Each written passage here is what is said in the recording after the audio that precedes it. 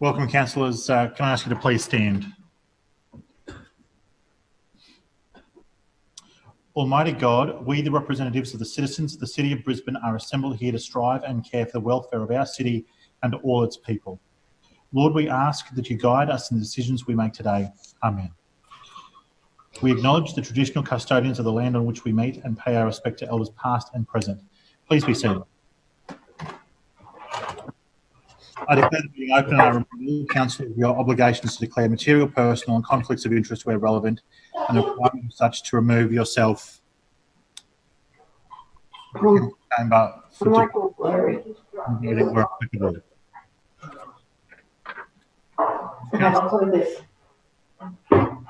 Right. We just thank you. Councillors, are there any apologies? I see no hands. Confirmation of minutes, please.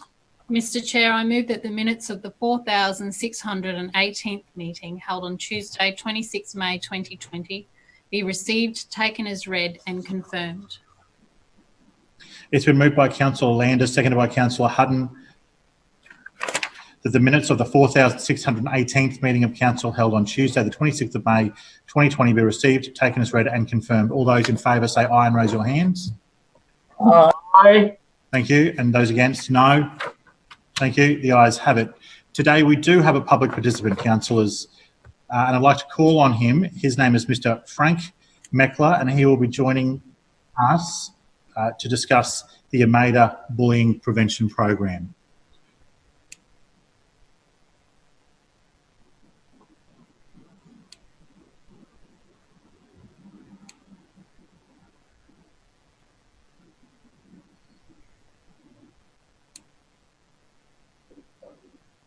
Excuse me.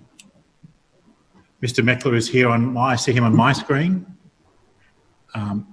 Welcome, Mr Meckler. You have 5 minutes. I understand you've got 5 minutes. Welcome to the chamber, and please begin when you're ready. Mr Meckler. Thank you, Mr Chair, Lord Mayor and councillors for your time again today. It's been a year since I addressed Brisbane City Council last time to talk about, to rally support for the AMADA bullying prevention programs, for which we have received amazing support from Brisbane City Council. I've met personally with 18 city councillors over the last 12 months who have registered an enormous amount of support for the program in their local schools, and I thank you for that. I'm here today to not only just run through some of the success and things we've done, but also to talk about the AMADA bullying prevention programs moving forward. So far, the AMADA bullying prevention programs has raised more than $64,000 in support and donations for local schools. We've actually donated $109,000 in free mentoring and equipment for local schools. We've also spoken to more than 22,000 school students on bullying prevention throughout Southeast Queensland, and personally mentored 1,496 students that are now gold members of the Queensland Secondary Principals Association, along with receiving endorsements from the Education Minister regarding our program. So the success of our program the greatest success of our program actually comes from our engagement. 3 examples come to mind. One is Shayla Park State High School, who actually started with 24 students last year and now this year have enrolled 250 in our bullying prevention programs. Browns Plains State High School have registered more than 200 of their Year 7 students, and Forest Lake State School have enrolled more than 80 this year compared to their 20 they enrolled last year. So we are moving forward, and obviously with things changing the way that they have, we understand that there's some areas that we'd like to focus on moving forward. These areas are broken down into 4 categories. One is education, one is training, one is support, and one is donations and fundraising. So first of all, for education purposes, I have actually authored a book called Play Nice, A Parent's Guide to Winning the Fight Against Bullying. And this is a book that is designed to help parents be able to deal with the negative aspects of bullying. So basically, on our research and communication with many families, the anxiety that parents suffer, if you are a parent, you know this too well, when your child is being bullied and you feel helpless. This book is a guide for parents to go to, refer to, and help them on how to positively deal with bullying within their family, and also communicate positively with schools. I would like to give this book away that I've authored for free to every single family within your wards, and with the support of Brisbane City Council as my gift to bullying prevention and helping families. Secondly, in training, we have also just launched this week the it's a world first, most complete bullying prevention online training academy, which is a complete online training platform for families to be able to engage with at home. Obviously runs support with everything that's happening with COVID, but also enables us to break down the walls of the confines, because generally we're limited by just working with at-risk students in schools, and it does limit our reach. This breaks down those walls and also enables us to engage with all families on an online platform, giving them all the support that they need. The next aspect is the support network through our bullying prevention helpline, 1300 AMADA. We've launched again this week, which is a support line for parents and families to be able to reach out to us and talk to our highly trained mentors about bullying issues. And the last aspect is our donations and our fundraising. We have committed at AMADA to donate 30% of the proceeds that are raised through the AMADA Online Academy, through families engaging with this academy, back to their local schools. So if your schools and your wards support the AMADA Online Academy, we will not only give all the families the free book, Play Nice, A Parent's Guide to Winning the Fight Against Bullying, but we will also donate 30% of the proceeds back to that school that helps us share this message. So we have done an enormous amount of work in the last 12 months. The last several years has been an epic climb for the AMADA programs moving forward. We now have a team of more than 30 staff, mentors, state managers, marketing managers and so forth, helping us to deliver our message. And we are working very, very hard. But without your support, without your continued support, we can't continue to grow and we can't continue to save lives. So I'm asking for your support today with the councillors to continue to support us and get behind this initiative. Thank you, Mr. Meckler. I believe that Councillor Howard will be responding. It could be Councillor Allen, I suspect. Excuse me, I apologise. Councillor Allen, please. No, fair call. Thank you, Mr. Meckler, for coming in to speak to Council again. I do recall your last visit to Council and would acknowledge the terrific strides you've made in the last 12 months. I think the production of a book or guide is a wonderful step forward, and certainly bullying is an important and unfortunately too common occurrence in our society today. And obviously, while your program is focused at the school level, and it's certainly a level which is critical, bullying is occurring really right across all environments, including schools. And you mentioned some of the statistics that have underwritten your success over the last 12 months. And I'm conscious that having done a little research myself, that there is a extraordinary level of bullying across our country. And the figure that really struck me, and you may well be familiar with this, is that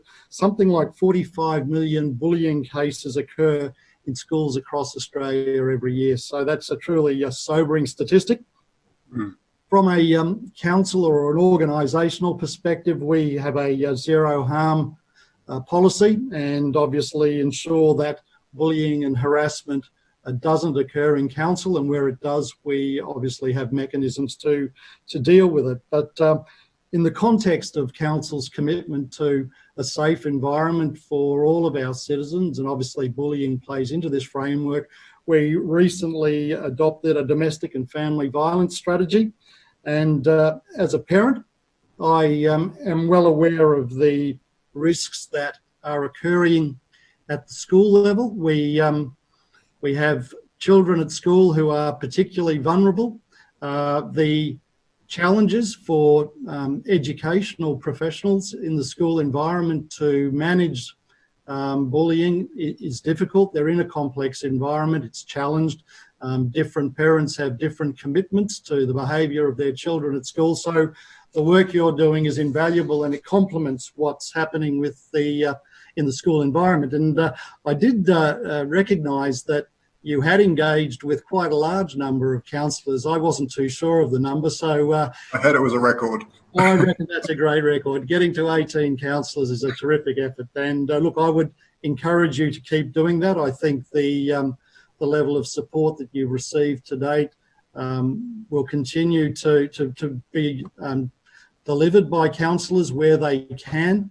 I think that council already provides a range of projects to support the youth in our community. We obviously have a youth strategy that focuses on having a healthy, resilient and confident young community in our city. And we have a number of programs and facilities that support that objective.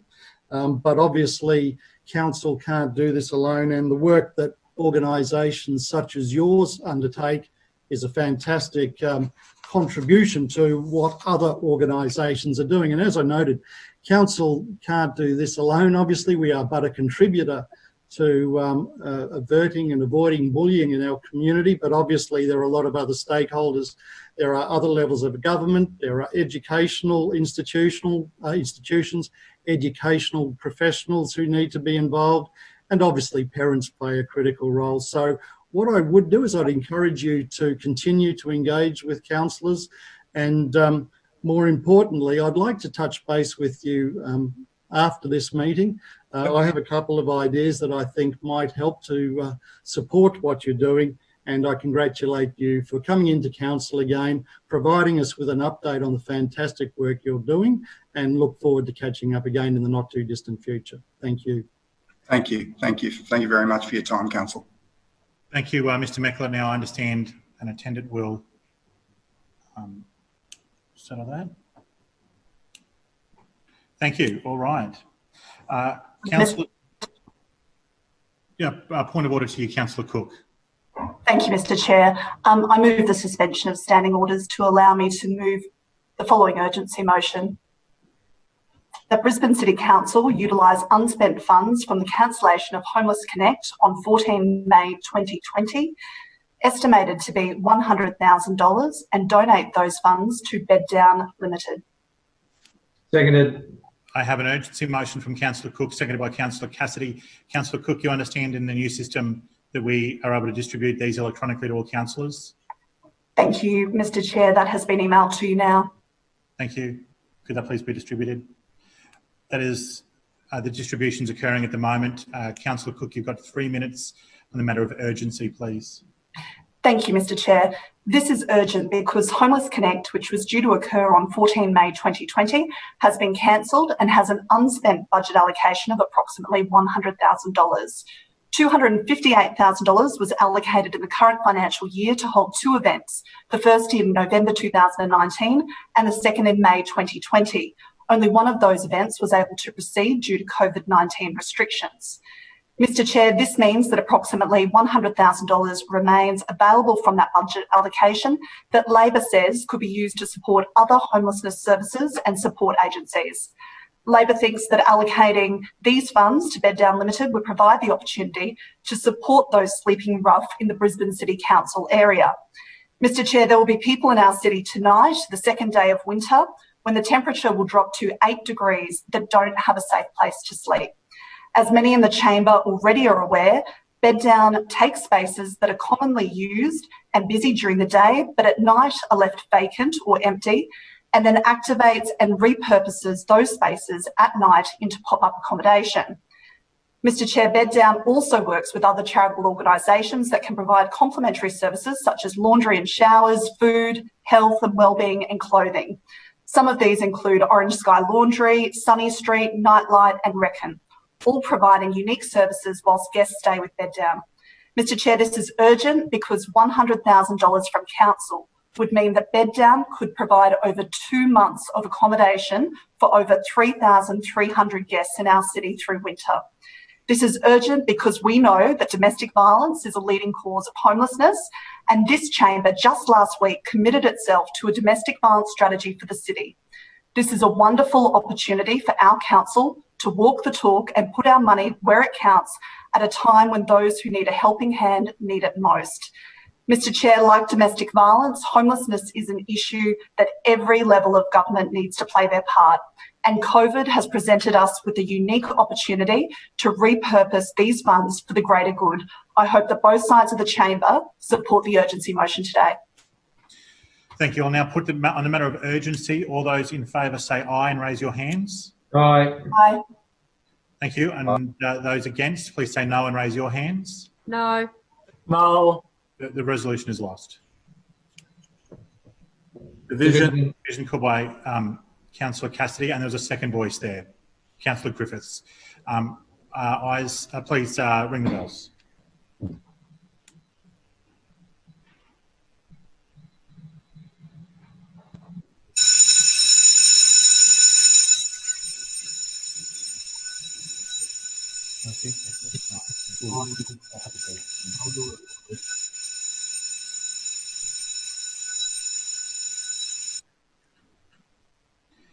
Thank you, councillors. Again, all those in favour, please say aye, raise your hand and hold it there so it may be counted. Aye. Aye.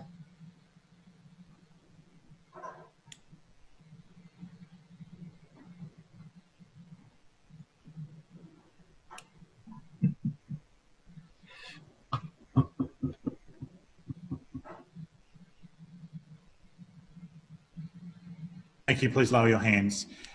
And those against, please say no, raise your hands and hold them there so it may be counted. No.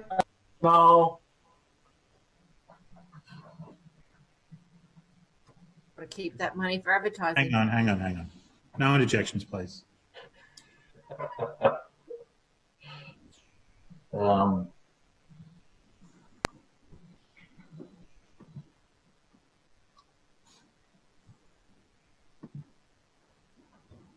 Thank you. Please lower your hands. Clerks, please read. Excuse me. Clerks, please read the result. Mr. Chair, the noes have it. The voting being 7 in favour and 20 against. Thank you. The noes have it. Councillors, I draw your attention to question time. Point of order. Are there any questions of the Lord Mayor or Chair of any standing committee? Point of order, Mr. Chairman. Yes, point of order to you, Councillor Johnston. Just to let you know that a couple of times through that division, your sound drops out altogether. I don't know if anybody else has got the same problem, but I couldn't hear the bells ringing at all. Okay, thank you. I will have some of the team contact you directly. So someone will be reaching out to you in the very near future. Last week, a question was put to me about the pro rata nature of minority questions. There have been 18 questions made by minority councillors this session, of which 12 were by the Labor Party, 3 by the Independent and 3 by the Green. That is the lowest acceptable ratio, and the alternative, the upper end, would have been 14 for Labor, 2 for the Independent and 2 for the Green. For the Independent and the Green to have 3 each, the Labor Party to remain within pro rata needs to have 15. So that will occur today. Are there any questions of the Lord Mayor and his standing committee? Councillor Adaman. Thank you, Mr. Chair. My question is to the Lord Mayor. Lord Mayor, we have reached a major milestone for the Turn Up and Go Brisbane Metro, with the preferred tenderer for construction now announced. Can you please give us an update on how this decision will accelerate the Metro project and get residents home quicker and safer? Lord Mayor. Thank you, Mr. Chair, and through you to Councillor Adaman. I know that all administration councillors are very excited about this next major milestone with the Brisbane Metro project. You would all be well aware that late last year, we made an important decision in the project to select the constructor of the Metro vehicles, Hess, with their vehicle based on their light tram 25 vehicle, or a variant of that vehicle, which I like to call the BLT, the Brisbane Light Tram. It is a trackless tram that is based on an existing vehicle being used in a number of European cities, but we will have a unique Brisbane version of that. The construction of that first vehicle, the BLT vehicle, is underway right now, and we're looking forward to seeing that arrive in Brisbane next year for the initial testing phase. But today, it's not about the vehicle, it is about the major construction works on the Brisbane Metro through our collaborative partnership arrangement. Now, we, as part of the project, have broken the project up into different segments. And one of those important segments is the collaborative partnership, which is about major infrastructure upgrades and construction works. For example, the Adelaide Street Tunnel, that is a major part of the Brisbane Metro project. And our Metro procurement team has narrowed the running down from 3 tenderers to 1 tenderer. And I can confirm today that the shortlisted tenderer is a consortia of Acciona and Arup. Now, these companies would be well known to all councillors because they have a very clear track record when it comes to delivering infrastructure, not only here in Queensland and in Brisbane, but also around the world. Acciona, councillors, Not local, was one of the partners in the Legacy Way Tunnel, which was just a fantastic outcome from the city for the city, where we saw Acciona, Geller, and BMD team up to deliver the $1.5 billion Legacy Way Tunnel, which is now benefiting the people of Brisbane, in particular the people of the western suburbs. It was a pleasure as the infrastructure chair at the time to work with Acciona on that project, and I'm very much looking forward to working with them and Arup as well as a partner in that project going forward. They have an incredible amount of experience building infrastructure, whether it comes to Legacy Way, the Toowoomba Second Range Crossing, which is probably the most recent job here in Queensland, and one that I took the Premier's advice to get out and explore southeast Queensland and support local business recently, and I drove for the very first time on the Toowoomba Second Range Crossing just recently, and a fantastic bit of infrastructure, and I know that they'll do a good job with us on delivering the major construction works for Brisbane Metro. We're talking about a project that will support around 2,600 jobs, and those jobs are only part of the picture. There will be hundreds of local companies that will benefit from Metro obtaining materials and services through the Metro project. And so there'll be an incredible flow-on effect into our local economy, local business, local jobs from the Metro project. And so having Acciona and Arup on board as the preferred tenderer for the next stage of Brisbane Metro, the major construction works, is a very exciting thing. I can also update councillors that the discussions that have been ongoing with the state government are progressing well, and in recent weeks we've made substantial progress indeed. In fact, recently we passed another milestone on the 26th of May. That was 11 months since the state government asked us to redesign the Cultural Centre station. So we had done a lot of work over that time, back and forward with the state government, working on engineering options. But I have to say the progress that we have made recently is very, very positive. And I want to thank Minister Bailey and I want to thank the state government for the proactive and positive approach they've been taking in recent times. I'm excited about the 2,600 jobs that Brisbane Metro will support. I'm excited about the public transport and public realm improvements that this project will bring to the city. I'm excited about the turn up and go transport opportunities it will bring to Brisbane. Your time has expired. Are there any further questions? Any questions? Councillor Cassidy. Thanks, Chair. My question is to Councillor Allen, the Chair of the Finance Administration and Small Business Committee. Councillor Allen, the Lockyer Valley Regional Council Mayor Tanya Milligan has vowed to support her residents by freezing rates in the upcoming budget. Mayor Milligan said her council understood the tremendous financial pressure households faced because of this pandemic. She wanted to assure residents that her council gets it. We really do, using her words.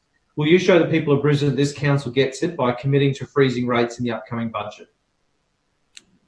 Councillor Allen. Thank you, Mr. Chair, and thank Councillor Cassidy for the question. I must say I've got a funny feeling of deja vu here.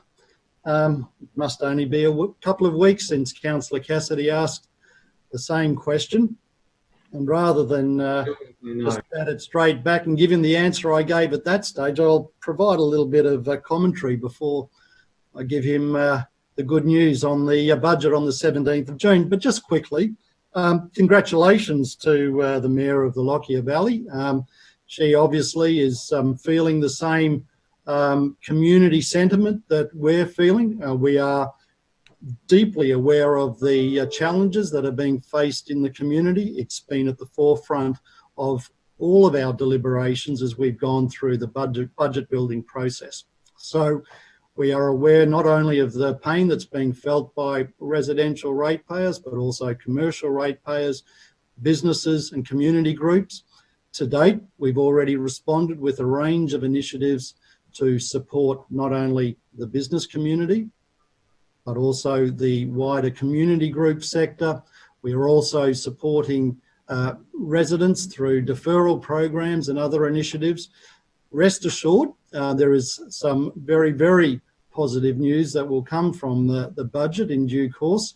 But to bring this question to the chamber at this point, and you've been in this place a long time, Councillor Cassidy, you'd be a little bit naive to think that with just weeks away from the budget announcement that we would preempt anything that's in the budget.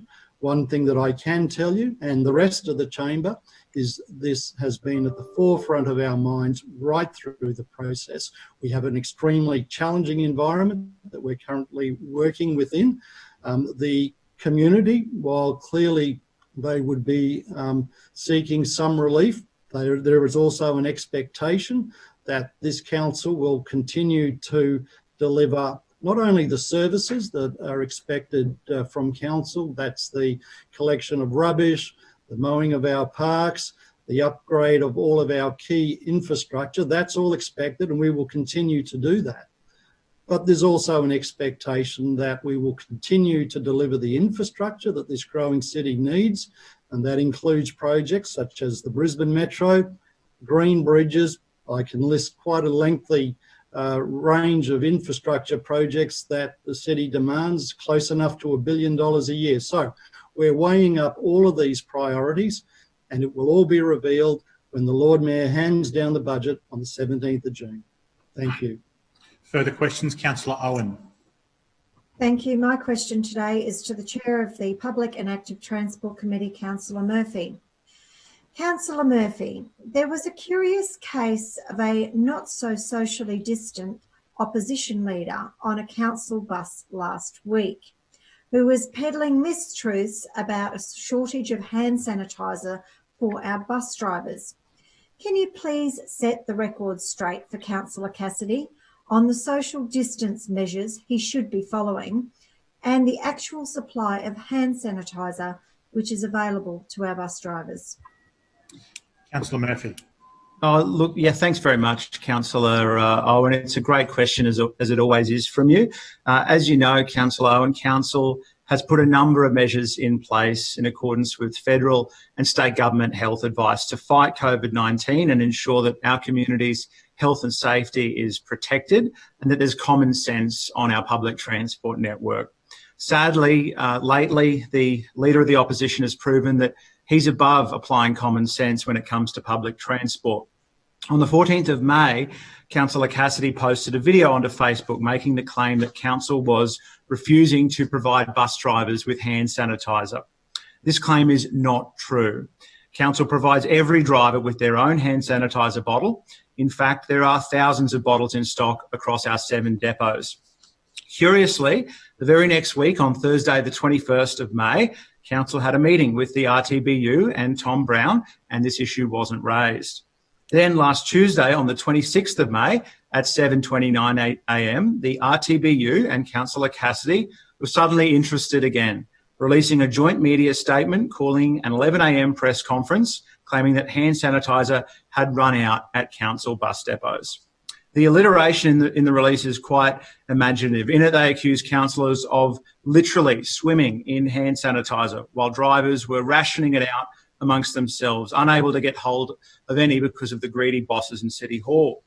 Now, that outrageous claim was, of course, not true, and Council confirmed that we provide every driver with their own hand sanitizer bottle, and if they run out, they are given more.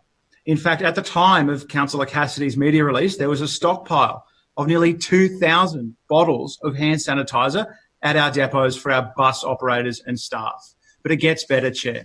Nearly 2 hours later at the Public and Active Transport Committee meeting, Councillor Cassidy sat quietly and did not ask one question about hand sanitizer, about bus operators, bus operations, or how council is responding to the pandemic.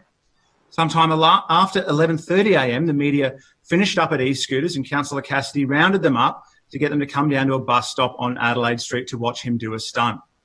Then Councillor Cassidy and Tom Brown attempted one of the most botched boarding operations since the age of sail, breaching TransLink guidelines to pile in through the front of a bus door that was idling outside City Hall.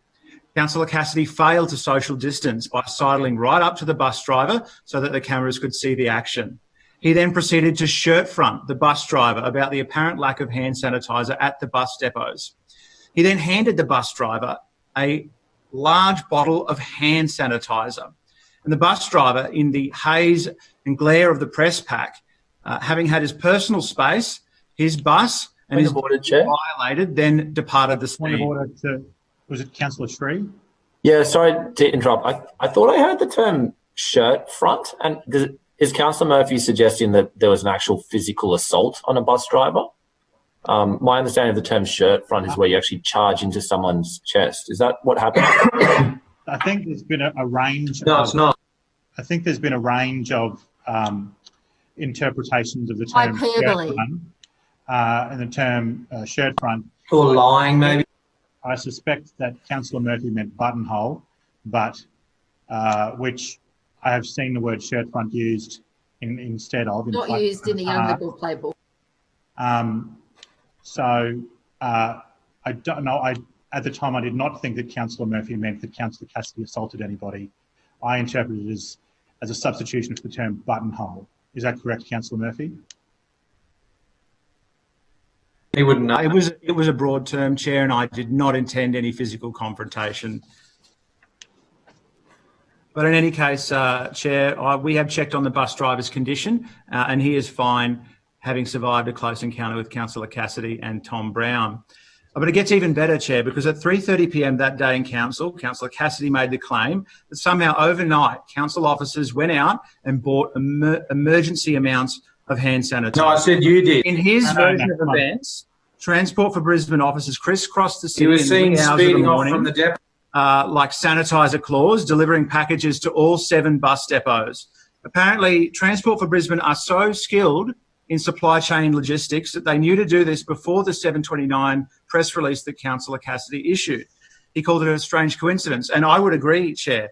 If that version of events were true, it would be one of the greatest logistical operations since the Berlin airlift. I would expect that the divisional manager of Transport for Brisbane would be able to retire and take up a post on the speaking circuit, telling other councils how we got it done.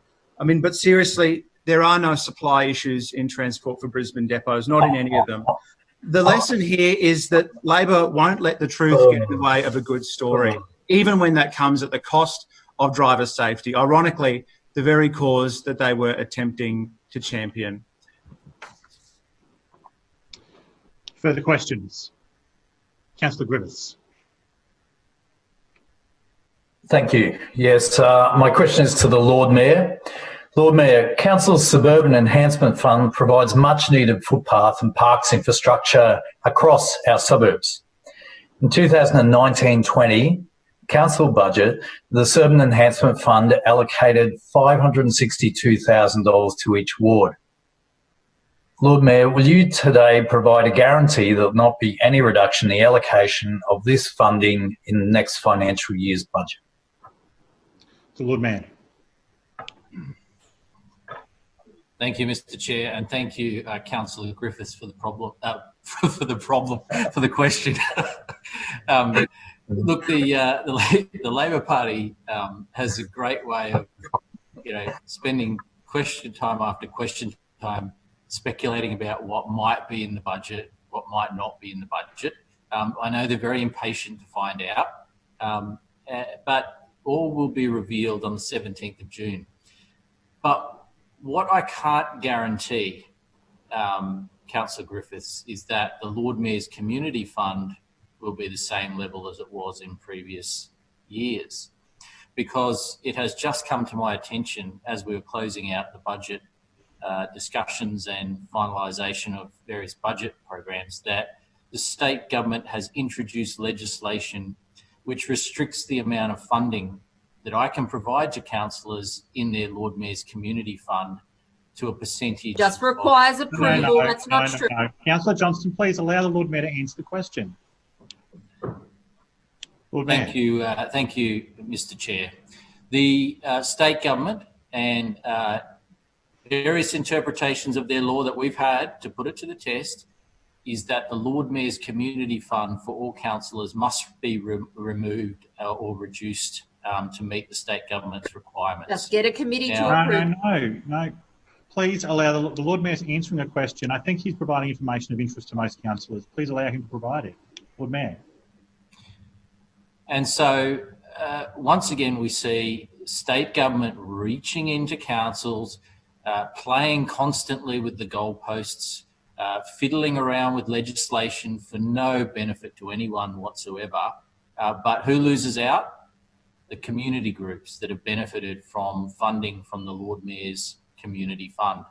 This is what happens when the Labor Party and Uncle Sterling, Minister Sterling Hinchcliffe, interfere in legitimate council organisations like Brisbane City Council and other councils across the state and constantly change the goalposts. So what I can flag, though, is that we are forced by law to reduce the amount of funding in the Lord Mayor's Community Fund. Or have it approved. No, Councillor Johnston, you've made the same interjection 3 times. Please cease interjecting. Lord Mayor. Mr. Chair, the repeated refusal to follow your rulings and the rules of this meeting, I think needs some further attention, because Councillor Johnston clearly, who is always a stickler for the rules, is deliberately breaking those rules of the meeting. But Mr. Chair, the reality is the state government has forced a reduction in the Lord Mayor's Community Fund in the upcoming budget. And I think that is really disappointing, because this community fund, which is appreciated by all councillors, is going to be reduced now as a result. Now, I will do my best to make sure that there are other ways that we can provide support to community organisations, but I think, it's one of those basic tenements of being a local councillor that you can have some input into this process to support your local groups, to work with them. And that's why the Lord Mayor's Community Fund, and in its previous name, the Lord Mayor's Suburban Initiative Fund, was introduced in the first place. And in fact, I do believe from memory that it was first a Labor proposal. This fund was a Labor proposal under the joint Labor-Liberal administration back in the day. And the fund was, from memory, around 120,000 at that time that councillors had discretionary access to. And so what we see now is the Labor state government stepping in to squash a fund which has bipartisan support, to reduce the funding that will go directly to community groups and sporting organisations. Yet at the same time, we have Labor councillors trying to drum up petitions asking for more support for community groups and sporting organisations at this time. So I think the best thing you can do is pick up the phone to Uncle Sterling and ask him to change these ridiculous laws which are reducing Point of order. Point of order. Yeah, I've acknowledged point of order. Oh, sorry, I couldn't hear you over the Lord Mayor continuing. That's okay. No. Just on relevance, Chair, this question was specifically about the Suburban Enhancement Fund, not about what the Lord Mayor likes to refer to as Uncle Sterling. So maybe he can be an adult and just answer the question, perhaps. Well, I think the question has been answered. I also think that the topics covered were topics that were within the scope of the question, and I think that there's still quite a bit of time left as well for the Lord Mayor to provide further information. Point of order, Chair. Yep. I'm not sure how the Lord Mayor's Community Fund is in the scope of footpaths. I'm not sure. Maybe you want to. Well, Councillor Griffiths may reread the question to you, Chair, so you're clear on that. But I don't think any of what the Lord Mayor said is in scope. No. Many people have claimed that footpaths are an important community asset. I recall many people making that same statement in recent times again and again that the community... Yeah, they're not funded by the Lord Mayor's Community Fund. I know, but you said, what's the benefit to the community? That was a question you asked me. And there is a great benefit to the community, and not just in my opinion, but the opinion of many, particularly brought forward in the last period. So, as I said, the Lord Mayor's answering questions about funds that are in the budget, that are within the scope of the wards, and there's still quite a bit of time. That's insane. As well in this answer. Okay? Okay. That's Point of order. Point of order, Councillor Johnston. Mr. Chairman, as this question was about a fund that is completely different and a statutory fund related to something else, I move dissent in your nonsensical rule. Seconded. Okay. All right. There's a move of dissent from Councillor Johnston, seconded by Councillor Cassidy. All those who dissented my ruling, say aye and raise your hands. Aye.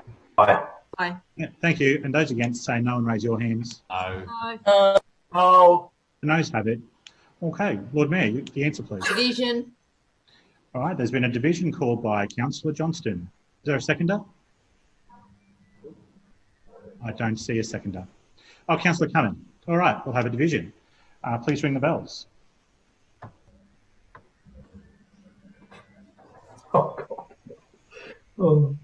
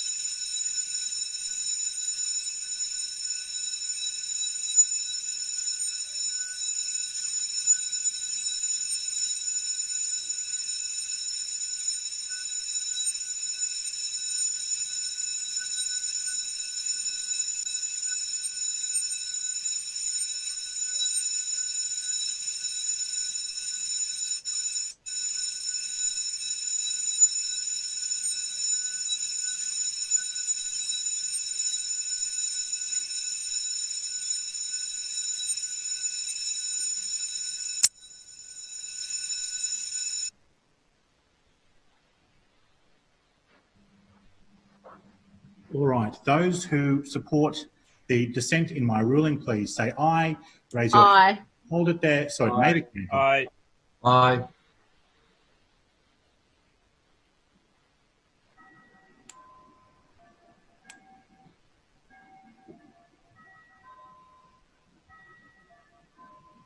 Thank you. Please lower your hands. And those against the dissent, please say no and raise your hand and hold it there so maybe. No. No.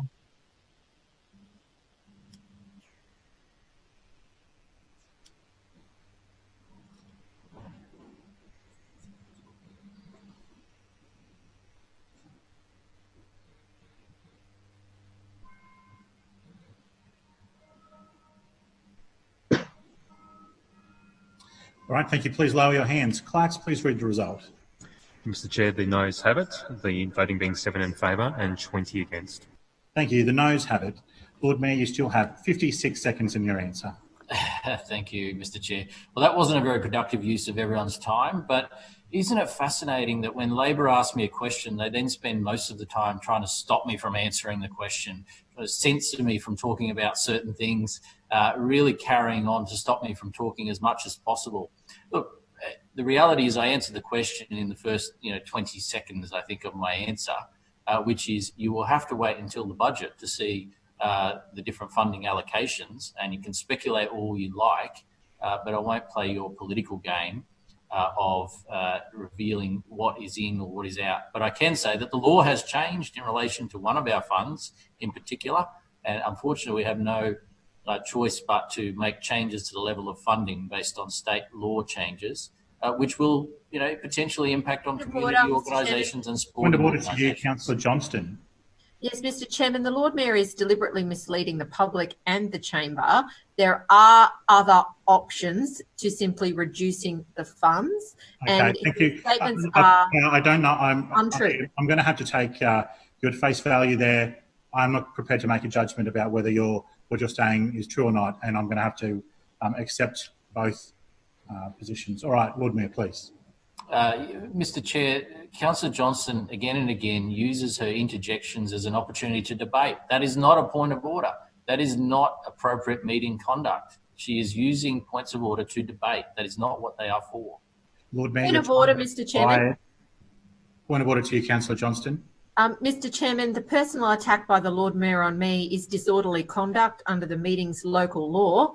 I made a valid point of conduct. It's been in place for 10 or 12 years, and if it's not, you should tell us.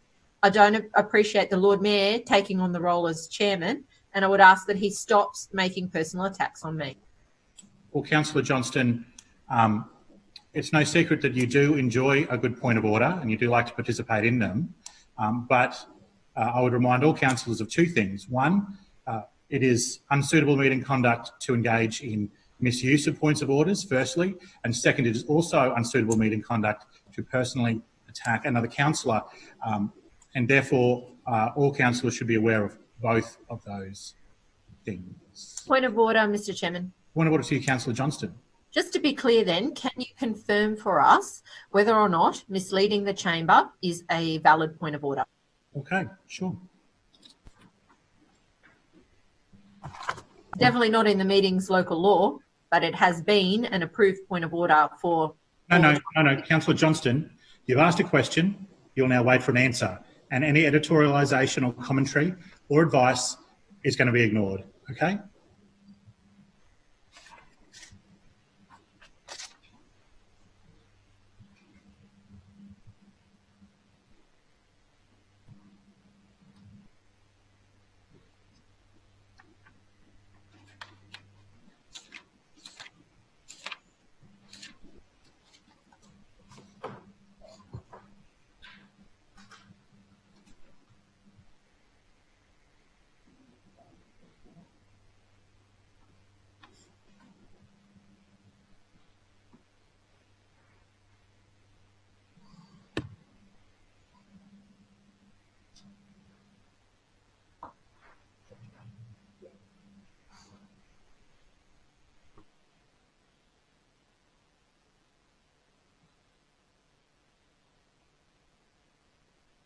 Councillor, the advice will be provided to me in due time. However, this is a time-limited session. It's very important to many councillors. I'll provide the advice when it's handed to me. However, the important thing here is that due scrutiny is placed on the administration during this period. And I'll provide you that advice as soon as it's to hand. Further questions? Councillor Landers.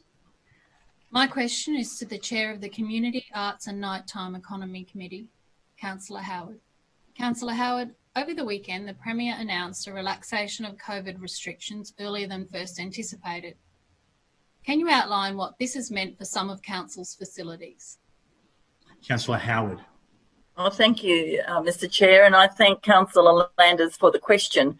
And through you, Mr. Chair, it's been heartwarming to see everyone out and about over the past few weeks, socially distanced and safely enjoying this beautiful city as Brisbane starts to reopen again. And of course, one of the things that we've all missed dearly since the state government restrictions forced us to close many of our facilities is our pools.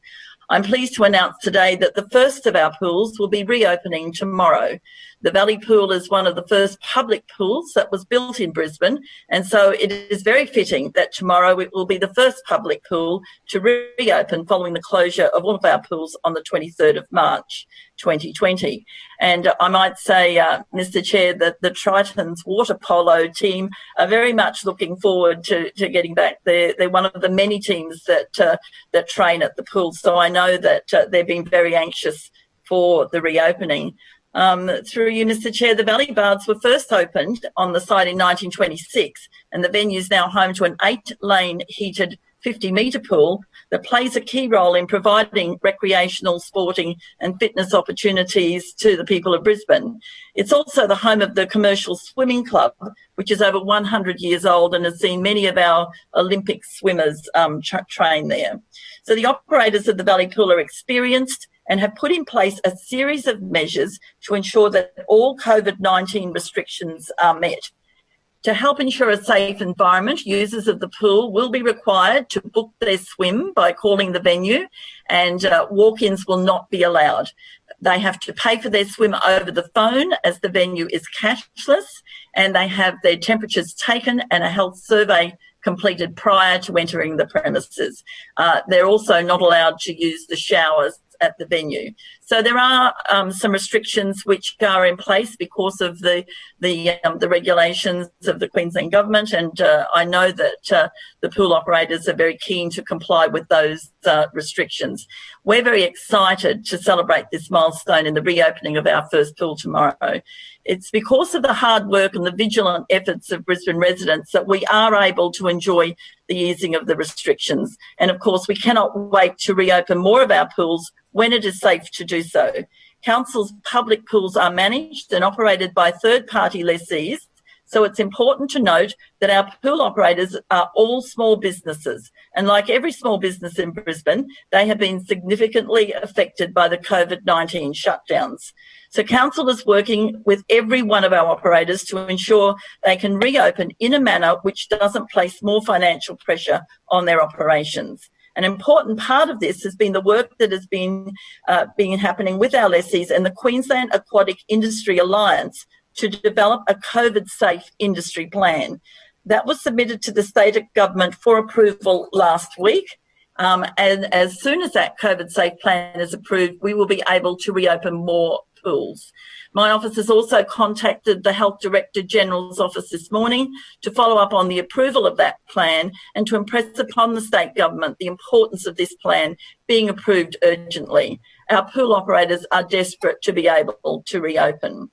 So I hope that the state government will support us in helping our pools reopen as soon as possible by approving the plan as soon as possible. Of course, another facility, Mr. Chair, that has been very dearly missed by us all is our libraries. And whilst we're excited to reopen them last month to pick up and drop off books, it really hasn't been the same to be able to wander through the library and to pick out your own book and to sometimes discover something new you hadn't seen before. And so we are pleased to announce that we are now able to allow gatherings of up to 20 people in a library at any one time in accordance with state government regulations released on Sunday. Our hardworking officers have ensured that enhanced safety and social distancing measures remain in place. And more exciting again is that residents will now be able to browse through the library shelves once more. So to observe the limit of 20 people at any one time and to minimise waiting time, customers will be able to return borrowed items through the after-hours return chutes, pick up holes when ready for collection, and I'll remind people that no hold fees apply. To access and browse the library collections, customers will be asked to sanitise their hands before handling any collection items on the shelves, and there is a limited internet access with 15-minute express sessions. Printing and mobile printing services are available. So that's a great improvement to what we were able to offer last week. The number of people permitted within individual libraries at any one time will be... Time has expired. Oh, thank you. Questions? Councillor Cook. Thank you, Mr. Chair. Councillor Howard, Chair of the Community Arts and Nighttime Economy Committee. This question for you. Brisbane community organisations and sporting clubs are the lifeblood of our city, and they're hurting as a result of COVID-19. The equation is a simple one. If they are to survive, many need Council's urgent financial support now. Over 1,200 residents have signed a petition calling for urgent financial assistance. Today, I've also sent a letter to the Lord Mayor signed by dozens of clubs across the city calling for help. Your recent announcement to provide $5,000 water rebates to around 150 sporting clubs around Brisbane has left nearly 500 other clubs and community organisations operating on council land high and dry. As council is the landlord for these 500 plus groups, why are you refusing to provide them with the urgent financial support they need to survive the worst crisis in their existence? Councillor Howard. Oh, thank you, Mr. Chair, and I thank Councillor Cook for the question, and particularly so I can set the record straight on a couple of issues raised. So, through you, Mr. Chair, our community organisations and clubs are the backbone of our local communities. There is no question that this pandemic has had a devastating impact on our communities. But this is not the first time that we've weathered rough waters, and we will get through this working together again. We'll do everything possible to support them through this extraordinary time. In March, we provided immediate rent relief for all community organisations on council sites up until the 30th of June this year. We've also provided extensions on grant acquittals until the 30th of September to support those clubs who have had to put projects on hold due to the pandemic. Mr. Chair, our hardworking council officers have also been calling through to each of our 600 lessees to understand the impact of the pandemic on their operations and to do a welfare check to find out what our community organisations need and how we can best support them during this time. And through those conversations, the greatest concern for the majority of our clubs was their ability to pay for utility bills. They told us that financial support for field maintenance expenses would be the biggest help. These not-for-profit organisations play a valuable role in building resilient, connected, healthy and vibrant communities. And now, more than ever, they need our help to ensure they remain much-loved spaces for our residents of all ages to enjoy. And that's why we recently announced a $1 million COVID-19 community sports field water rebate. The Lord Mayor was very clear about the importance of this rebate, and we want to see these clubs reopen. We want them to welcome back people as soon as they possibly can, and we want the fields to be well watered and ready for that use. So as part of this fund, Council will be giving more than 180 sports clubs a one-off water rebate of $5,000, which will pay for about 1 million litres of water to maintain their playing fields. And without that water, Mr. Chair, especially over an extended period, the condition of the playing fields can significantly deteriorate, which can cause safety risks. So we will continue to take the proactive action that is necessary to support the not-for-profit sector. And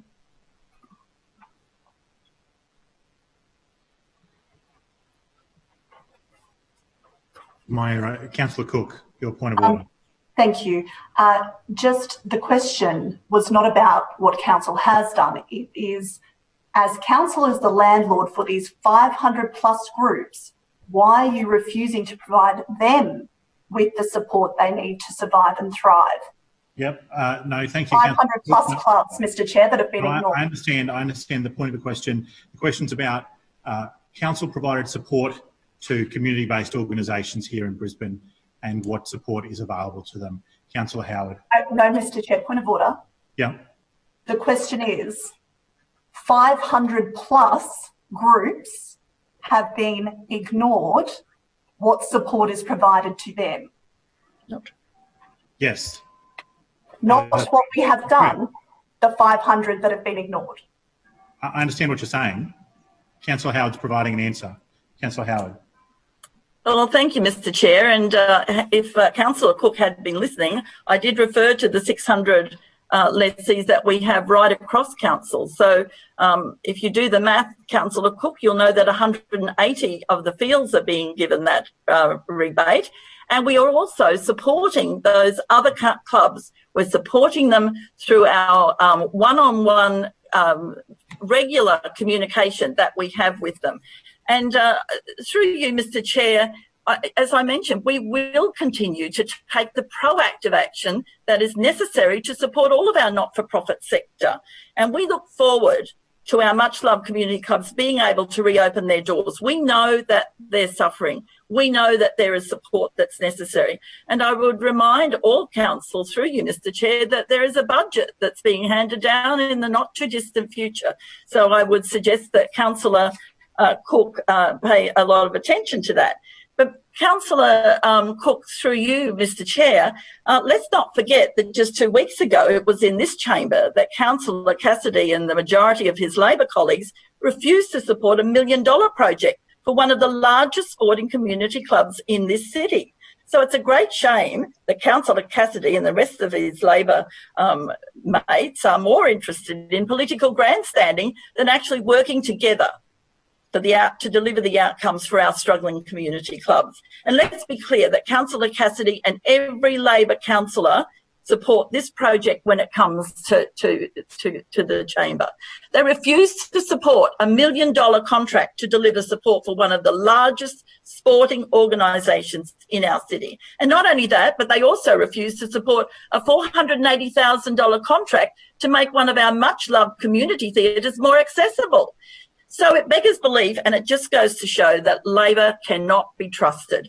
Team Schrinner is the only team that is committed to supporting our community organisations and our clubs. Our Lord Mayor has shown that very clearly with the water subsidy that's just been announced. We will continue to work with our clubs, and through you, Mr Chair, I encourage... Councillor Howard, your time has expired. Further questions? Councillor Atwood. My question is to the Chair of the Public and Active Transport Committee, Councillor Murphy. Councillor Murphy, following a vocal push from this administration and a trial period of 6 months, TransLink have announced that they are recommending to permanently allow dogs to be taken on city cats and ferries. Can you give us an update on what this will mean for our pet-loving residents? Councillor Murphy. Yeah, thanks very much, Councillor Atwood. You and I co-hosted last year a very successful dogs breakfast at Meadowlands Road Dog Park on the 31st of August 2019. And that was a perfect day with thousands turning up with their friends to enjoy doggy treats and getting dogged on with RSPCA officers, local vets, as well as council officers, all about caring for our four-legged friends. On Sunday, the state government confirmed that cats will become dogs' best friends permanently, with the trial for dogs to ride on ferries and city cats with their owners and handlers becoming a permanent change. In August last year, Council called for a trial to be undertaken by TransLink for dogs to be allowed to ride on our ferries and city cats. I know that Councillor Atwood and Councillor Howard and Councillor Cook have been long-standing advocates for residents to be able to travel with their friends on our ferries. It was with much applause that the state government then agreed to run a trial. The trial started on Monday, the 9th of December last year, which was a fantastic birthday present for me. And it was initially proposed to go for 3 months to conclude on Sunday, the 8th of March 2020.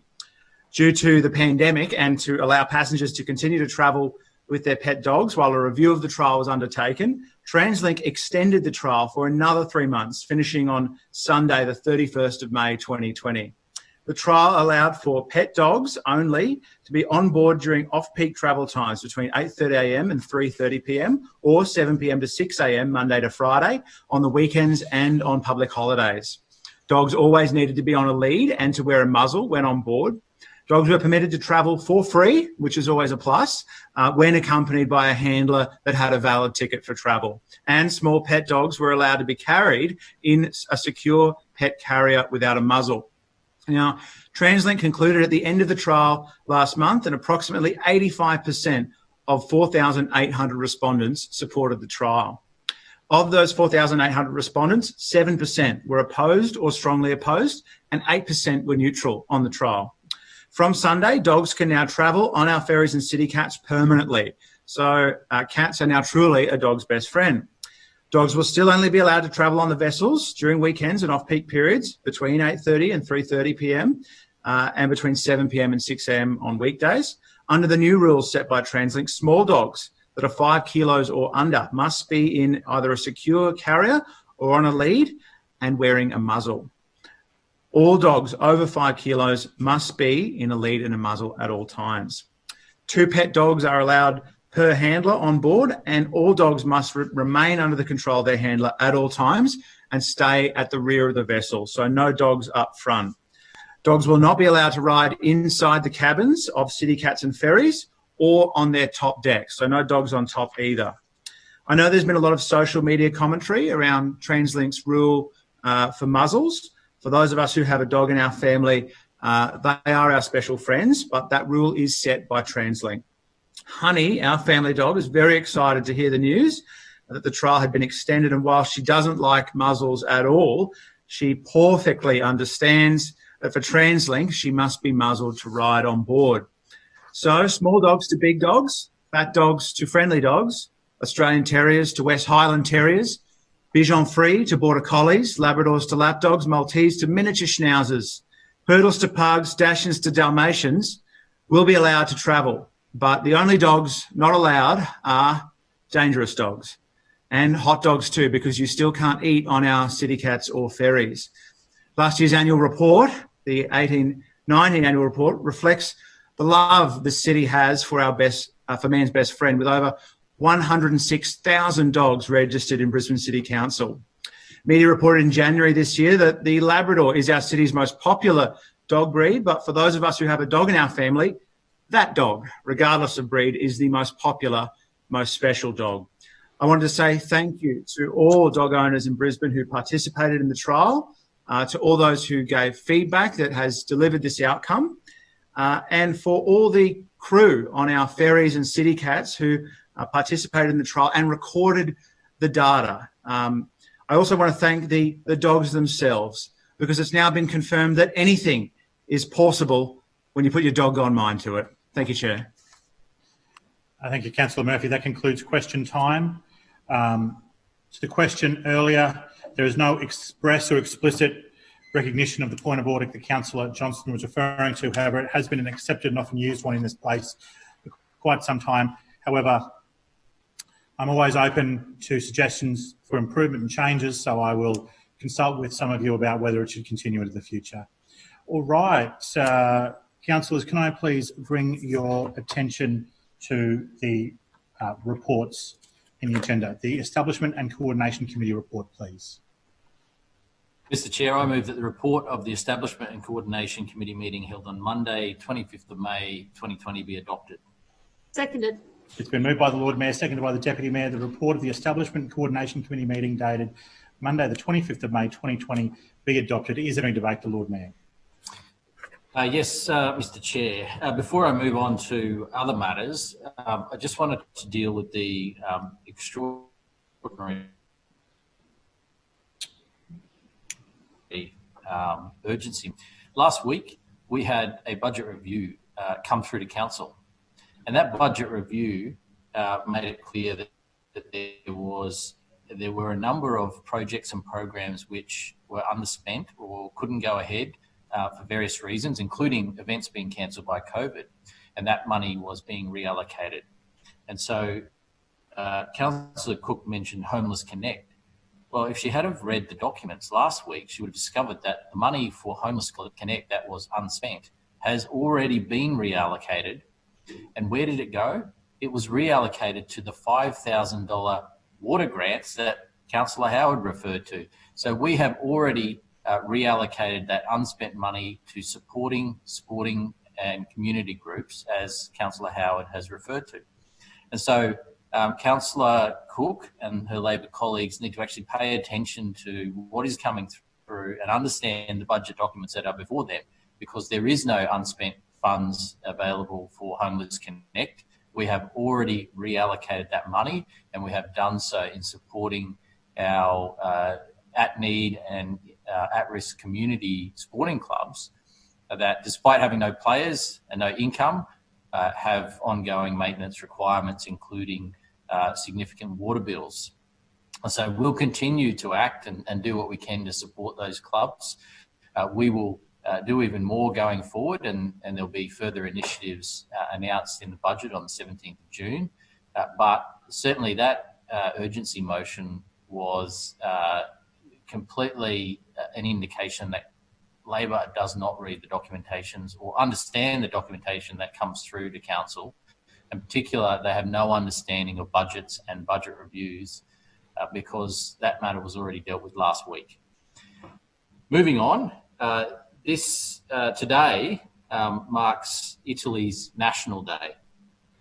And this would normally be a day of celebration and festivities.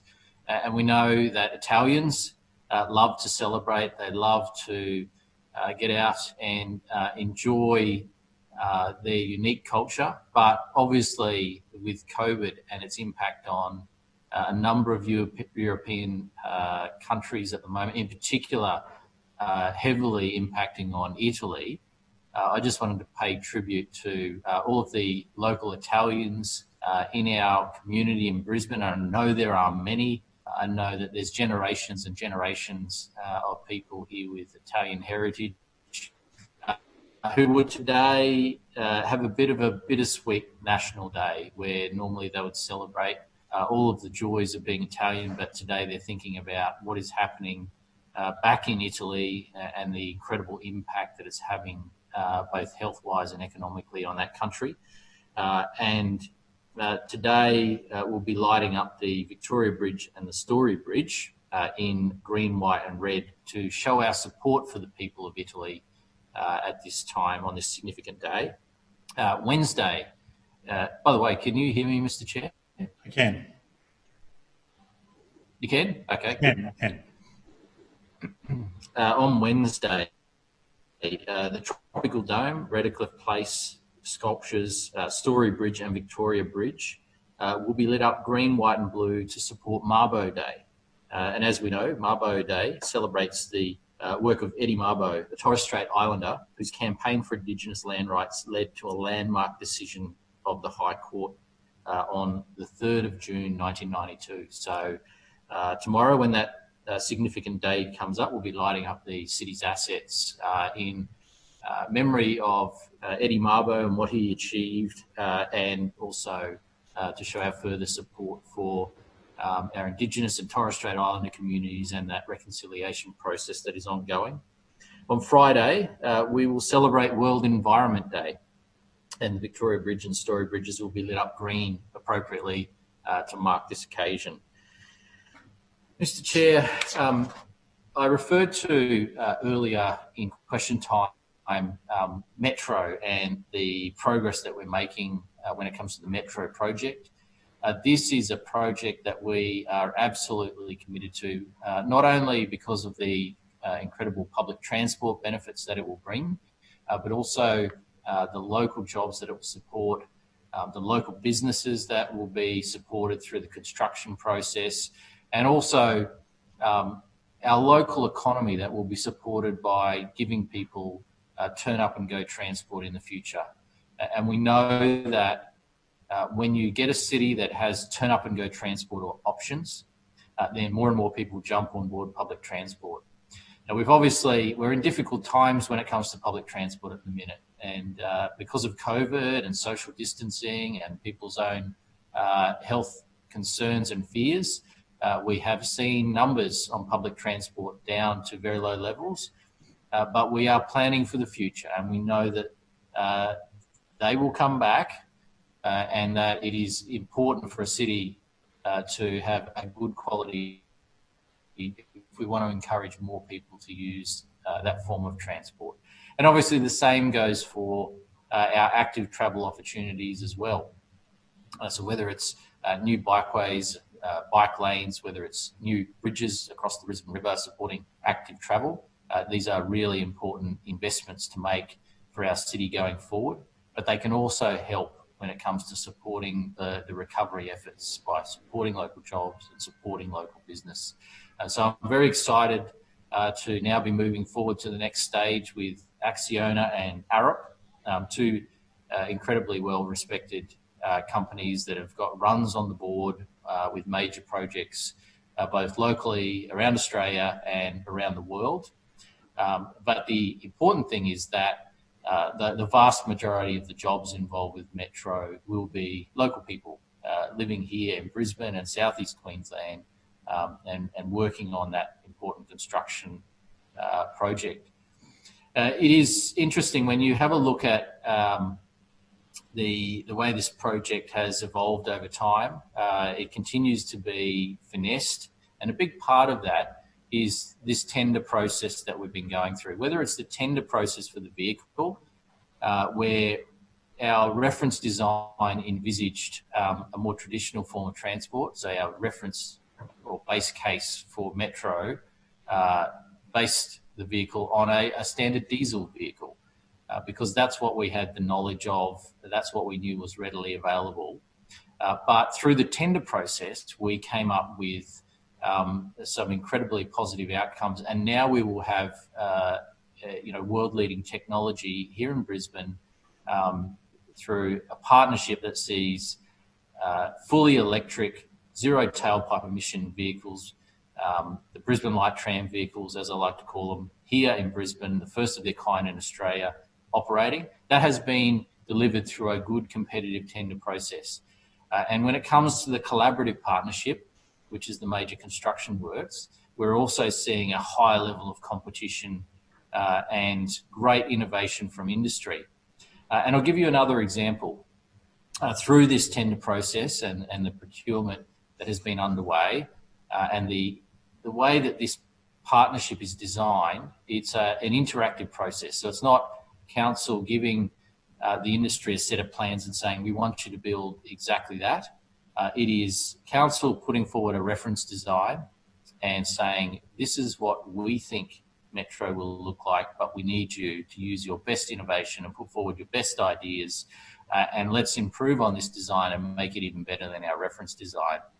And so that process through the collaborative partnership tender that we've been working on, or our officers have been working on in recent months, has delivered some really good innovations, and we look forward to working with Acciona and Arup on those innovations. One example of that is the method of construction for the Adelaide Street bus tunnel and Metro tunnel.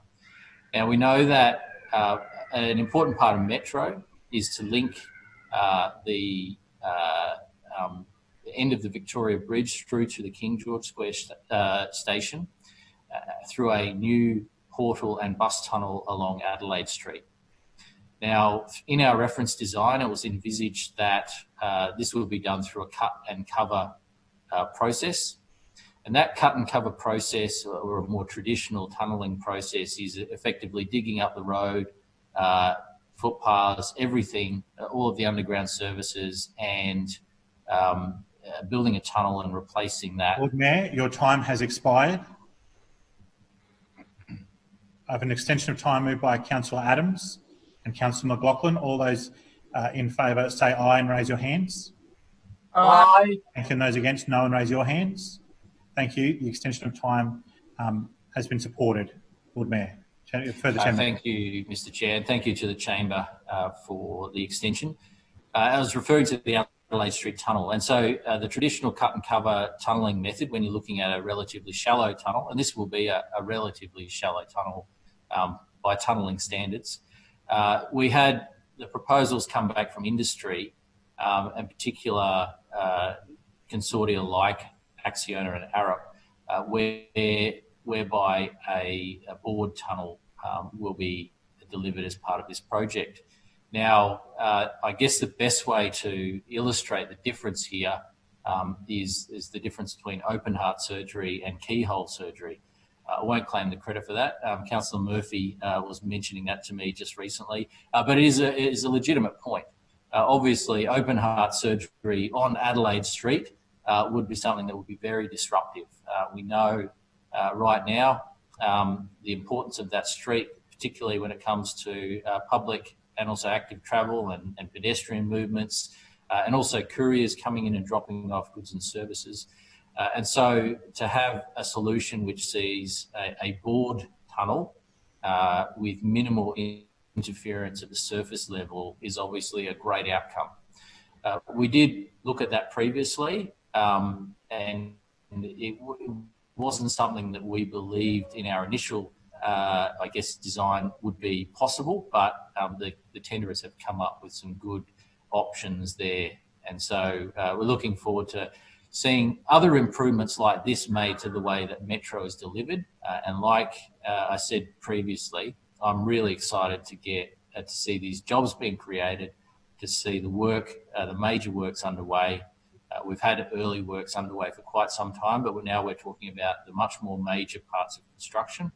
And I'm also excited to see the first Metro vehicle, the BLT, the Brisbane Light Tram, arrive in Brisbane next year for testing. I definitely want to be one of the first people on that vehicle.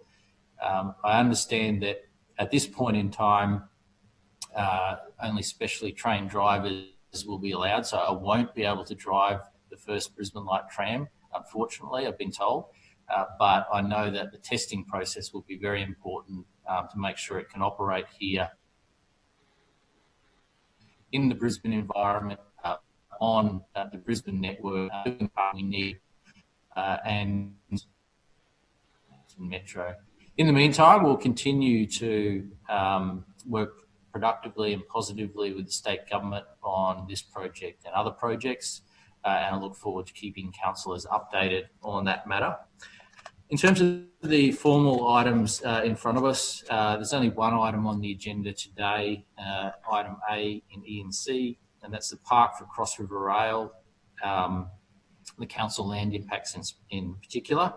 Item A is a submission seeking a sublease for a temporary park near Bogger Road, Dutton Park, following the state government's Cross River Rail project, which is temporarily using an existing park. So essentially what we're doing here is an impact on an existing park, and as a temporary measure, there's another park being provided in the local area nearby to give people in that area some green space while the construction is underway, which is a good outcome, I think. So it allows for Cross River Rail to be constructed. We've been working cooperatively with the Cross River Rail Development Delivery Authority. They acquired land at 63 Bogger Road, Dutton Park, known as Outlook Park, which was council land held in trust.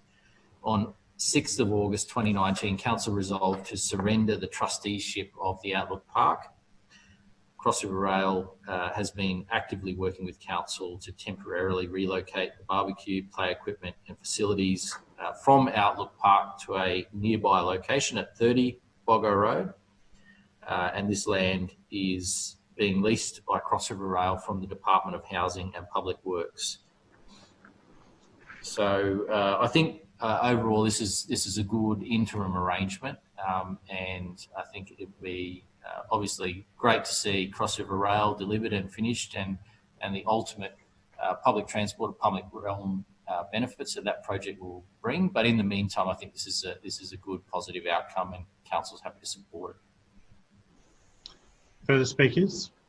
Councillor Cassidy. Thanks, Chair.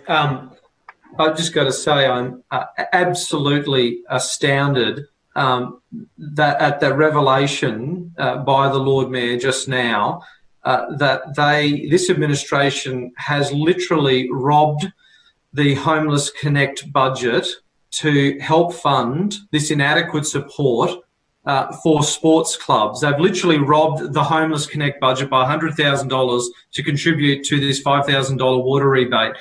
When we know that this administration gets $200 million in profits from QUU. That's astounding. Councillor Cassidy, just I've allowed, because you are the Leader of the Opposition, I've had some leeway so that you can make that point from the earlier presentation, but I must ask you to come back to the substance of the paperwork in front of us, please. Cross River Rail land impacts. Sure. Thank you, Chair. But you know that was callous. I just cannot believe that the Mayor has just admitted that. That is so wrong. So wrong. On what is in the ENC today, which is absolutely pathetic when it comes to an administration that should be dealing with the fallout of the most significant global pandemic we've ever seen, and it is affecting people, it's affecting local businesses, it is affecting community groups, it's affecting ratepayers, and we see the business of this civic cabinet that is being led by Adrian Schrinner is dealing with a minor issue that was initiated some years ago, and all we see before us today is the paperwork essentially for the transfer of a temporary park because of the Cross River Rail project. So I think what the people of Brisbane will be able to see here in black and white on this ENC agenda is a terrible indictment of the leadership of this council.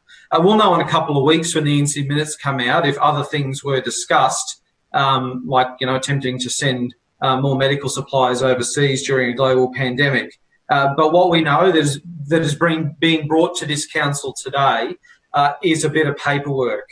In the middle of a global pandemic, you'd think that you'd have the full might of the council working on things like proper rates relief for people, for support for community clubs and community organisations, and homeless support for people out there doing it tough. Point of order to you, Councillor Adams. I reiterate your comments before, Mr. Chair, about the relevance of the debate. I think Councillor Cassidy is forgetting that it's Cabinet, not Lemerck.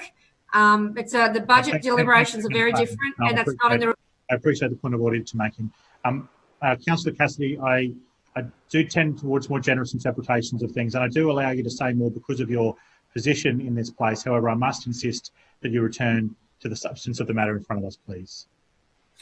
Point of order, Councillor Johnston. Yes, point of order. Thank you, Mr. Chairman. Will Councillor Cassidy take a question? Councillor Cassidy, will you take a question? Sure. Councillor Cassidy will accept a question. Yes, thank you. My question to Councillor Cassidy is, as there is only one item on the ENC Establishment Committee report today, what other issues could this LNP administration properly be considering? Councillor Cassidy, please ignore that question. It's in my opinion, a cynical attempt to get around my most recent ruling. Please, councillors, do not use questions in that nature to get around addressing the substance of a motion. Councillor Cassidy. Well, I suppose, thank you, Chair. I suppose anything really is the answer. You would hope this administration would do anything they could to support the people of Brisbane. But at the moment, what we've got here before us, Chair, is some paperwork. We know a couple of years ago these negotiations started. I went and looked at the ENC files up on level 23, as I do, and they weren't all that enlightening, I have to say. There's nothing else basically in there apart from some older documentation where the negotiations around the relocation of this park had occurred. That work's all been done. This is some paperwork. So what we've got before us here, the largest council in Australia with a $3.1 billion budget, and the only work that the Civic Cabinet and the senior decision-making councillors in this place have undertaken last week was a discussion on some paperwork around the relocation of a small park. Now, to the project itself, Cross River Rail, now we heard the Lord Mayor waffle on a bit earlier to try and fill out some time to save some embarrassment. So, the people of Brisbane didn't realise that he didn't have anything to talk about as the leader of this city.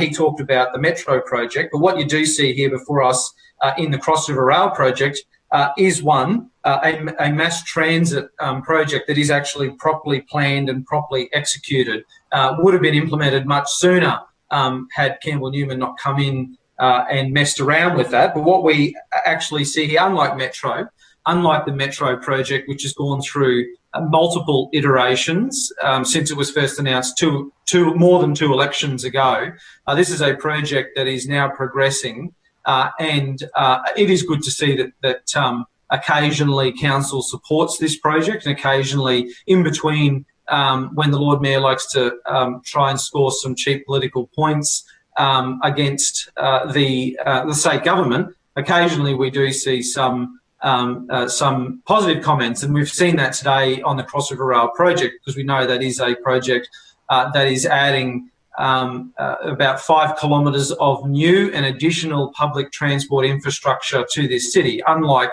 the Brisbane Metro, which is adding a couple of 100 metres and 60 banana buses to the existing busway. So, this is a good project, Cross River Rail, and we're glad that ENC and all of those highly paid councillors that sit on ENC could spend so much time sorting out a little bit of paperwork, Chair.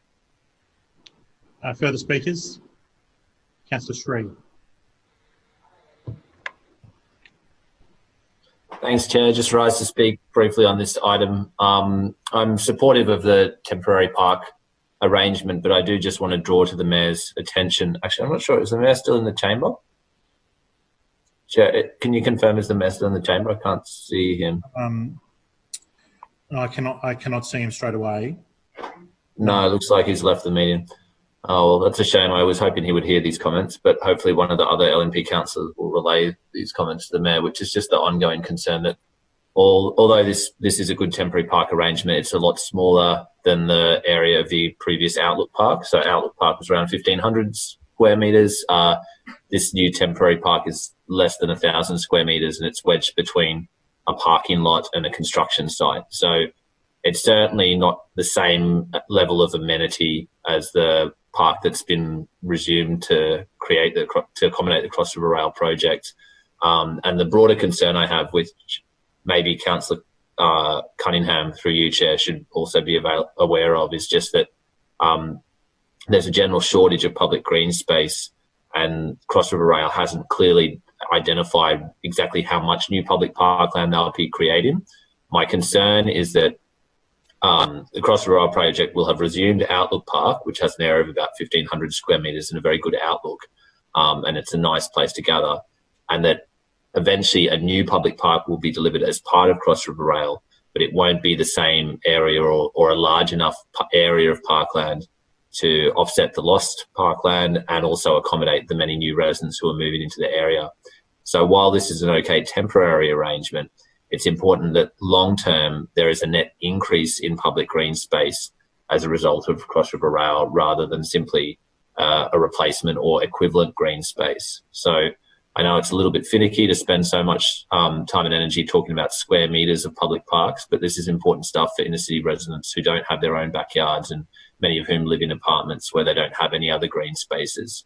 So I just want to emphasise for Councillor Cunningham and for any of the other councillors or officers who are involved in negotiations with Cross River Rail that it is fundamental and essential that Cross River Rail at the Boggo Road site results in a significant net increase in public green space rather than simply replacing the old Outlook Park with a similar park of a similar size. We have many more residents coming into the area, and this is a public site and a public project, so it should include a large component of public parkland. And I really want to emphasise that it's up to council to advocate strongly for that. Of course, the state government is going to try and sell off as much of this site to private developers as possible. We know that's their strategy, but it's really important that Brisbane City Council advocates strongly so that as much of this site as possible is preserved as public parkland, and it is up to this council administration to do that. And I'll be very, very disappointed if we roll over and just let the government build towers on this whole site and not leave us enough of a public park. So happy to support this temporary lease, but want to emphasise again that it's not enough green space. It doesn't even make up for the amount of green space we've lost. And long term, we need to see a significant increase in public green space as part of the Cross River Rail project. And so I would love to hear from the Chair of Parks or the Chair of City Planning in future about what size park they are advocating for on this site, because it is appropriate for councillors to be expressing a public view about how this public project should be developed and how much land should be allocated towards green space versus other forms of infrastructure and development. So through you, Chair, to Councillor Adams, to Councillor Cunningham, and to the Mayor if he's listening, we'd really like to see a clear commitment and clear statement from the LNP administration about how much public parkland you believe needs to be included on the Boggo Road train station site. I understand the administration is supportive of some parkland existing on the new train station site, but the administration has not clarified how much parkland it believes is necessary. And so council should be looking at its desired standards of service, looking at the projected population growth under the Dutton Park Fairfield neighbourhood plan, and clearly identifying exactly how much new public parkland is going to be created on this site and then making the case to the state government accordingly. So hopefully I'll leave that question with those chairs and hopefully they'll be able to get back to me or comment on it at some point in the future, because I think it's really important that we don't just satisfy for replacing the green space we're losing, that we actually push for an increase of green space, given that this is public land? Thanks. Further speakers? Councillor Johnston.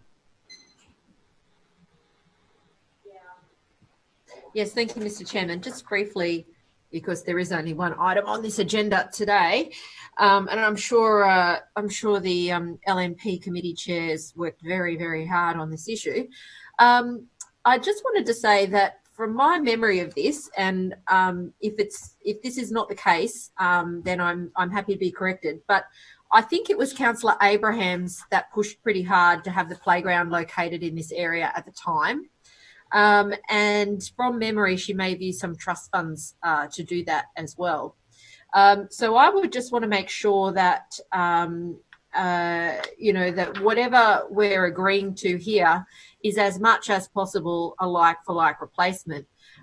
This is just across the border into Councillor Shree's ward, but it's very close to the boundary with Tennyson ward. And the impact of the Cross River Rail project at this location is quite significant on our common border around Dutton Park. It's really important that we have good access to park and play facilities.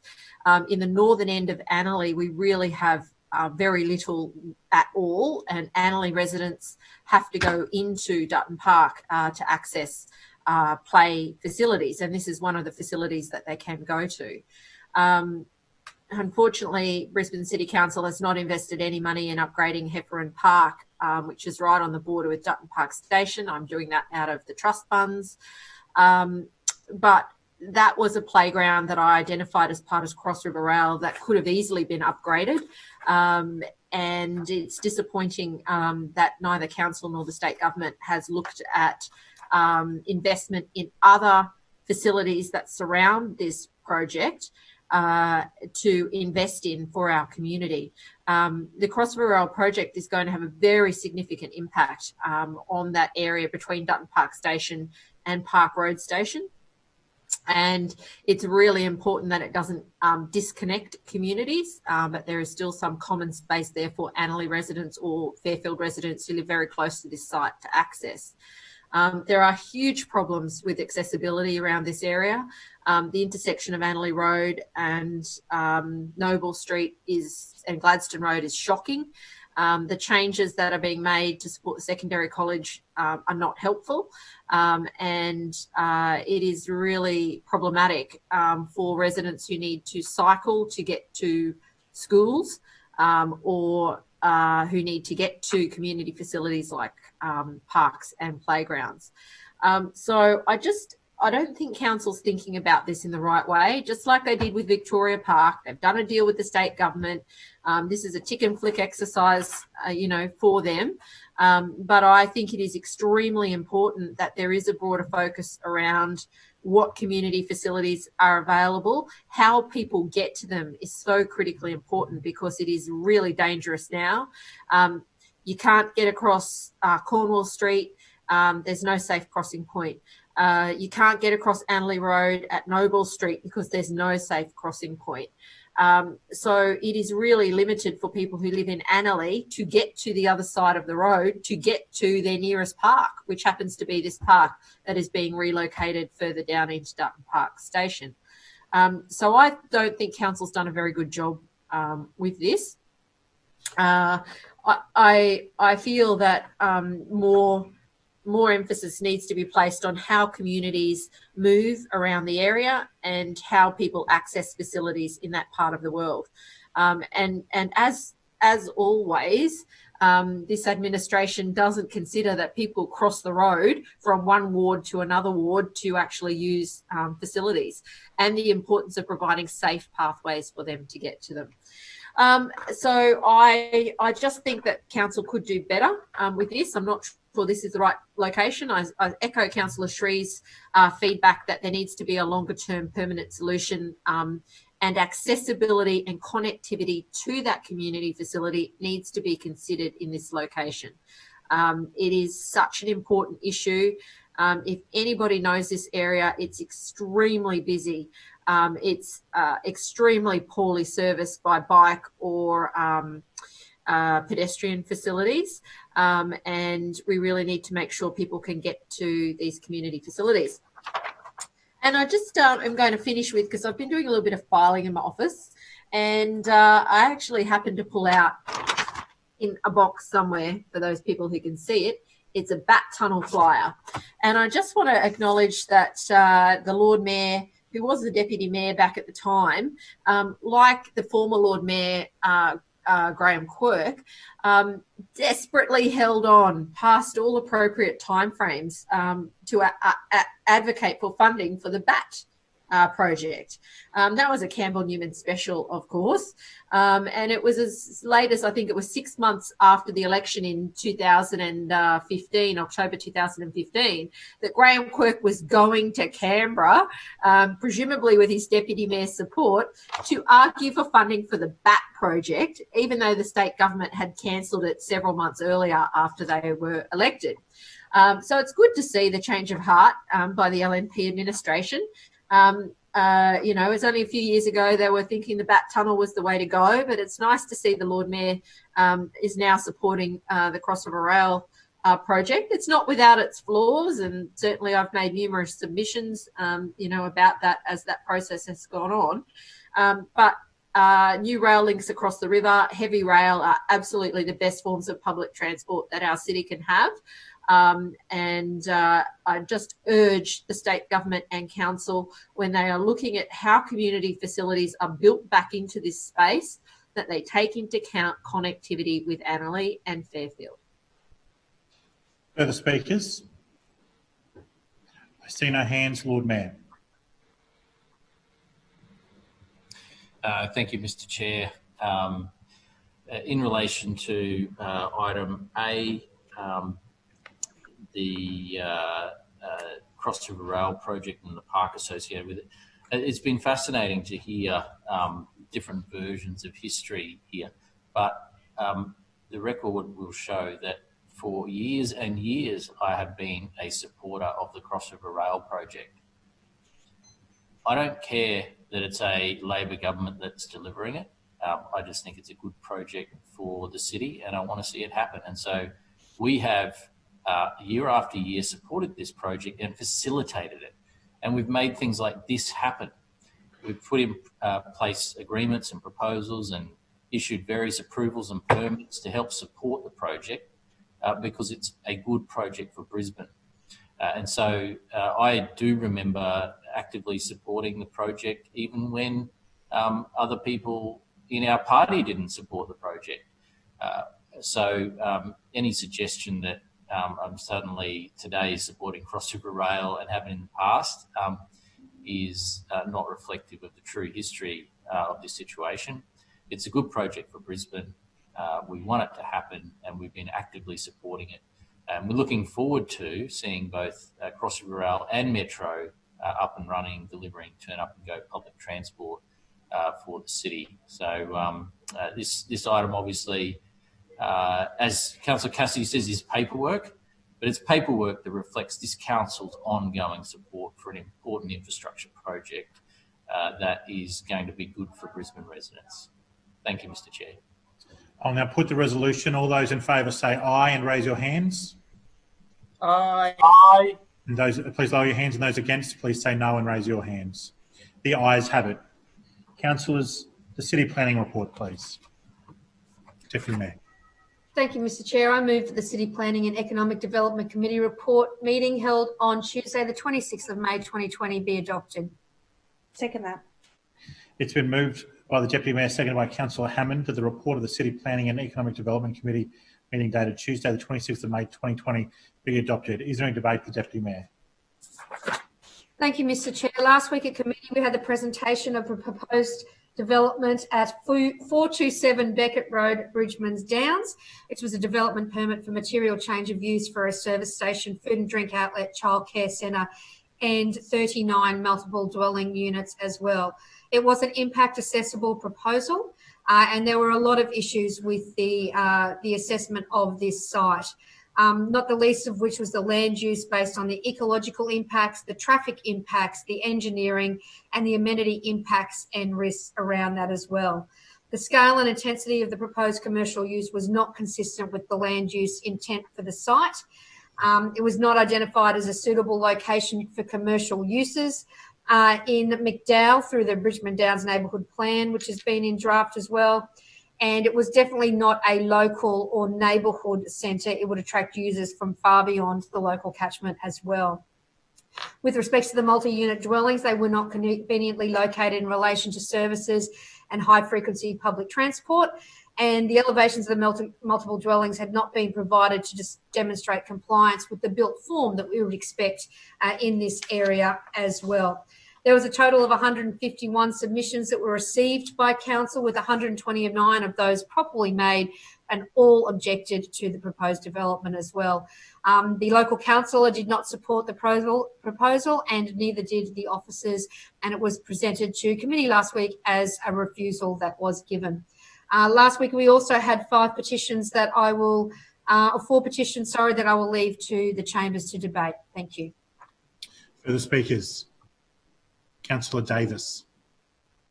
Thank you, Mr Chair, and I rise to speak to item A, the presentation on the development at 427 Beckett Road at Brisbane Downs. Mr Chair, as you'd be aware, the landscape of Brisbane Downs has changed over the years from predominantly rural properties to a mix of rural and acreage properties and residential developments, including townhouse developments.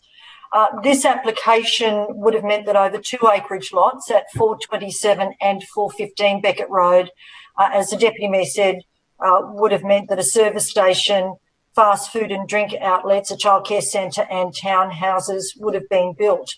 So it was understandable that this DA piqued the concerns of local residents. People visited my office. They called my office, they spoke to me at mobile offices and community events, they signed petitions online, and every single person was of the very strong opinion that it was not an appropriate site for this type of development because it fundamentally changed the character of their neighbourhood. So, Mr Chair, today I'm very happy to report that local residents are extremely pleased that Council has made the decision to refuse the DA. The decision is a really great outcome for the local community because the development would have resulted in nearly 3 hectares of heavily vegetated land being cleared. And this was land that contributes to a very important habitat network. The blocks are a significant link between 2 major ecological corridors, the Cabbage Tree Creek and Albany Creek corridors. And our community really does care about the environmental impacts of developments like this, and they were very worried about the effects it would have on local wildlife. Residents were also rightly concerned about the traffic impacts of a service station on a busy road like Beckett Road, along with stormwater discharge and drainage issues. The site's also in a bushfire area, so there were concerns about the storage of dangerous goods, and these were all very legitimate concerns. Importantly, the existing McDowell Brisbane Downs neighbourhood plan did not support commercial use on those blocks. And as you'd be aware, Chair, we are committed to delivering a new neighbourhood plan for Brisbane Downs that will provide a blueprint for the future of the suburb.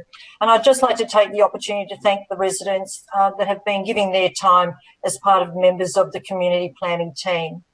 Mr Chair, a big part of what draws people to Brisbane Downs is its character and its lifestyle. It's a great place to live. It's a place to raise a family. It's a place where residents can enjoy our great Brisbane outdoor lifestyle and where you can coexist with a diverse range of local wildlife. And I very much look forward to continuing to work with the Brisbane Downs community because it is such a great place to live. Thank you, Mr Chair. Further speakers? Councillor Cook. Thank you, Mr Chair. Can I just ask that item E be taken seriatim for voting? Item E will be taken seriatim for voting. Thank you. Oh, you had no further comments? No? You don't want to speak? All right. Further speakers? I see no hands. So Councillor Adams, please, Deputy Mayor. No? All right.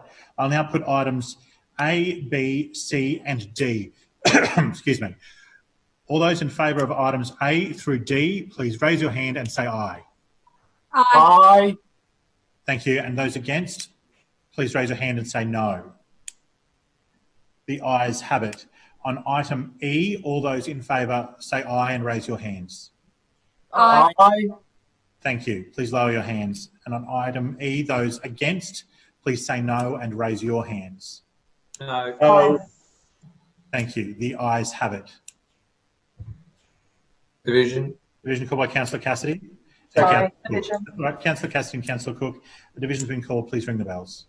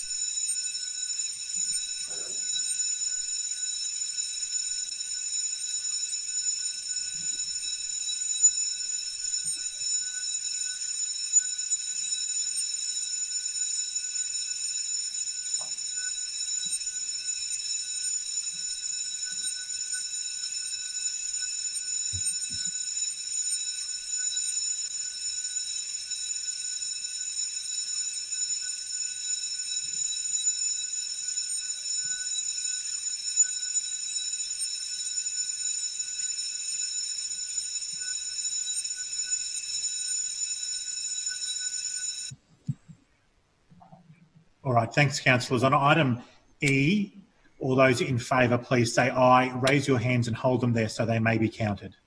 Aye.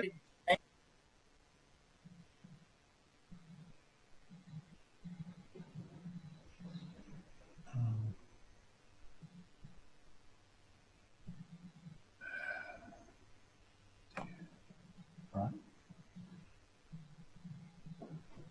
You-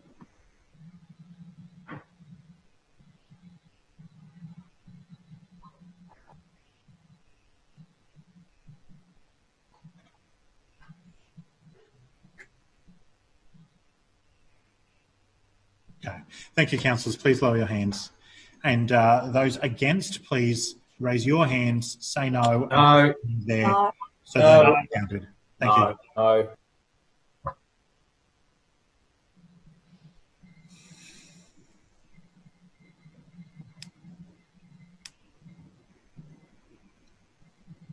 Thank you, councillors. Please lower your hands. Clerks, please read the result.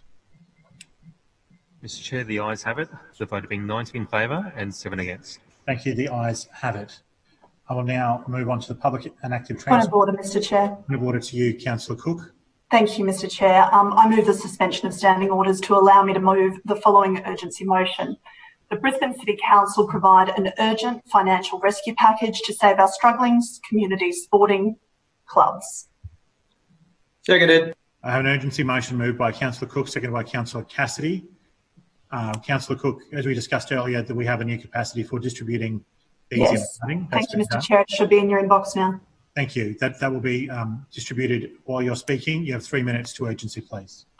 Thank you, Mr. Chair. This is urgent because our community organisations and sporting clubs are facing the immediate prospect of never reopening despite pandemic lockdown measures starting to lift. This is urgent because a week ago I presented a petition in this place signed by over 1,200 residents calling for urgent financial support for our community clubs. Today, I have sent a letter to the Lord Mayor signed by dozens of community clubs across the city, again calling for urgent financial help. Mr. Chair, this is urgent because this is just not some political stunt. I have personally spoken to a number of clubs who are facing immediate and permanent closure. We must do more now. This has also been raised with council officers and with the committee chair, and nothing has been done. We have thousands of residents trying to help their local clubs through petitions, and today's open letter blatantly ignored by the Lord Mayor and LNP councillors in this place.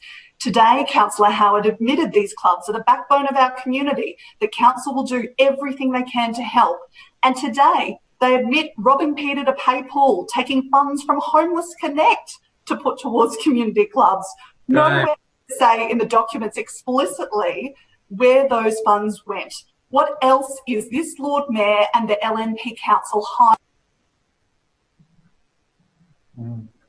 Councillor Cook, can you please stop? Can someone stop her, please?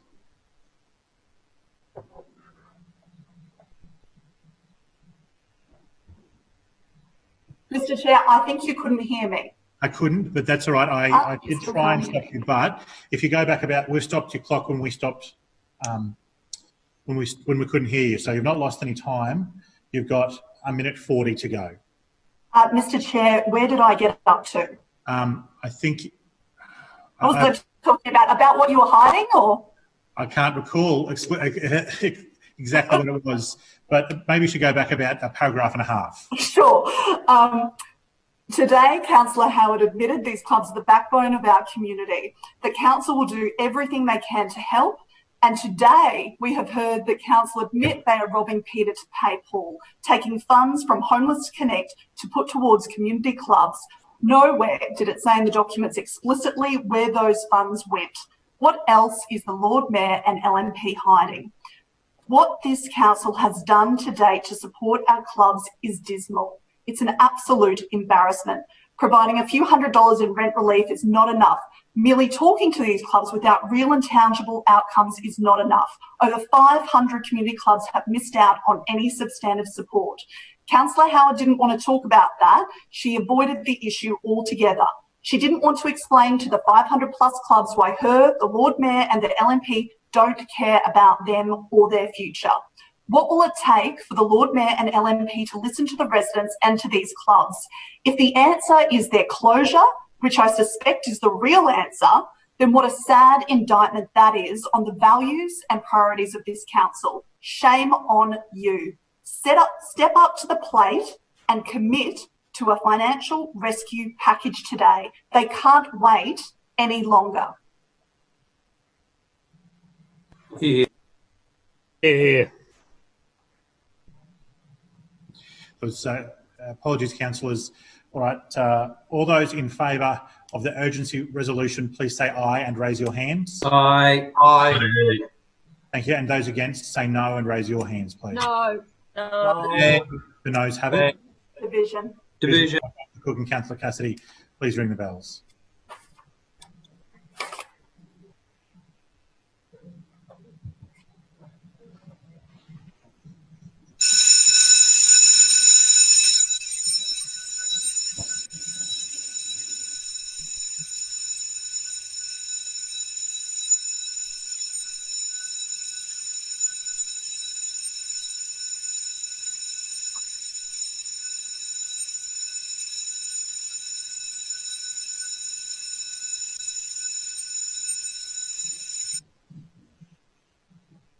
Thank you, councillors. All those in favour of urgency, please raise your hands.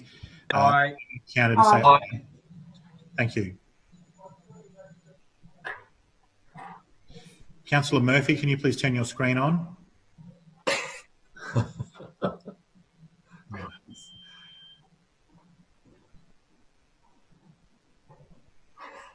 All right. I suppose you'll be abstaining. All right. Thank you. Please lower your hands. And all those voting no, please say no. Raise your hands and hold them there so they may be counted. No. No.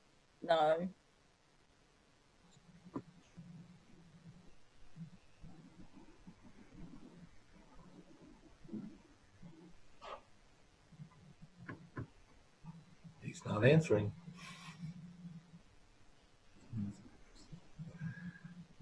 This is going to be the longest hand up. It's all right. Thanks, Councillor Strunk, for the comment. You all right? You all right? It's an abstention. Yeah. Okay. Clerks, please read the result. Mr. Chair, the noes have it, the voting being 7 in favour, 18 against and 1 abstention. Thank you. The noes have it. Councillors, I'll now draw Council's attention to the Public and Active Transport Point of order. Committee. Point of order. Councillor Landers. Mr. Chair, I move that council now adjourn for afternoon tea for 15 minutes, which commences only when all councillors have left the meeting. I have a motion from Councillor Landers, seconded by Councillor Hutton, that this council adjourn for the purpose of afternoon tea for a period of 15 minutes commencing when all councillors have left the meeting. All those in favour say aye and raise your hands. Aye. And say no and raise your hands. Thank you. The ayes have it.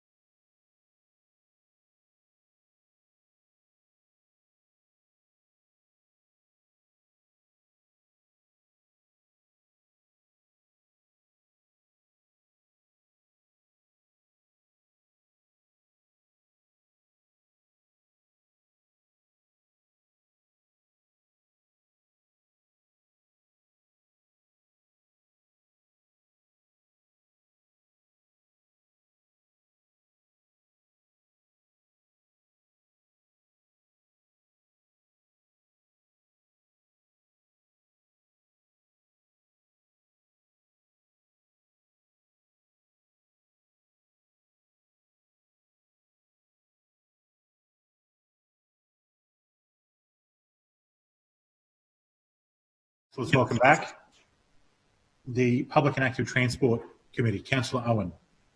Thank you, Mr. Chair. I move that the report of the Public and Active Transport Committee dated Tuesday the 26th of May 2020 be adopted. Second. Thank you, everyone. Point of order, Mr. Chairman. Point of order to you, Councillor Johnston. Yes, Mr. Chairman. I seek leave to suspend standing orders, standing rules to move the following urgency motion. Can I please, can I just conclude my statements and then I will go straight to you, but I was in the middle of speaking. It's been moved by Councillor Owen, seconded by Councillor Huang, that the report of the Public and Active Transport Committee meeting dated Tuesday the 26th of May 2020 be adopted. Is there any debate? Councillor Owen. Point of order, Councillor Johnston. Thank you, Mr. Chairman. I seek leave to suspend so much of standing orders as to enable me to move the following urgency motion, that this council urgently develops an approval process for the Lord Mayor's Community Fund, similar to the Footpath and Parks Trust Fund, that will not require funding cuts as announced by the Lord Mayor at council today. Seconded. I have an urgency motion moved by Councillor Johnston, seconded by Councillor Cassidy. Councillor Johnston, 3 minutes to urgency, please. Yes, thank you. And I have sent the urgency motion through. I don't think the Lord Mayor is present, so that is a bit of a worry. He clearly is labouring under the misapprehension that the changes to the City of Brisbane Act regulations will prevent this council from distributing funds to community groups. Very clearly today, he has announced that he wants to cut the Lord Mayor's Community Fund. He is blaming the state government for this, but let me be clear, he's made it very plain today that he intends to cut the Lord Mayor's community funds in the upcoming council budget. Now, there have been some changes to the City of Brisbane Act, and that does place some limits on the amount of discretionary funding that can be allocated by councils. And section 193B5 of the regs says that that is a total of 0.1% of council revenue, that being rates. However, instead of finding a way to adapt or overcome to ensure that councillors can continue to support the good works of community groups in Brisbane, this Lord Mayor has announced he wants to cut the funding. Well, he also said earlier today that there is no other way. Clearly, that is an untrue statement. He is operating under a very serious misapprehension. Point of order, Adam. Point of order, please. Point of order, Councillor Adam. Clarification. Did you allow misleading as being a point of order at this point of time? I said that that it's been an accepted convention of this place for some time, while not at that time expressly identified in the work I found. So, therefore, I would like to raise misleading then as a point of order. She's claiming that the Lord Mayor wants to cut. That is misleading the chamber. Okay, thank you. Councillor Johnston, I've allowed a great deal of leeway in your comments, but I must insist that you recognise that point of order, but more importantly, that you limit your comments as to why this matter is urgent and why it must be dealt with urgently. Thank you. Nice to see the Deputy Mayor running interference.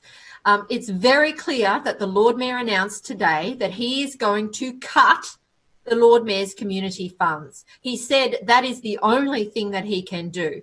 That was an untrue statement. The way in which we can deal with this matter in a very practical and sensible way to ensure all councillors can continue to support their local community groups is to put in place a very simple approvals process. We already have funds that are allocated through the Footpath and Parks Trust funds. There are approvals at both officer and committee level, depending on the amount of expenditure. We could easily look at a similar scheme for the Lord Mayor's community funds. So let me be clear. There is no reason to cut this funding. We can put in place a very simple approvals process to ensure that community groups can continue to receive this funding. The Lord Mayor has unilaterally announced it today. It will devastate community groups who rely on this funding. Point of order, Mr. Chair. Point of order, Councillor Johnson continues to mislead the chamber. He did no such thing. Thank you. Look, Councillor Johnson, you've got 14 seconds. Please finalise your comments as to why this matter is urgent. It's urgent because the Lord Mayor announced today that the Lord Mayor's community funds are going to be cut.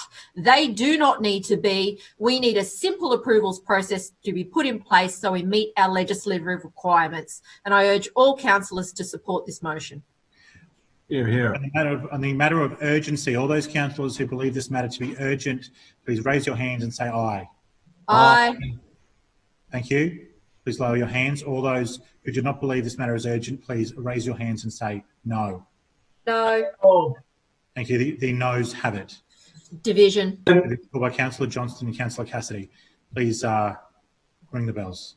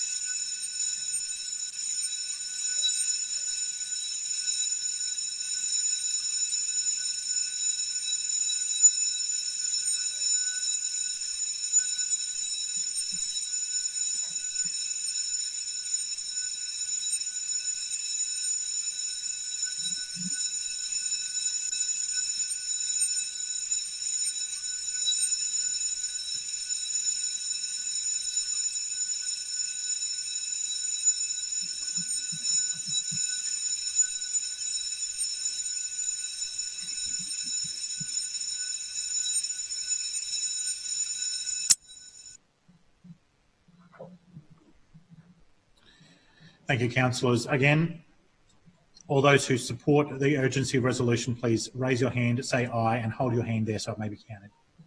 Aye. Aye.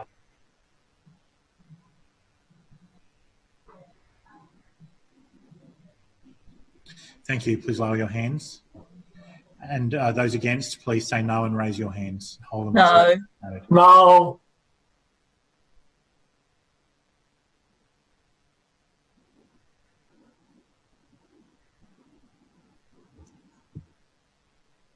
Shame on you. No interjections, please. Please lower your hands. Clerks, please read the result.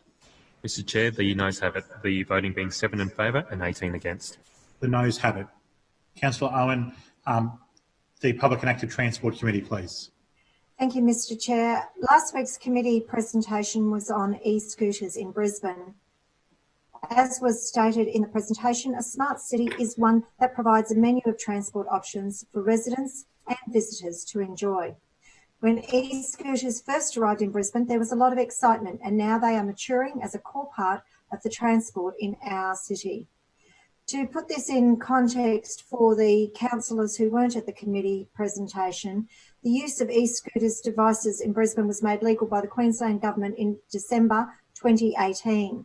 Council then conducted an e-scooter trial until June 2019. Following this, through a competitive tender process, Council entered into operating agreements with 2 operators, Lime and Neuron, to provide e-scooter services from July 2019 to July 2020, with an option to extend for 2 periods of 12 months. Having 2 operators in Brisbane has helped drive innovation, compliance, enhanced services and price competitiveness. There have been a strong demand for e-scooter use with more than 2.5 million trips by more than 54,000 riders to date. On average, 5 to 6 trips are being taken per scooter per day, with a median trip length of 8 to 10 minutes. This is within the industry benchmark of 4 to 6 trips per vehicle per day. Most e-scooters users travel around the inner city, South Bank, the Howard Smith Wharves and the surrounding Riverside precinct, where there is more foot traffic required to access those areas. There's no doubt that e-scooters are helping people move around Brisbane during the coronavirus pandemic. E-scooter trips have remained relatively stable since the 29th of March 2020 at an average of 1,200 trips per day. So during COVID-19, e-scooters are providing an alternative mode of transport and assisting in achieving social distancing measures. Neuron has also rolled out free passes for healthcare workers. We have seen more than 500 healthcare workers take that offer up, and that's a significant number that have been using the service. Safety and compliance is of the utmost importance to this council, and we continue to pay close attention to this.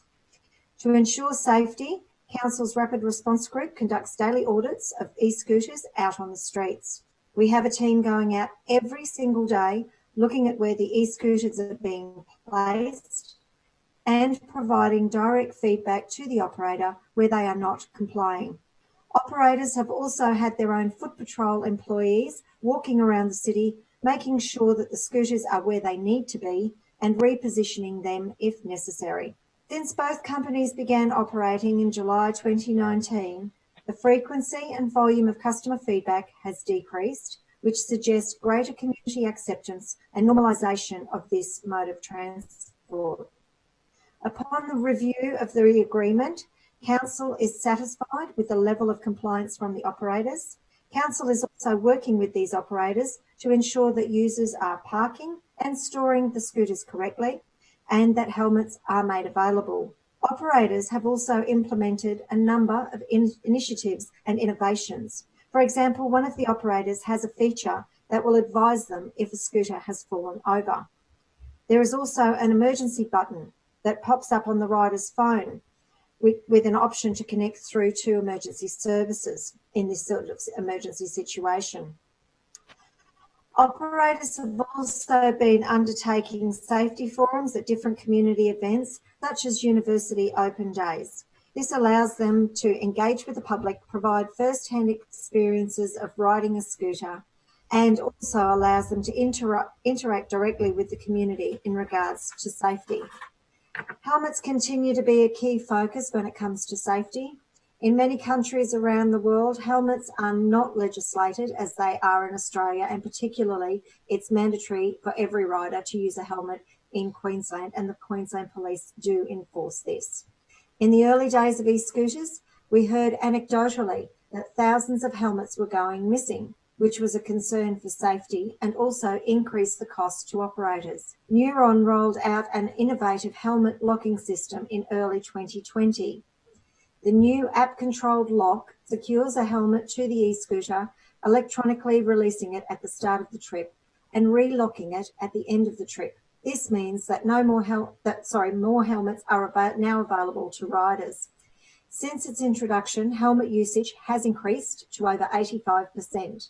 What is significant about this helmet locking system is that it was designed and lodged here in Brisbane for the first time, and Neuron worked very closely with Council to understand what the issues were that needed to be addressed. So what are the next steps from here?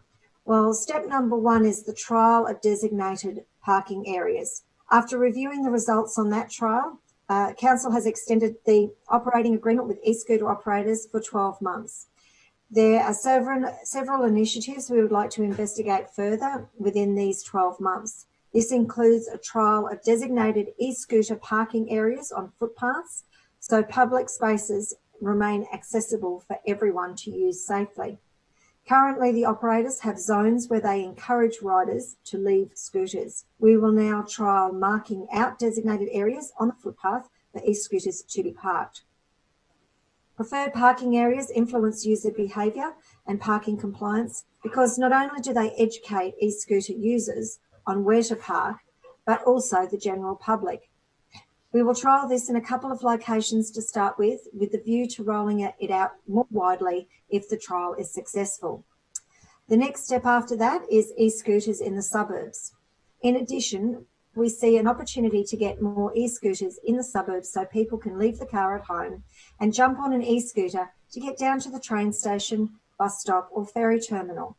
A lot of people are already using these e-scooters to travel to and from the inner city, including transport hubs. So as part of last mile and first mile travel, e-scooters will ideally encourage uptake in public transport as well. Over the next 12 months, we'll continue discussions with operators on investigating these solutions in suburban areas. After that, We'll be looking at micro-mobility strategy.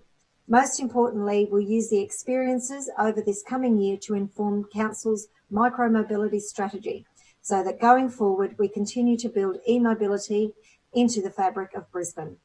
The new expiry date for both agreements is the 21st of July 2021 with an optional 12-month extension available. Council will undertake another review of the contracts prior to a potential further extension next year to incorporate these learnings.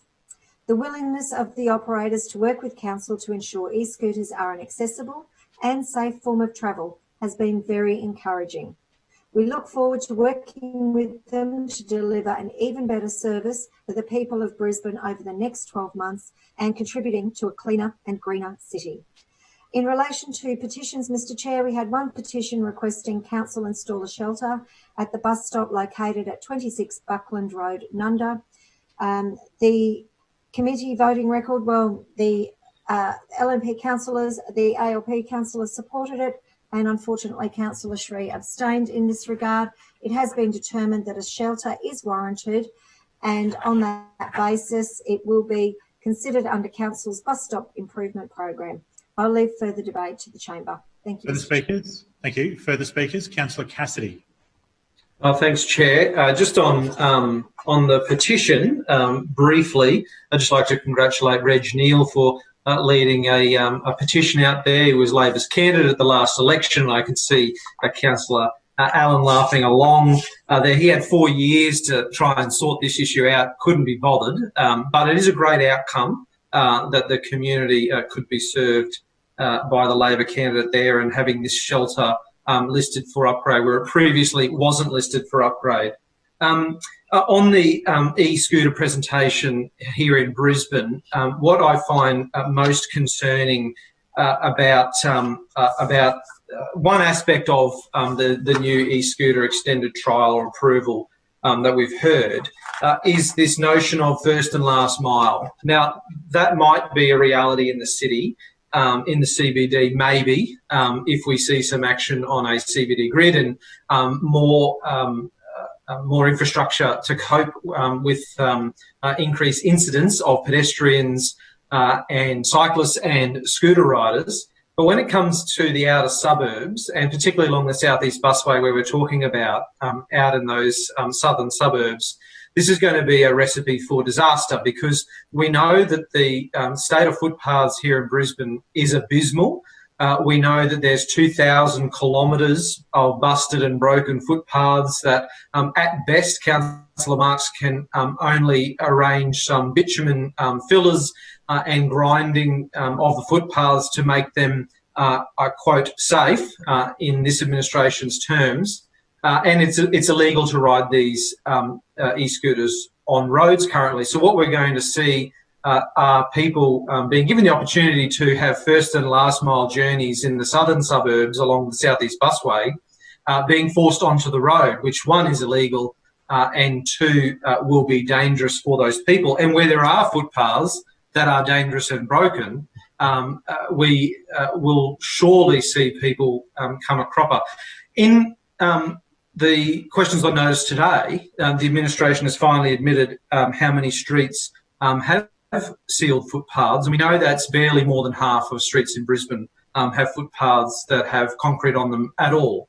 So it's all well and good to talk about micro-mobility, and it's all well and good to talk about first and last mile journeys. They are good goals to have in a city like Brisbane, particularly for e-scooters, where it can be particularly hot for people to walk for a kilometre or more, if we're talking about genuine last mile connectivity. But we're seeing no action by this administration in dealing with the state of the infrastructure that this kind of micro-mobility will need to be using. And we know that the Lord Mayor is looking for any excuse to find budget cuts. We didn't get a guarantee today that new footpaths wouldn't be cut in the budget. What we did get a guarantee was that community funding was going to be cut in this budget. So while we think this is probably a good plan going forward, what we actually need to do is get the basics right. What we actually need is a genuine mobility plan to see this city and our suburbs that make up this city genuinely walkable and able to get people around rather than just talking about this in some esoteric sense. Further speakers? Councillor Shree. Thanks, Chair. I just wanted to pick up on 2 points regarding the e-scooter presentation. The first was a suggestion or claim by Councillor Owen that the reduction in the number of complaints received about e-scooters is indicative of increase in community support or acceptance of e-scooters. And I think it's important to critically examine that assumption and claim. Certainly, I still continue to receive quite a few complaints about e-scooters blocking footpaths and travelling too fast on footpaths. And I think it's perhaps more likely the case that residents are complaining less because no one's responding to their complaints and they feel like no one's listening and taking them seriously.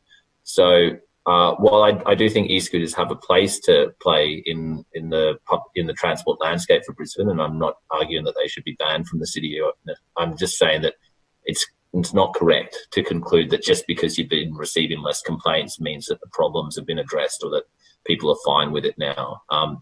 Lately, I've been hearing from multiple residents who have impaired vision in particular, who are really struggle to see e-scooters that are blocking the footpath and and they end up with tripping and bruising their shins or skinning their knees, etc., because these things are placed in inappropriate locations. And I think those complaints are serious and materially impact on accessibility for people who already face so many barriers in moving around our city. I was also interested in Councillor Owen's comments around the fact that we are sending council officers are attending on a regular basis and patrolling specifically to see that e-scooters aren't blocking footpaths unnecessarily. I'd be interested in any information that's available on the cost of that, because it would seem to me somewhat surprising that we're having to allocate staff resources to patrol on a daily basis simply to make sure these scooters aren't blocking footpaths. That should be something that a responsibility that the e-scooter companies are taking on themselves to a greater extent. We shouldn't be doing their job for them and patrolling it and then contacting them and saying, oh, look, you didn't need to fix up these scooters. We should be saying to them quite firmly that we will fine the company if it does not do a good job of keeping the footpaths clear, and putting that responsibility very clearly back on the companies that are profiting from leaving clutter on our footpaths. So I'd just be interested in a little bit more information about exactly how much time and energy council officers are having to spend on patrolling the footpaths to ensure they're kept clear. Like I said, I'm not against e-scooters. I think they do have an important place to play in the urban landscape. I would obviously prefer to see that they were able to ride on roads in some cases and ideally on separated bike lanes. I think the rise of e-scooters obviously shows that there's a real need for more separated cycling infrastructure and separated bike lanes. And I must say I was pleased to hear that the administration's opening up and becoming a bit more supportive of the idea of a CBD bike lane grid, which sounds really great, and will definitely go some way towards addressing ongoing concerns about e-scooters in the CBD itself. But just would like a little bit more information about, are there any flow-on costs to council in terms of ensuring that scooters aren't causing undue hazards? I'm aware that we're collecting a licence fee, but is it the case that we're actually having to allocate so many staff resources to dealing with complaints and to making sure that the scooters aren't causing safety hazards, that's actually costing us more? And if so, perhaps our licence fees should be higher and we should be collecting more revenue from these companies that we can then put back into the cost of local infrastructure like bike lanes. Finally, I just wanted to make the point regarding the claim that the companies have been running safety briefings at university, O weeks and other events on campus. I thought that was probably also a little bit of a spurious claim from the companies. I'm not asserting that the councillor misled the chamber, but it's pretty obvious when these scooter companies go to campuses, they're not there to provide safety briefings. They're doing promos to encourage more people to sign up and take on subscriptions. So I'm not necessarily objecting to that in and of itself. But again, I think we should be skeptical of claims that the companies are really proactively offering safety briefings to residents. They're just engaging in marketing exercises and then telling council that the time they spend at universities recruiting subscriptions is actually a safety campaign when anyone can see that it's not. So I do still think there are some ongoing issues with e-scooters in the city. I'm keen to work constructively with the administration. I've advised the Lord Mayor and Councillor Murphy that I'm supportive of expanded trial of designated parking zones, and I think there's a real case for, in some areas of my ward, converting street parking bays into dedicated parking spaces for e-scooters and bicycles, because there's a general shortage of parking for two-wheelers around the inner city, and in the space of one car parking bay, you can park dozens of scooters and bikes. So it might actually be appropriate to find a few more spaces around the inner city where we can have designated scooter parking, rather than the current situation where scooters are left all over the place and often in quite silly locations. I'm not convinced that the companies are doing enough at the moment to keep our footpaths clear, and I'm not satisfied by the suggestion that it should then be up to council to have to patrol and enforce that. I think we should be holding the companies to a higher standard, because after all, they're using our footpaths, and we have that responsibility to residents to ensure that the footpaths are safe. So hopefully the council administration will be open to trialling a few more designated parking areas for scooters so that we can keep our footpaths clear and safe, particularly for those people with impaired vision and impaired mobility. Thanks. Further speakers? Councillor Johnston. Yes, just briefly on item A. When this matter came to council last year, I spoke and voted against it, albeit for different reasons than Councillor Shree, although we both did vote against this from memory. At the time, I spoke about my concerns about safety and speed, and these are overwhelmingly still huge problems in our community. There are two things I want to say today. I'm aware of some very serious accidents that have occurred because of the brake locking that happens with some of these scooters and people going too fast. There have been horrific injuries to people in my ward, and I'm extremely concerned when I see people on city footpaths going way too fast, way too fast. And this council's answer to that is, oh, that's a police matter. No, it's not. This council is allowing this behaviour on its footpaths, and unless the scooter companies can put in place safe usage, then they should not be allowed to use our footpaths. So speed and speed management continues to be my biggest concern by a long way. And in my view, we shouldn't progress with any kind of trial until those safety issues around speed can be addressed. Secondly, it's disappointing to find out that council is doing the cleanup work of these scooter companies. And what I observed this morning out the front of City Hall at the crossing on Adelaide Street across into the Albert Street part of the mall was the exact problem. A vision impaired lady with a cane was approaching towards the, I was on the opposite side of the road. She was approaching towards the traffic lights outside City Hall on the western side of the road, but she could not reach the button and banged into a scooter that someone had propped up against the traffic light poles outside City Hall on the footpath. There was a gentleman who explained to her what was happening and helped her to negotiate around that so she could press the button and access the ramp to go across the road to the other side of the road where I was. It's not acceptable that public footpaths are being littered with scooters that are being left in unsafe and dangerous locations. Council goes out and finds residents who park their car across a footpath, yet it is approving people leaving scooters wherever they want, however they want. And now, you know, as it turns out, council's going around doing the work that scooter companies should be doing. That is completely unacceptable. This trial is not working.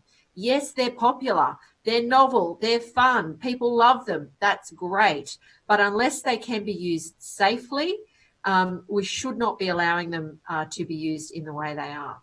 All of the concerns I had a year ago when this matter came to council are very real. We're seeing the incidents around safety happening every single day. And until we can address all of those concerns, we should not be undertaking this trial. Further speakers? I see no hands. Councillor Owen. Mr. Chair, Councillor Murphy's back in the Excuse me, sorry, Councillor Murphy. Thank you.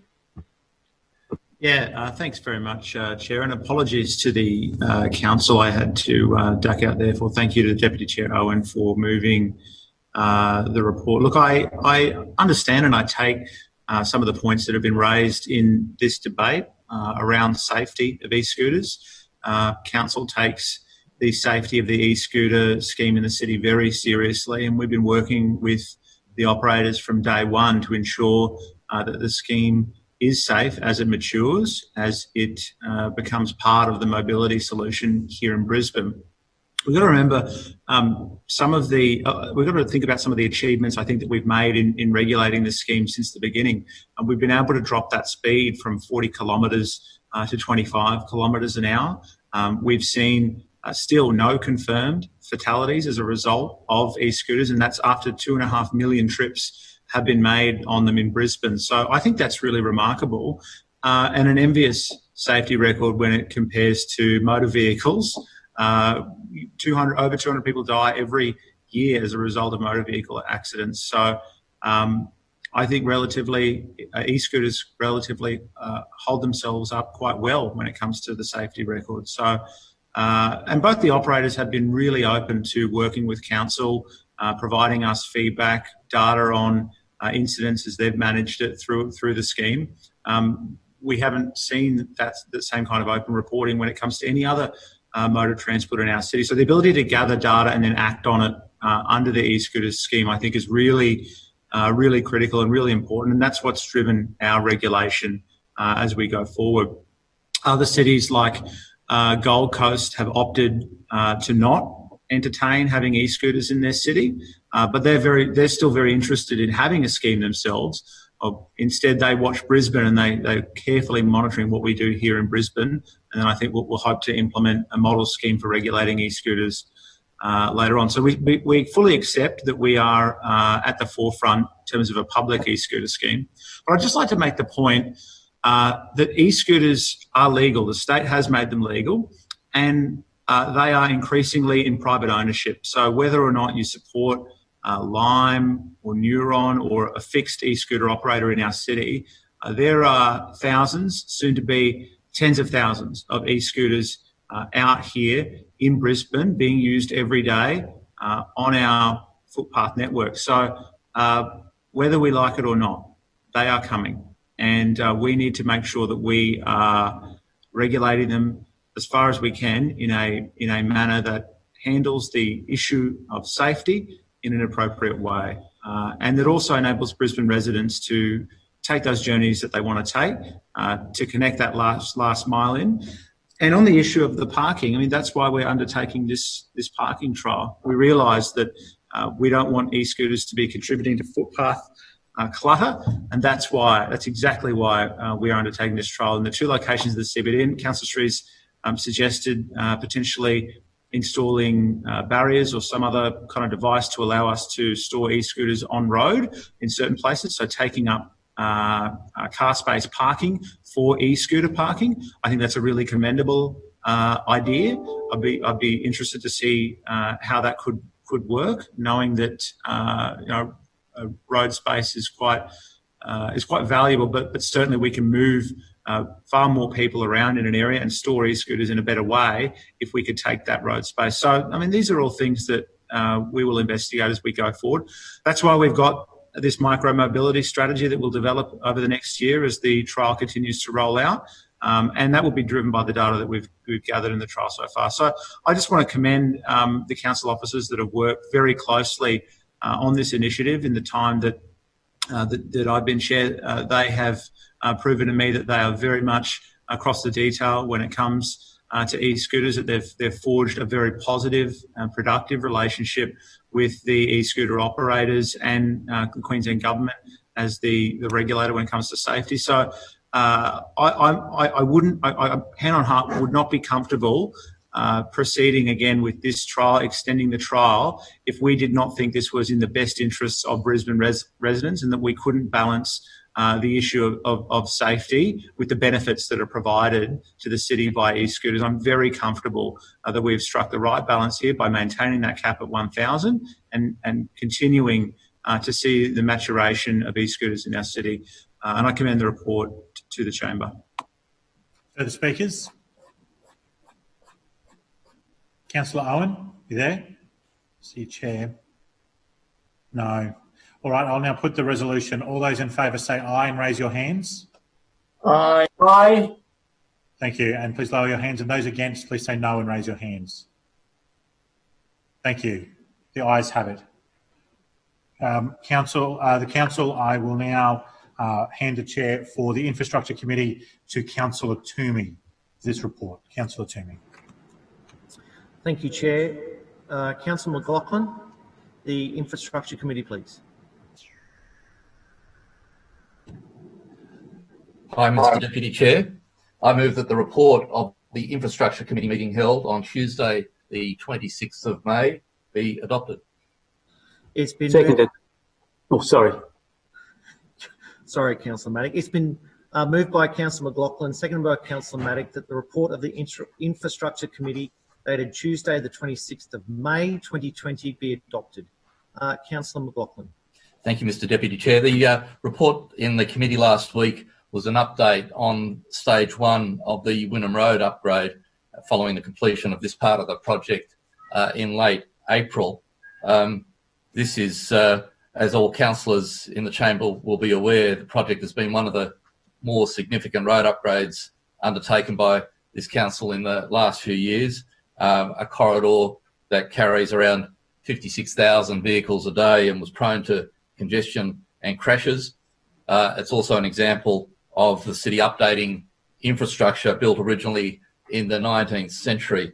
And projects like these always throw up significant challenges, and I commend the officers and the contractors for coming up with a number of innovative ways to deal with those challenges.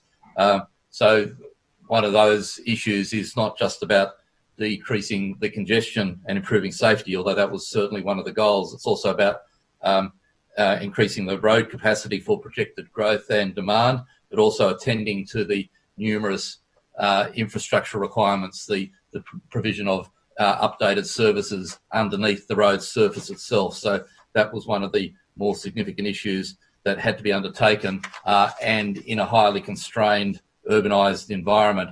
So 100-year-old utility infrastructure below the ground while continuing with getting on with the work. So despite these complications, this stage of the project was delivered on time and within budget, and we're certainly seeing significant improvements in travel time. It certainly will support better public transport along the corridor. It's provided some recreation nodes where previously there weren't. So for example, at the bend of Heidelberg Street. So these are good outcomes from these projects, and this one in particular. And I certainly think that the residents of Brisbane will see a significant difference when they're travelling on this road. Mr. Deputy Chair, there were 4 petitions there as well. If there's anybody who wants to participate in debate, I'll be happy to respond to any issues that arise. Thank you, Councillor McLaughlin. Is there any further debate? Councillor Sri. Thanks, Chair. I just want to place on the record once more my extreme disappointment that the administration ended up wasting so much money on this poorly thought out road widening project in East Brisbane. For those who are unfamiliar with the Wynnum Road upgrade project, it ended up costing probably close to $120 million when you add it all up. The official budget was $115 million, but then there was additional funding allocated via footpath projects, road resurfacing projects that were outside the scope of the main project budget. A huge amount of money for a stretch of road that's roughly 750, 800 metres long. So $120 million for a 750 metre stretch of road to be widened from 2 lanes to 3 lanes. That's terrible value by any assessment. And it's truly bizarre that the council decided to go ahead with this project in the first place. Like many corridors, Wynnum Road does have some pretty severe congestion during peak hours, and outside of peak hours, it often flows quite freely. But it's now well established from research here in Brisbane and around the world that widening roads is not a satisfactory or effective response to traffic congestion. It suffers from the problem of induced demand and simply leads to more people driving, and very quickly the excess space that's been created on the road by a widening project is filled up by more traffic. What was particularly disappointing about the Wynnum Road project was that it didn't even include dedicated bus lanes or peak hour bus lanes, which is something that a lot of transport advocates and local residents were very keen on seeing. It's not too late to look at at peak hour bus lanes, and I think this is something that Councillor Fiona Cunningham for the Coorparoo ward and Councillor Carrickle from Morningside ward in particular should consider and pay a bit more attention to going forward, because buses along Wynnum Road and Lytton Road are still quite unreliable at times, and we do get a lot of complaints from residents that they would catch the bus more often if they knew it was going to show up. And obviously a major factor contributing to bus unreliability is the fact that those buses are getting caught up in general traffic congestion. So I hope, and I'm not asking for a response on this right now, but I hope that in the future the administration will remain open to experimenting with peak hour bus lanes or peak hour transit lanes as a step towards encouraging public transport, rather than these new lanes just remaining for general traffic.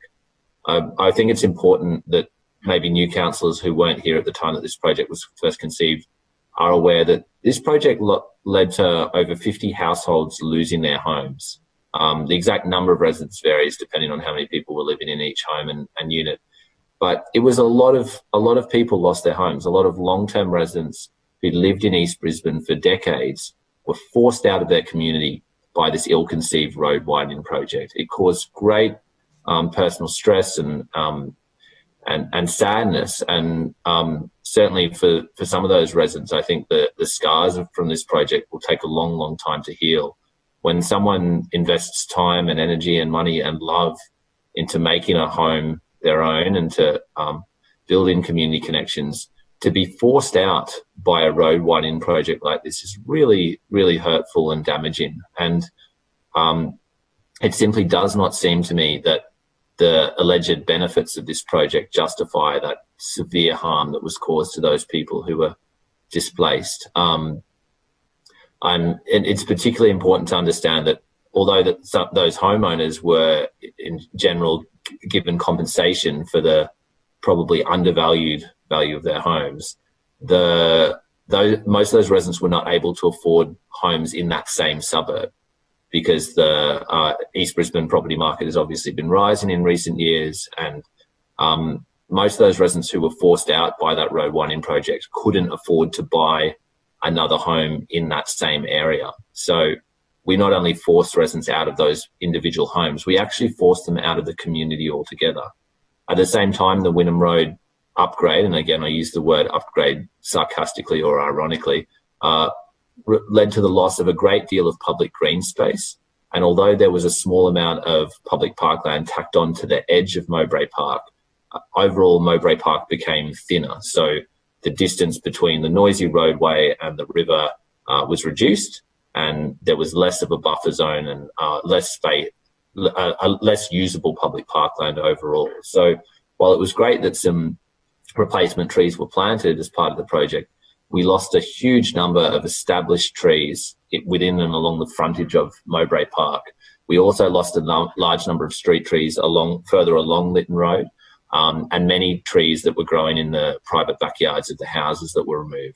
So the amount of tree canopy cover that was lost as a result of this project was absolutely devastating. And we saw a lot of displaced wildlife, a lot of native animals and birds that looked pretty lost after their trees were cleared. And again, really frustrating to see how little attention the administration paid to the concerns of local residents who didn't support this project. As I said, we spent over $115 million converting homes, people's homes, and public green space and public parkland into bitumen. That's essentially what this project was. It wasn't an upgrade project. It was the Wynnum Road bitumen project, and it was a terrible waste of money. It so far does not seem to have significantly improved traffic congestion along Lytton Road. Already we're seeing a lot of congestion there in the morning and afternoon peaks as people are driving in. It didn't even result in wider footpaths on the southern side of Lytton Road. So there are still the same old issues with pedestrians, cyclists, e-scooter riders, etc., having to share inadequately narrow footpaths. So although we had separated bike lanes on the northern side of Lytton Road, there's been no improvement to pedestrian access along the southern side of Lytton Road. And that's been really disappointing, because you would think that a $115 million project would include some significant improvements to pedestrian amenity.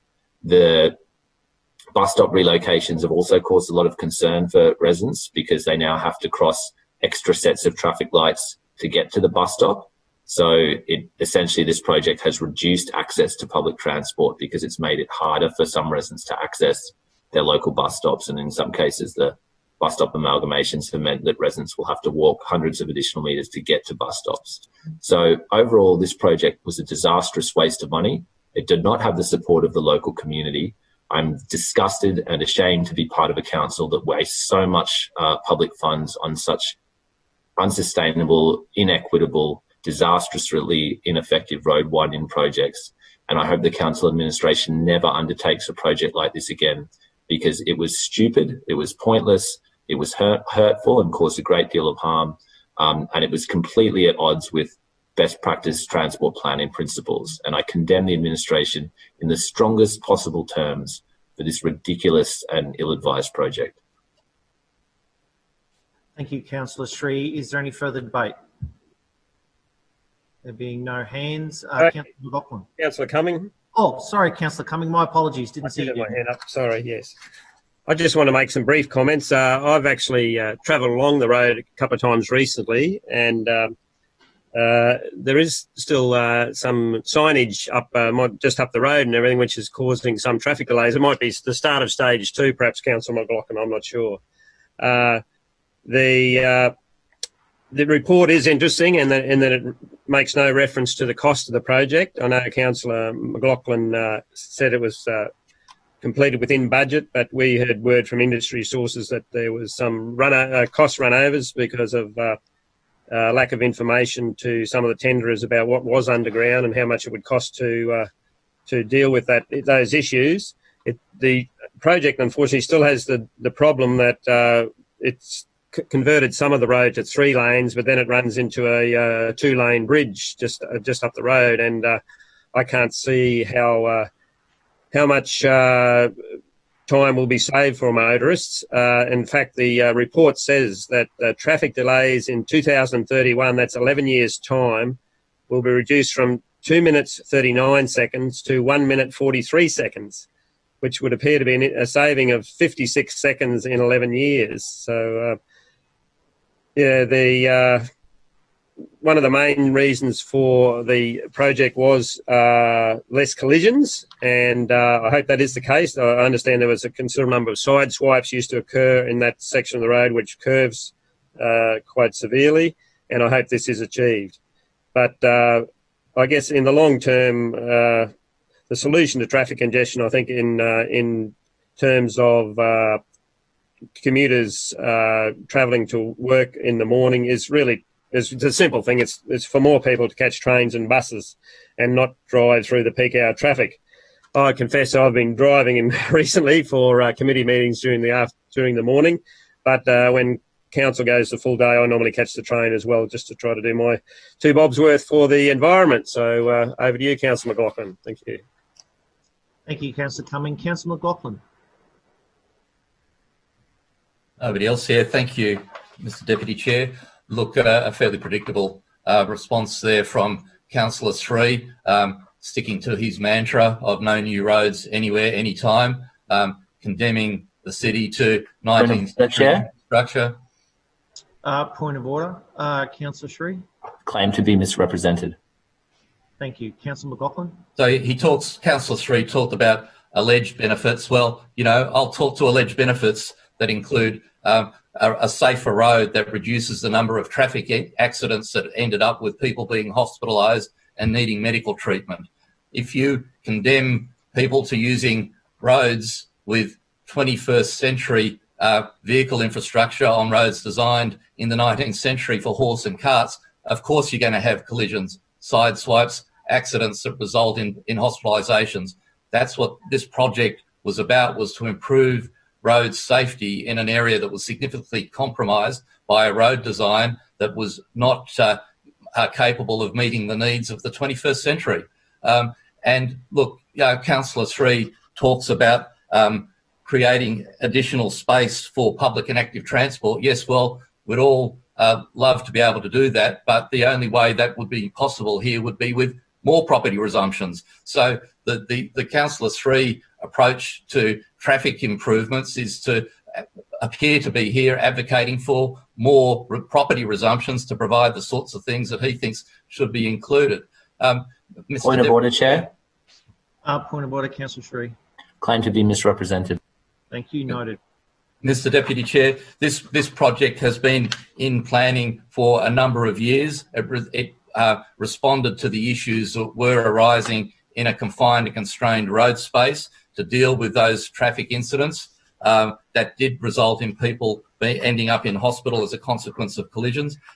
It has improved the safety on this stretch of road. It's taken out a significantly dangerous bend with narrow lanes at Heidelberg Street, which will certainly improve safety. It has rationalised and provided indented bus bays that reduce the impact on traffic flows and do improve efficiency. If, to Councillor Sri's point, that people have been shy of using public transport because the buses have been caught in traffic, well, this is one of the benefits of this widening that has occurred, is that the buses will be able to flow through this area more efficiently. That is... Point of order, Chair.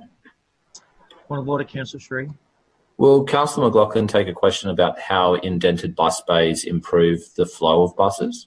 Let's find out if Councillor McLaughlin will take a question first. Councillor McLaughlin. I'm happy to provide advice to you, Councillor Sri, if you want to write to me on that, and I'll provide you with some of the science about the difference between indented bus bays and buses stopping and preventing traffic flowing. But certainly indented bus bays are used wherever it's possible, where you can't provide a specific bus lane, and that's not possible in this location either.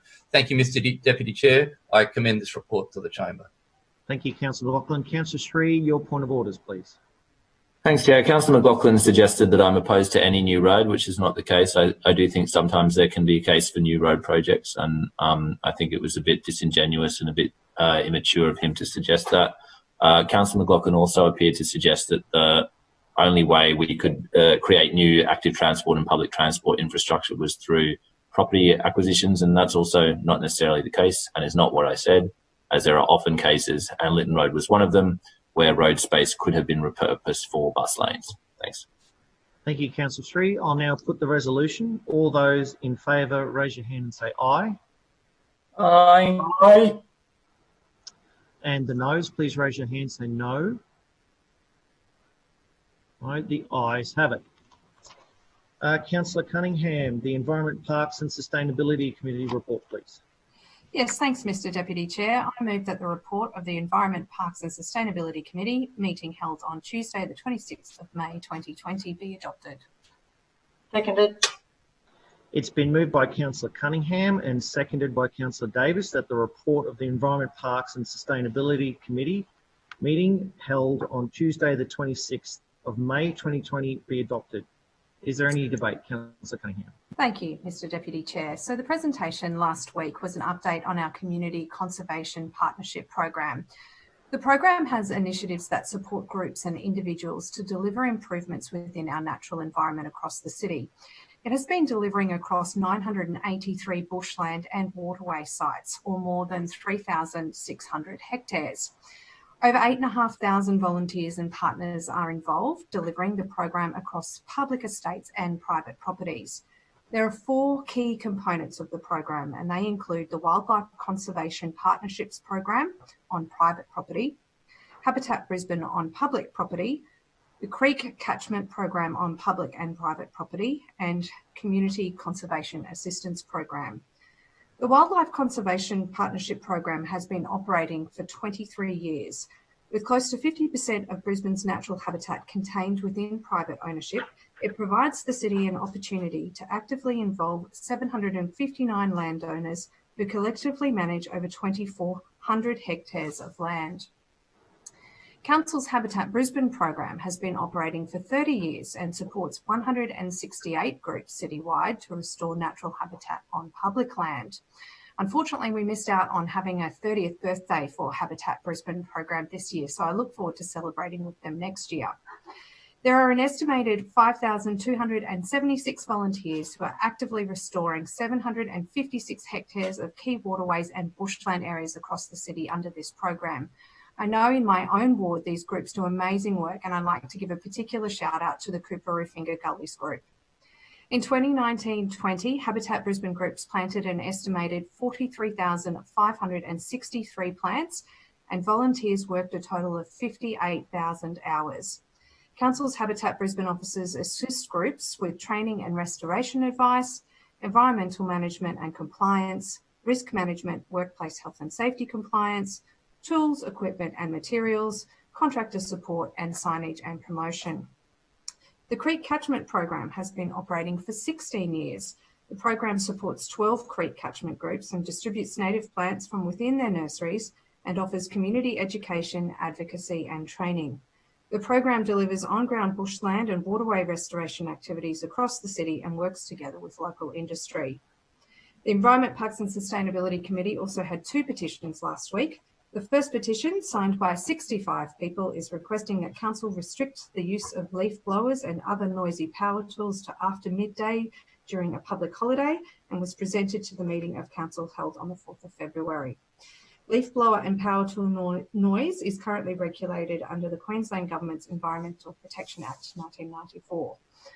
Under this, leaf blowers and other regulated devices must not be operated in a way that makes an audible noise from Monday to Saturday before 7 a.m. or after 7 p.m, and on Sundays and public holidays before 8 a.m. or after 7 p.m. Council will maintain enforcement of this current regulation. The second is 2 petitions with 43 signatures in total, asking that Council review and upgrade the playground equipment at Northgate Reserve Northgate. This request was already listed for consideration by Councillor Adam Allen for consideration as part of the Suburban Enhancement Fund for his ward of Northgate. In the interim, Council has replaced the existing playground deck and repainted the swings under routine playground maintenance. This work was completed in April 2020. I'll leave further comments and debate to the Chamber. Thank you, Councillor Cunningham. Is there any further debate? Yes. Councillor Griffiths. Yes, thank you, Mr. Chairman. Just in relation to those 2 petitions, we support the recommendation of the officers in relation to those issues. But I would like to speak about the Community Conservation Partnership Program that we had presentation on last week. And I think, excuse me, there wouldn't be a councillor in this place who, I don't think so, anyone who wouldn't support this particular initiative or these initiatives for improving our environment. The Land for Wildlife is an amazing program, and to see that it has continued to expand over the last few years was very reassuring. And to bring on partnerships with local property owners is a very positive thing that not only Brisbane is doing, but other councils in South East Queensland. I suppose the concern that I have with this particular program is that while it's expanding, it doesn't seem to be expanding across the city. We seem to be missing opportunities basically anywhere that's not in the western suburbs. So for all those councils in the east, the north or the south, this program doesn't seem to be meeting the needs of landowners in those areas.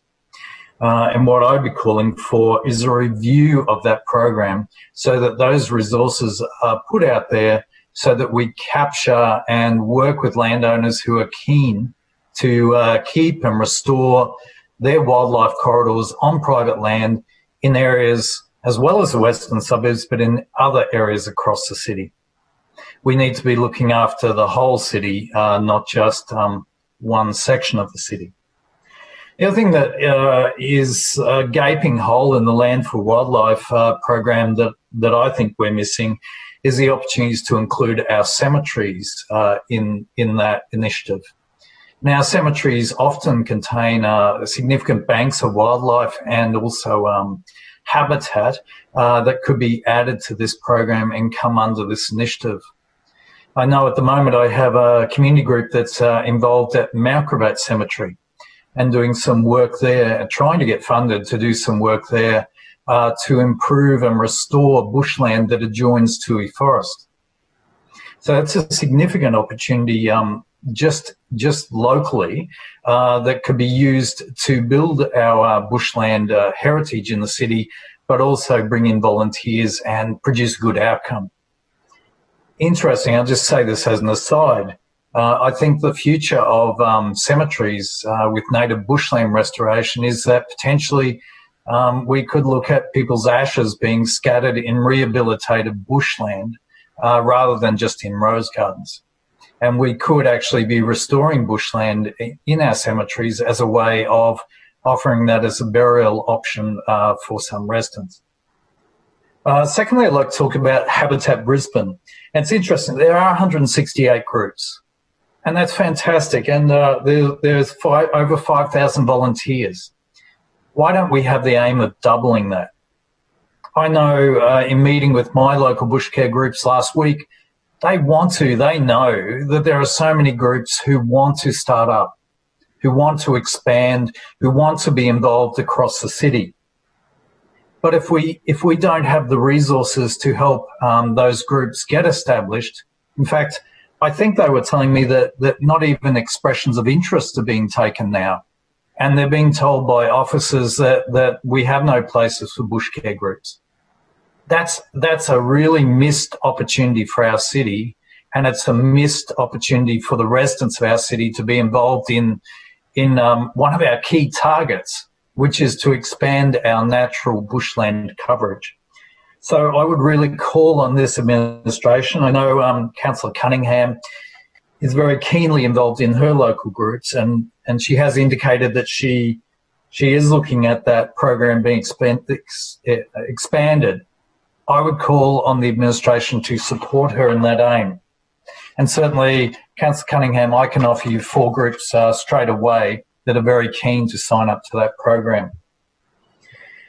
Look, and just to relay a story, I know I was originally involved before I became a councillor 22 years ago in co-founding the Maruka Greening Group.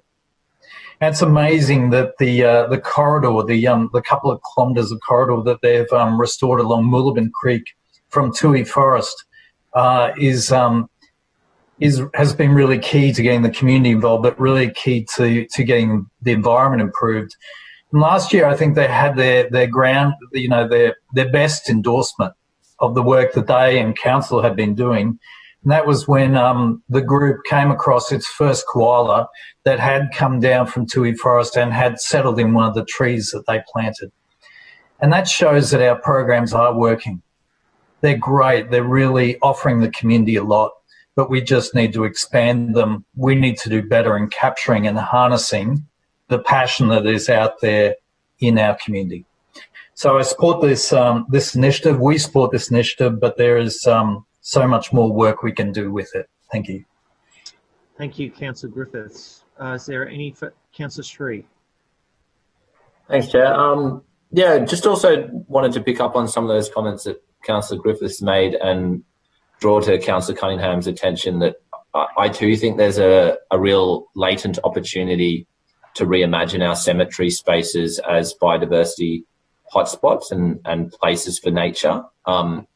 We've had a similar experience in the South Brisbane Cemetery in Dutton Park, where it's probably one of the most biodiverse areas of the inner city. It's a huge public green space full of established trees, but it's not properly mapped on any of the biodiversity overlays, and it's not treated with the same respect and environmental planning controls that other green spaces controlled by council are. And so through you, Chair, to Councillor Cunningham, I think there's a genuine opportunity here just to reconceptualise cemeteries as serving a dual purpose of native habitat. And so that in particular, that would look like ensuring that our policy frameworks for cemeteries place a greater emphasis on preserving trees.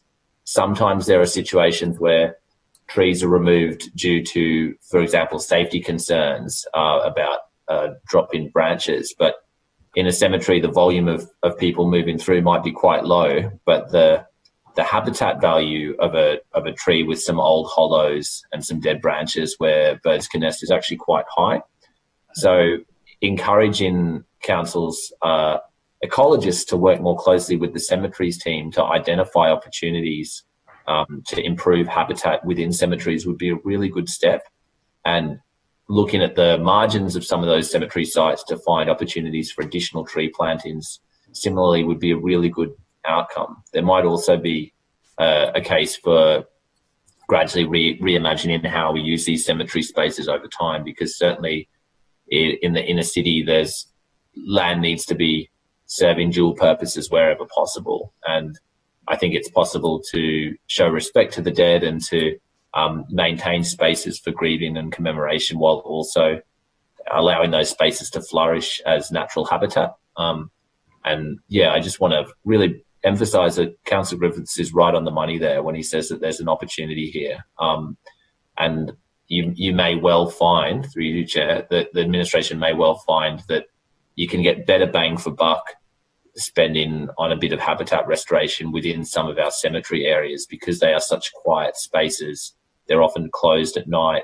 So for natural wildlife, they're actually an ideal habitat and breeding space.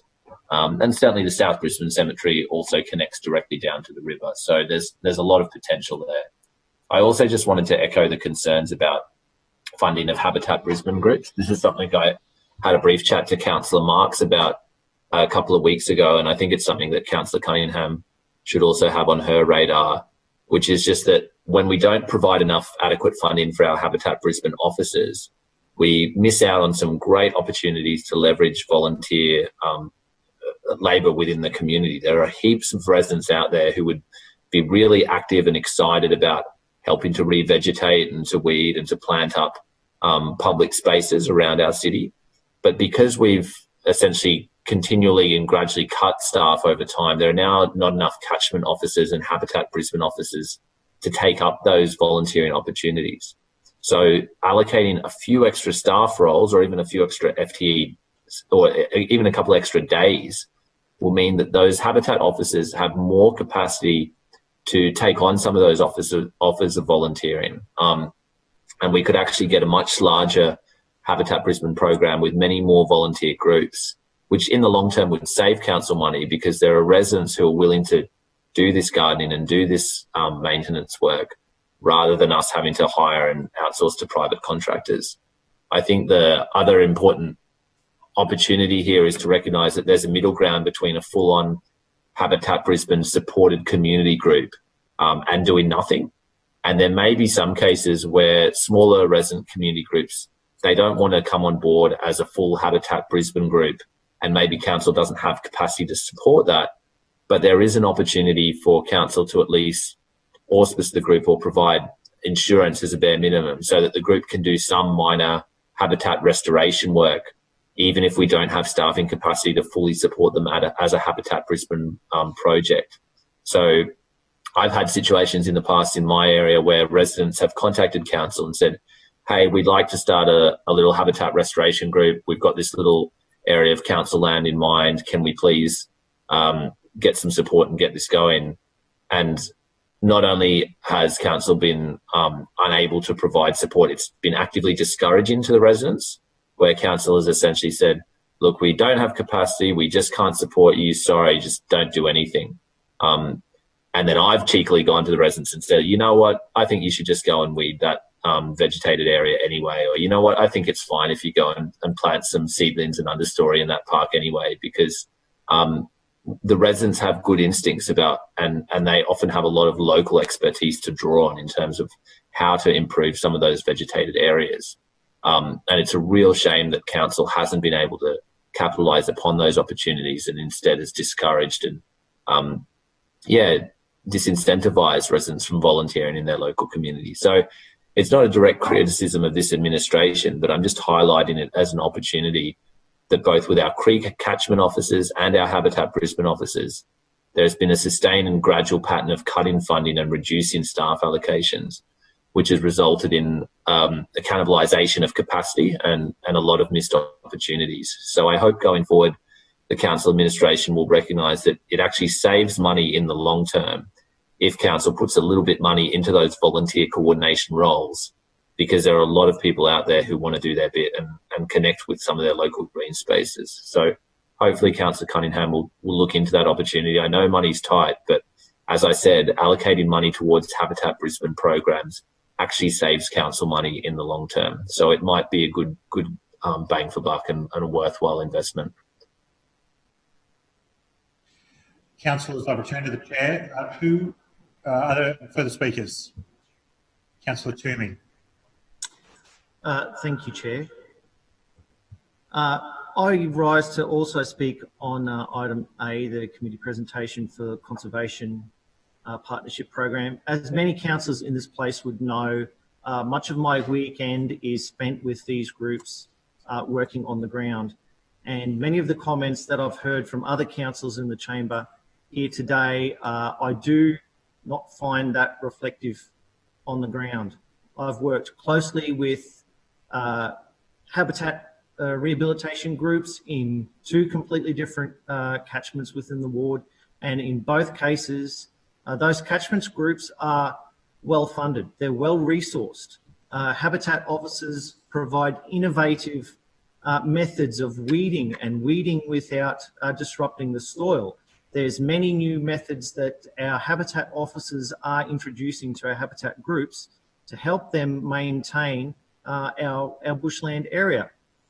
As an example, there's no dig is another area where Habitat Brisbane and council officers are helping those habitat groups that are trying to rehabilitate an area that has some kind of landfill underneath. This is a new technique that's being used by our habitat officers and our habitat groups in places close to the city, but also in areas where we've traditionally had landfill sites. This is a fantastic initiative that our officers are using. In terms of providing habitat, many of the trees that we would traditionally habitat are no longer being just left idle. Officers are now cutting habitat hollows into those trees and then ensuring that those provide habitat for possums, birds, cockatoos, and other animals. This is another technique that the officers have become very innovative around providing more habitat in areas where traditionally there was a tree and now there no longer is. There's also, on the terms of resourcing, can I say that some of the habitat groups in my ward have recently gone through an induction with my habitat officer and been introduced to traditional Japanese weeding tools that were used for rice, for example. These are a fantastic tool for our volunteers who have mobility issues, say with arthritis or something like that, where you're not crunching your hand, you don't have that action, it's a basically hold and grab.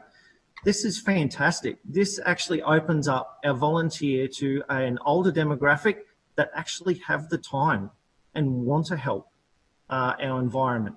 It's these kind of initiatives that our officers are identifying and introducing to our habitat groups that are really making a change on the ground, especially in my ward, and I know also in Councillor Wines' ward. This is fantastic, and I know that from what we've heard here from other councillors, there's a little bit of doom and gloom out there. This is not the case. We are seeing fantastic initiatives supported by council totally resourced by council. We're seeing council officers educate new people every day in the habitat area. They're introducing new techniques. They're introducing new technology to re-establish habitat. This is a fantastic initiative and one that I'm very, very proud to be associated with, and one that I will continue to support. This is something that we should all as councillors be extremely proud of, that we have so many volunteers in the community who are out there willing to make Brisbane clean, green and sustainable, and continue to improve our biodiversity and continue to look at the habitat that we have in our urban area and provide more space for our urban animals. This is a fantastic outcome, and I would urge every councillor in this place to get out there and endorse their habitat groups, encourage people to start habitat groups, and encourage and go down with them and help them, because it's only through our leadership, it's our actions, not our words, that count in this space. And I know that in many cases we've seen people supergluing themselves to the streets trying to change the world. That doesn't happen this way. The only way that we can ensure that we have a clean, green and sustainable environment is by people getting out there and getting a bit of dirt underneath their fingernails. And I commend the report to the chamber. Thank you. Further speakers? Yeah. Thanks, Chair. That was quite extraordinary right there at the end, Councillor Toomey. Quite extraordinary. I have to say, if we took your advice, through you, Chair, Councillor Toomey, the world would be a strange old place, I think. But what I do want to take task with is your suggestion that if a community wants to start a Habitat Brisbane group... You corrected yourself appropriately only a moment ago. Please refer to all councillors by their title and place your comments through the chair if you in future. Yeah, sorry, Chair. Through you to Councillor Toomey. What I take a bit of offence at is a suggestion that me as a local councillor trying to get support for a Habitat Brisbane group, which we're going through the process right now, and not getting that support from council or a commitment to funding through council is somehow either my fault or that community group's fault. The advice, Chair, that we had from Councillor Toomey was that if a community group wants to start a Habitat Brisbane site and they want to get funded, all they have to do is ask. But we know in wards, not just in Labor wards, but in LNP wards all around the city, that there are groups that are desperately trying to do this work, and they are being shut out by council and threatened with legal action if they get in there and do it. So I take what Councillor Shree said. What it's taking some of these community groups is to go in the dead of night and do this work, or do this work illegally because the support actually isn't there. We've got an administration that spends hundreds of millions of dollars upgrading roads like Kingston Smith Drive, and all we're asking for is a couple of $1,000 for groups that are fully insured, groups like Keep Seeing a Beautiful Association, who are currently trying to get a site at a Ramsar-listed lagoon in Sangha, the Douse Lagoon, that is one of 4 lagoons that is linked to the Ramsar-listed Moreton Bay, to get a site in there that they have been working on for the last 2 years listed as a Habitat Brisbane group. Now, they've been told to go through the process with to get community support and do consultation, which I've been supporting them to do, but they've also been told there are no spots in the Habitat Brisbane program for them. So they've been told by council to go and do all this work, get your hopes up, talk to the community, and the community's coming to me and saying, what's going on? Why can't Keep Seeing a Beautiful Association go and weed a site in which they planted with council funding, because council came in and said, if you trespass on this land, we can prosecute you. So there's a whole lot of mixed messages going on there. And if in Fairyland in the Gap ward, something different's happening up there, I'd certainly like to know about it, because my community really values its green space and it wants to be part of this program. And I actually am very encouraged by Councillor Cunningham and the approach she's taken. She confirmed the other day that she had sought further funding for this program. So we want to see, and I know Councillor Griffiths and I, keen members of this committee, want to see those groups that have been for years trying to get access to Habitat Brisbane funding funded fairly, instead of the way in which it seems to have been done in the GAP board, which is very, very strange. Further speakers? I see no further speaker. Councillor Johnston. Hello. I've already called you. There's definitely been sound issues today. Yes, I just rise to speak briefly on this item regarding community conservation partnerships and Habitat Brisbane. I have some of the most extraordinary habitat groups in Tennyson Ward, and they go above and beyond the call of duty every single day to manage council public spaces, green spaces and bushland areas. They are extraordinary volunteers. Some of them work across multiple bush care groups or habitat groups, and many are involved in the catchment group as well. In my view, council needs to do more to support them. They do not get enough funding. These volunteers are working their guts out every weekend to undertake work that council should be doing.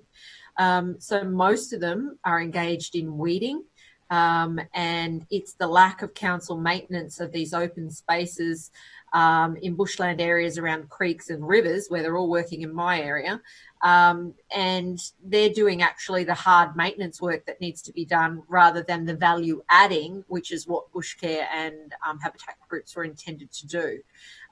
Council treats them, in my view, as replacement management contractors, and in my view that's not okay.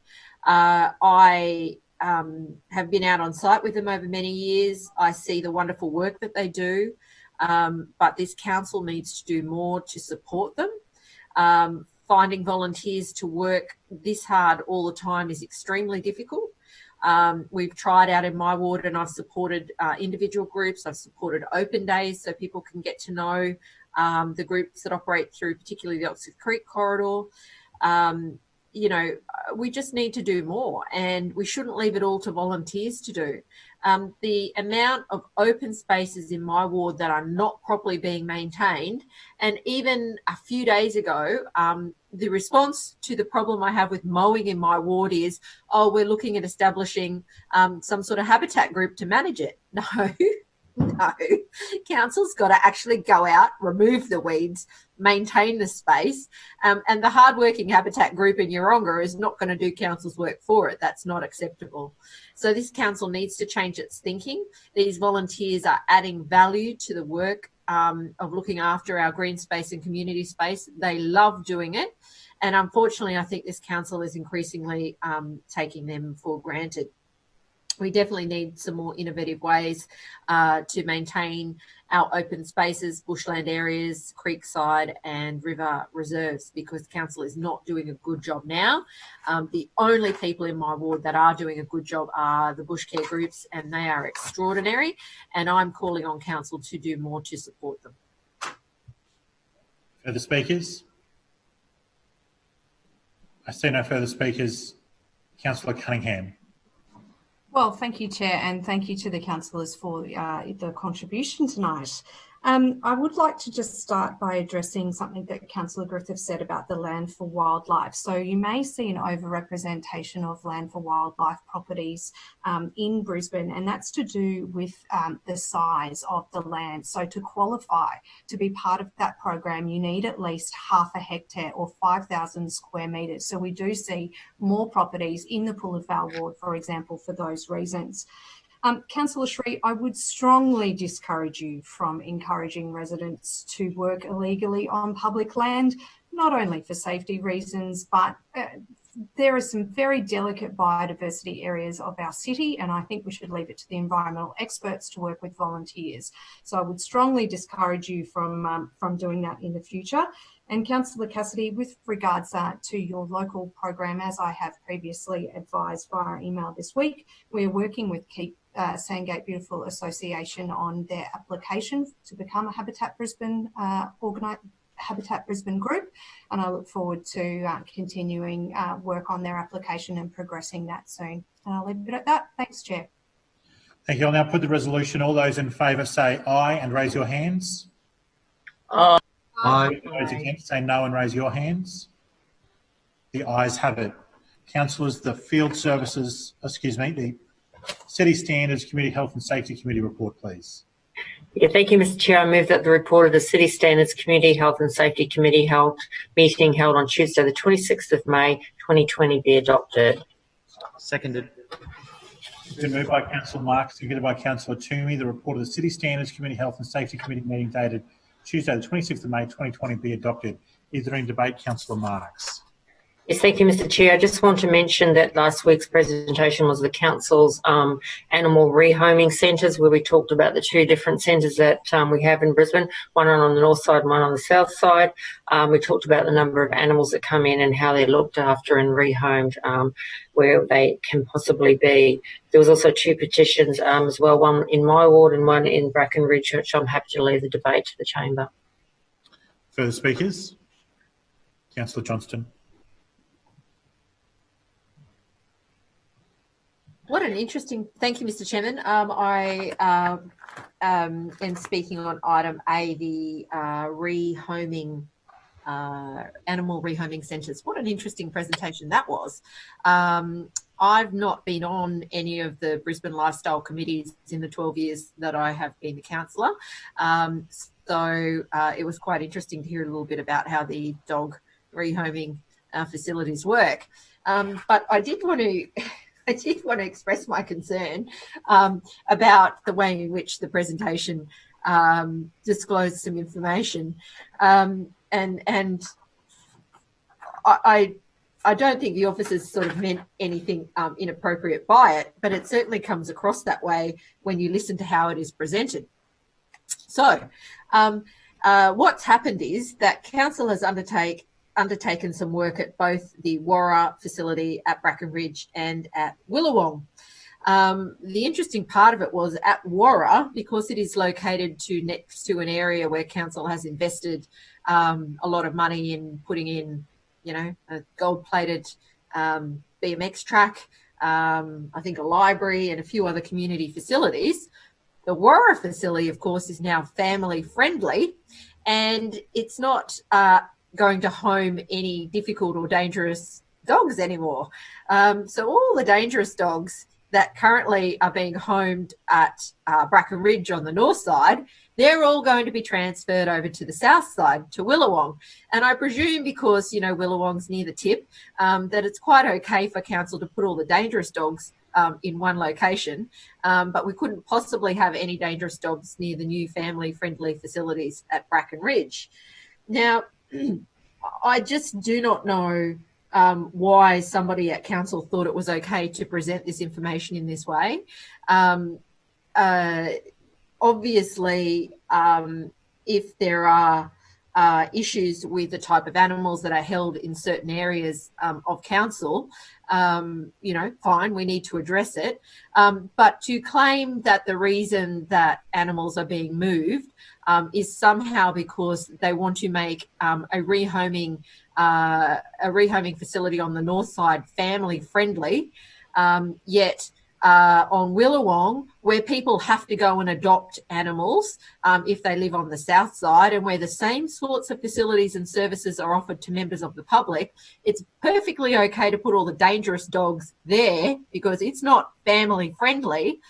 Strikes me as not an appropriate way to go about discussing these issues, nor is it appropriate in my view, to try and imply that the services being offered on one side of the city are different to services being offered on the other side of the city. Unless council is, say, stopping the rehoming services at Willawong. I don't know what Councillor Hammond is doing, or the people who are stepping into Councillor Hammond's shot there, but it's a bit weird. So I would just say that I had some concerns at the time that this presentation was made. It's disappointing that this is the way that council is justifying the services. Obviously, you know, we're not providing a service that's different on one side of the city to the other side simply because one place is family friendly. And if we are, I'd personally say that's disgusting, that council considers it okay to have a facility that they don't consider to be family friendly on the south side, but they're quite happy to do a lot of upgrades to make a facility family friendly on the north side. You know, where dangerous dogs are rehomed is not an issue because presumably the public do not have access, you know, to those areas within the rehoming centre. So I was really disturbed by the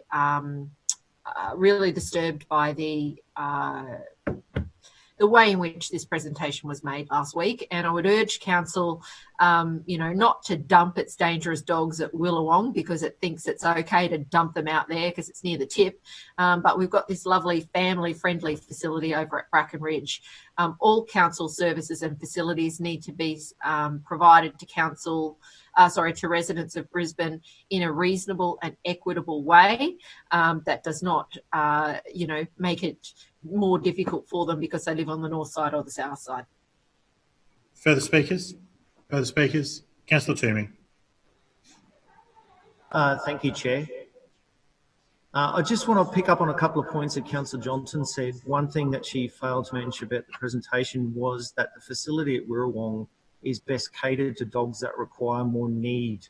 And that was the primary reason for the use of that facility for those dogs that require a lot more attention and human intervention. Building new facilities for them.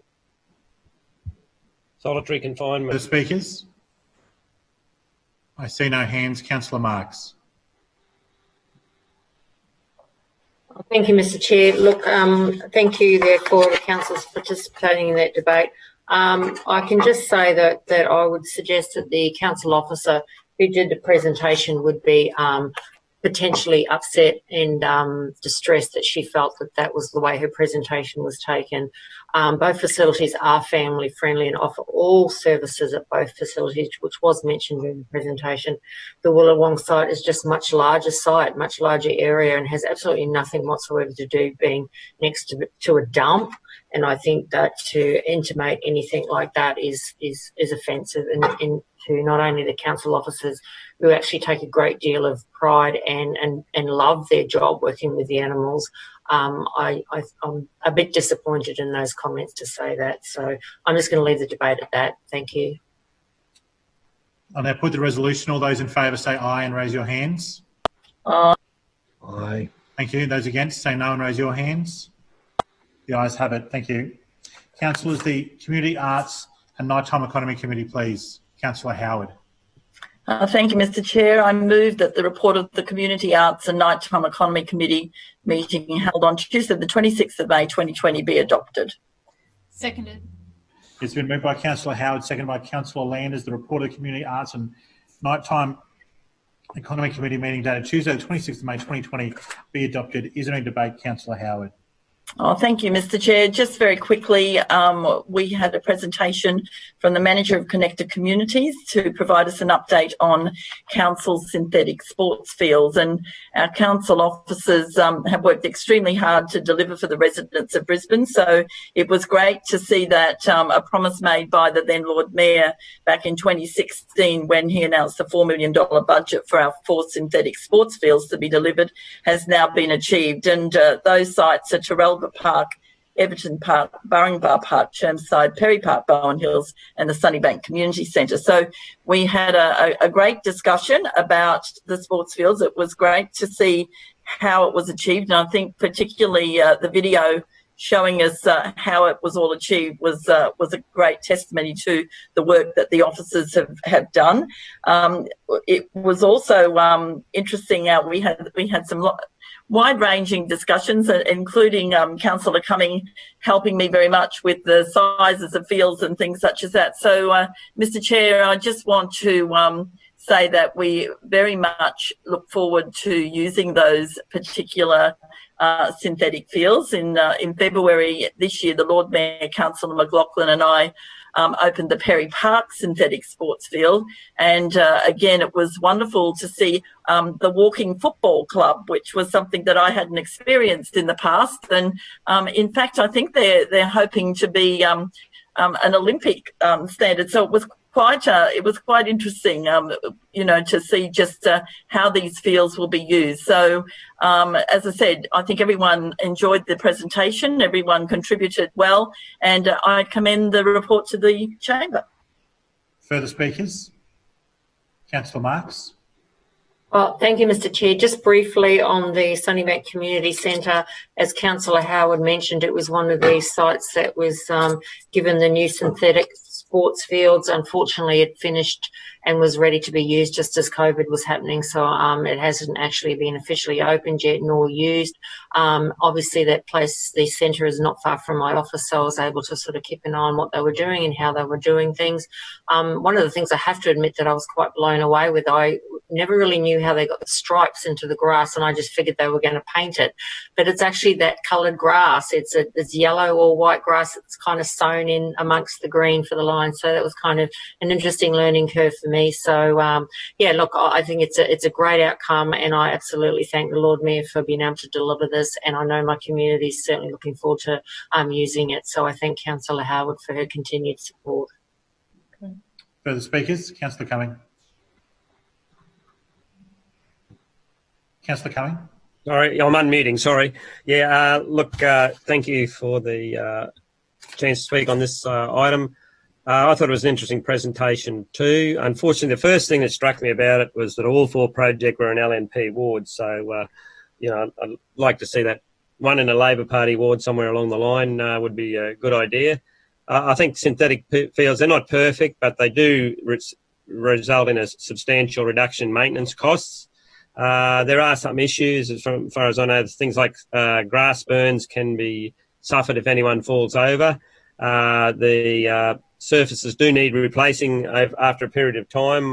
There's a bowls club in my ward that told me about 10 years for replacement, but I think the officer giving the presentation said it was 20 now, so that's good if that's the case.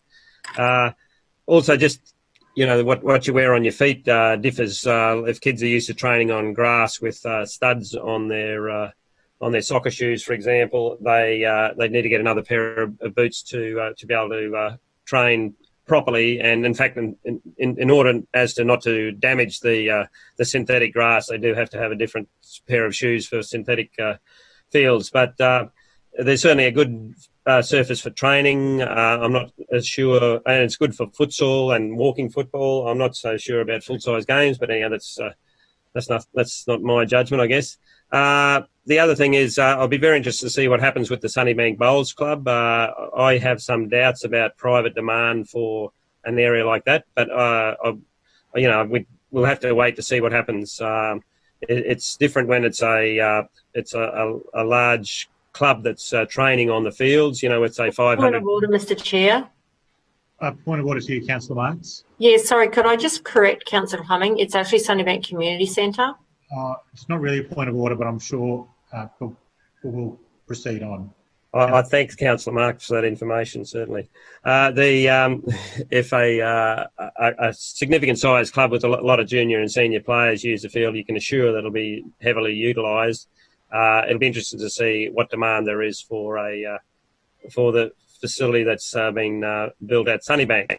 And of course, now that Sunnybank's had a lovely artificial field put on a bowls club that's closed down, I'm sure anyone else who has a bowls club looking like closing down in their ward will be saying this has got to be one of the options for us as well to have synthetic surface. But anyhow, best wishes to the clubs involved, and I hope there are some synthetic fields funded in an ALP ward in the near future. Thank you. Further speakers, Councillor Strunk. Thank you, Mr. Chair. Listen, I just want to pick up on a couple of items here on this particular presentation, and thank you, Councillor Cummins for bringing up the fact that all four fields, or all four synthetic fields, were in LNP wards, but that wasn't always the case. Back in the budget in 1819, I sat down with a project portfolio officer here where I'm sitting tonight, and he went through a presentation of a synthetic sports field that was going to be built in my ward back then in Pine Road, just on Pine and Orchard Road, actually, was the exact location. And it was a fantastic presentation of the synthetic field and all the benefits that would come from that with one of our clubs that was looking at taking up a partnership with Brisbane City Council, but in the end, the synthetic field never happened. I wasn't told why. It just never materialized, and so maybe it ended up at Sunnybank. Who knows? A year later, I don't know how all that works. But all I know is that we did actually have one designated for a ALP ward. But it didn't happen, and all four ended up in the LNP wards, and I think that's quite sad, actually. It shouldn't be, I know we use the word pork barreling a lot, but, and I don't know what was the outcome of my field, and maybe the chair can answer that in due time. But thank you, Mr. Chair. Further speakers? I see no hands. Councillor Howard.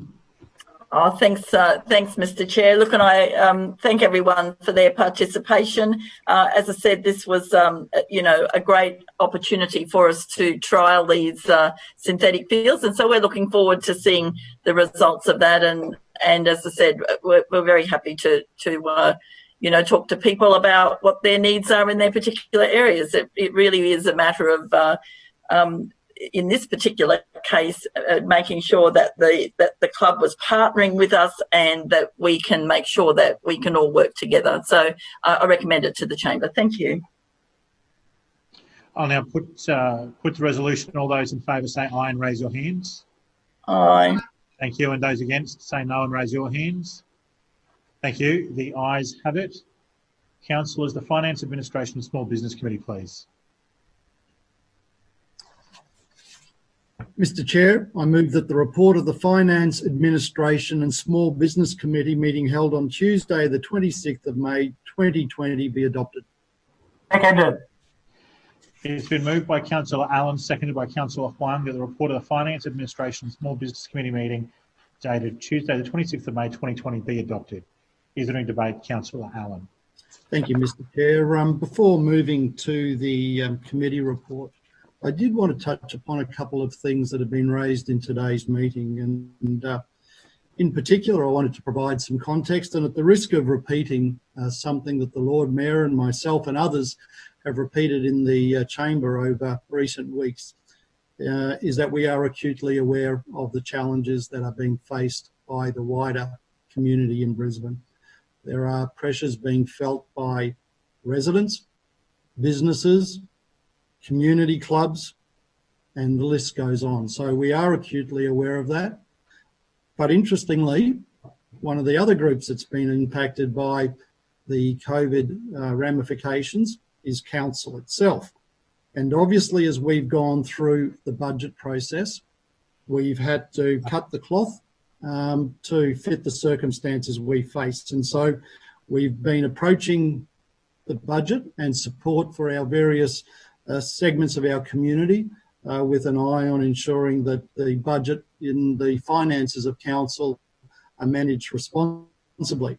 So I guess it came as a bit of a surprise to me that Councillor Cassidy and Councillor Cook in particular seem to live in a financial utopia where you can reduce revenues on one hand, increase expenses on the other, demand that council continues to spend and deliver things that may or may not be in the budget. And we sat in this chamber a week ago and had a look at 3BR, which clearly presented the financial challenges this council is facing. And yet this week we have, obviously heartfelt requests for funding for various things and support for various sectors of the community, and we are looking at those things. But ultimately, this is about priorities. It's about responsible financial management. Clearly, the priorities of this administration is to manage the budget in a very tough environment while keeping a very close eye on what we need to deliver for the city and the constituents, whereas it seems that the opposition has a much more reckless approach to managing finances. Now, turning to the committee presentation, we had a presentation on bushfire management, and in particular, how disaster management works in coordination with stakeholders to manage bushfires in Brisbane. And in fact, we tend to manage bushfires even on the periphery of Brisbane. We coordinate with some of our neighbouring councils. And the range of stakeholders that we have include obviously the Queensland Fire and Emergency Services, National Parks, Brisbane Airport Corporation, and as I mentioned, our neighbouring councils. So there's a wide range of stakeholders that we deal with when we're managing bushfires. They touched upon the information sharing and how the various entities share information to better manage bushfire mitigation and obviously manage bushfire risk when it's live. Council has 116 bushfire trained staff and quite a good fleet of vehicles to support their efforts. And we have a very active process of managing bushfires. So it's through mitigating risks, monitoring conditions, planning and site preparation. So a pretty thorough overview of just how we manage bushfire risk across the city, how we engage with the wider community, and some of the resource and education materials that we produce to help residents in mitigating bushfire risk, and particularly at times when the risk is high. In addition to that particular presentation, we had a regular report, financial reports on receivables, rates, payables, provisions and malls for the period ending March 2020, and I'll leave further debate to the chamber. Further speakers, Councillor Johnston. Yes, thank you, Mr. Chairman. Just with respect to the financial reports in item B, I'm really surprised by Councillor Allen, and perhaps after I speak, he'll wrap up with some comments. But my understanding to date is that Council is down $40 million with respect to the financial impacts of COVID-19 on the budget. There is no information available to us as councillors about the possible impacts of COVID-19 on the council budget for next year, and numerous councillors have asked in the council chamber. So it is very concerning when we hear the finance chairman of this council make excuses for why the LNP have completely stuffed up this year's budget. Now, the issues here that I'm aware of are based on the third budget review last week, where the amount of projects that are not being delivered, that have been cut or rolled over, are just phenomenal. Projects are blowing out in terms of cost, including the Metro. The Lord Mayor's been all over the shop about the financial impacts of one of his signature projects, the Victoria Park project. We said on radio that it was going to be held over, and then he said in the council chamber a couple of weeks ago, no, it wasn't. We have no idea about how much that's going to cost, and presumably those figures will appear in the budget. And then we also have, issues around the ability to deliver major projects on an ongoing basis by this council because of the financial incompetence of the finance chair, no disrespect to Councillor Adam, but more predominantly the Lord Mayor, who has been in charge of these projects for many years as the infrastructure chairman or the public and active chairman, the finance chairman, deputy mayor and Lord Mayor. It's not okay to blame stuff-ups with the budget on COVID-19 without being clear about what the impacts of those financial issues are. Trust us is not acceptable language. Wait and we'll tell you what's going to happen. That's not acceptable either, because you are making decisions now that are going to have enormous impact on the ability of our city to do fundamental activities in our community. We know already that, community projects, funding for community projects is going to be cut because the Lord Mayor has said it today. But what we don't know, and despite repeated questions, is what the financial issues for our city are going to be. We will be told, apparently, when the Lord Mayor, he'll tell the media before he even discusses it with us, because they get a budget briefing before we do. We'll then sit in the council chamber. Oh, no, we won't even get to sit in the council chamber and hear it. So I don't know how council's going to get us all the budget papers. Because they're all going to have to be delivered out to us. They must be going to send 26 couriers that'll all arrive at 2 minutes to 11 on Wednesday, the 17th of June, because there's no way we're getting those papers electronically because they are hundreds and hundreds of pages long. So if there is any chance to try, that this administration is going to try and shortchange councillors on getting access to budget information because of this ridiculous ongoing Zoom process, then that's another thing that better not happen. LNP councillors will have it, but... Yes, I take that interjection. Thank you, Councillor Griffiths. Yes, they probably will. But I think Brisbane residents need to be aware that at the moment, the LNP are using COVID-19 as an excuse because the declared impacts to date out of a $3.1 billion budget is $40 million. Now, if there's been some announcement in the last few days, it's not like anybody's told me, but that's, as far as I know, the impact of COVID-19 so far on this year's budget. The Lord Mayor is not even looking at proper rates relief. He has deferred rates repayment. So in the next financial year, it's a timing issue about when rates are going to be received. So it's not, I mean, it'll be really interesting to see what the rates forecast is actually going to be, because clearly the Lord Mayor is still expecting that there will be significant rates coming in, because he's not necessarily providing rates relief that, other than deferrals. So, I just think Brisbane residents need to take anything that this administration says about the financial management of this city with a grain of salt. At this point, there are very limited impacts of COVID-19 on the budget. There has been no public disclosure to us about any potential financial impacts. It's highly unlikely this council will even meet to discuss the budget. Information sessions could easily run in person, and I certainly would take this opportunity to say I expect that they will be run in person. And I think that this administration has to realise that using its own financial mismanagement and incompetence to try and claim the impacts from COVID-19 are just not acceptable. This council's made a decision to go ahead with this budget. We don't have a state budget. We don't have a federal budget.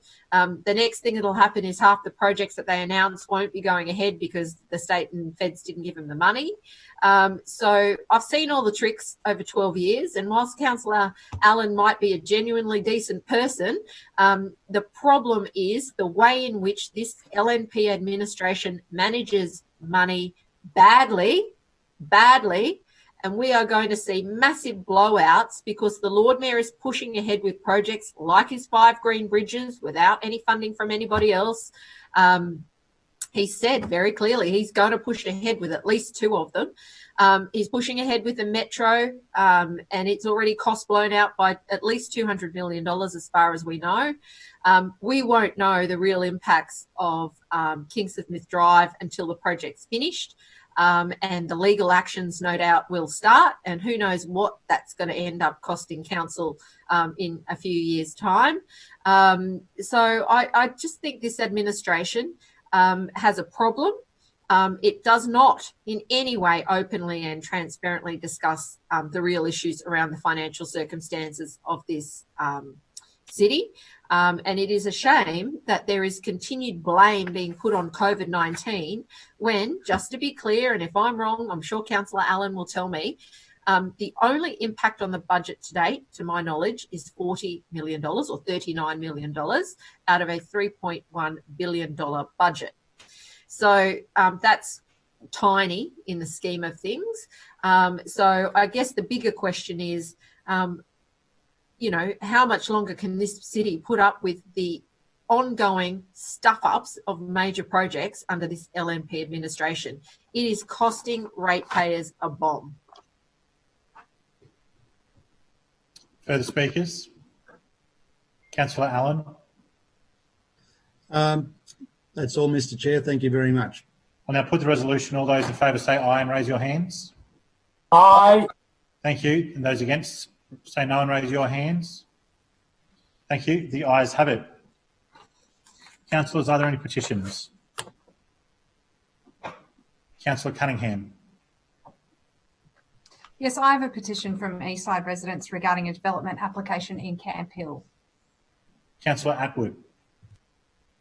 I have a petition for a footpath on Billen Street and also a half-ball basketball court in Billen Street Park. Any further petitions? I see no hands. May I please have a resolution to accept those? Mr. Chair, I move that the petitions are presented be received and referred to the committee concerned for consideration and report. Seconded. It's been moved by Councillor Landers, seconded by Councillor Griffiths, that the petitions as presented be received and referred to the committee concerned for consideration and report. All those in favour say aye and raise your hands. Aye. Aye. You. And those against say no and raise your hands. The ayes have it.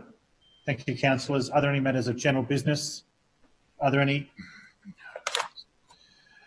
only statements required as a result of a council conduct review panel order? No. Are there any matters of general business? I'll call Councillor Landers and then Councillor Toomey will assume the chair of this meeting. Councillor Landers. Thank you, Mr. Chair. I would like to speak on recent park upgrades in Brackenridge Ward and in particular the All Abilities Playground at Hidden World Fitzgibbon.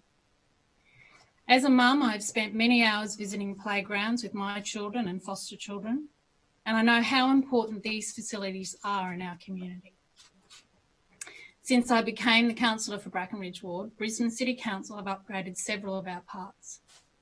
This has included two shade areas, new play equipment in 2 parks, park furniture upgrades in multiple parks, outdoor gym equipment in 4 locations, and the installation of a table tennis table.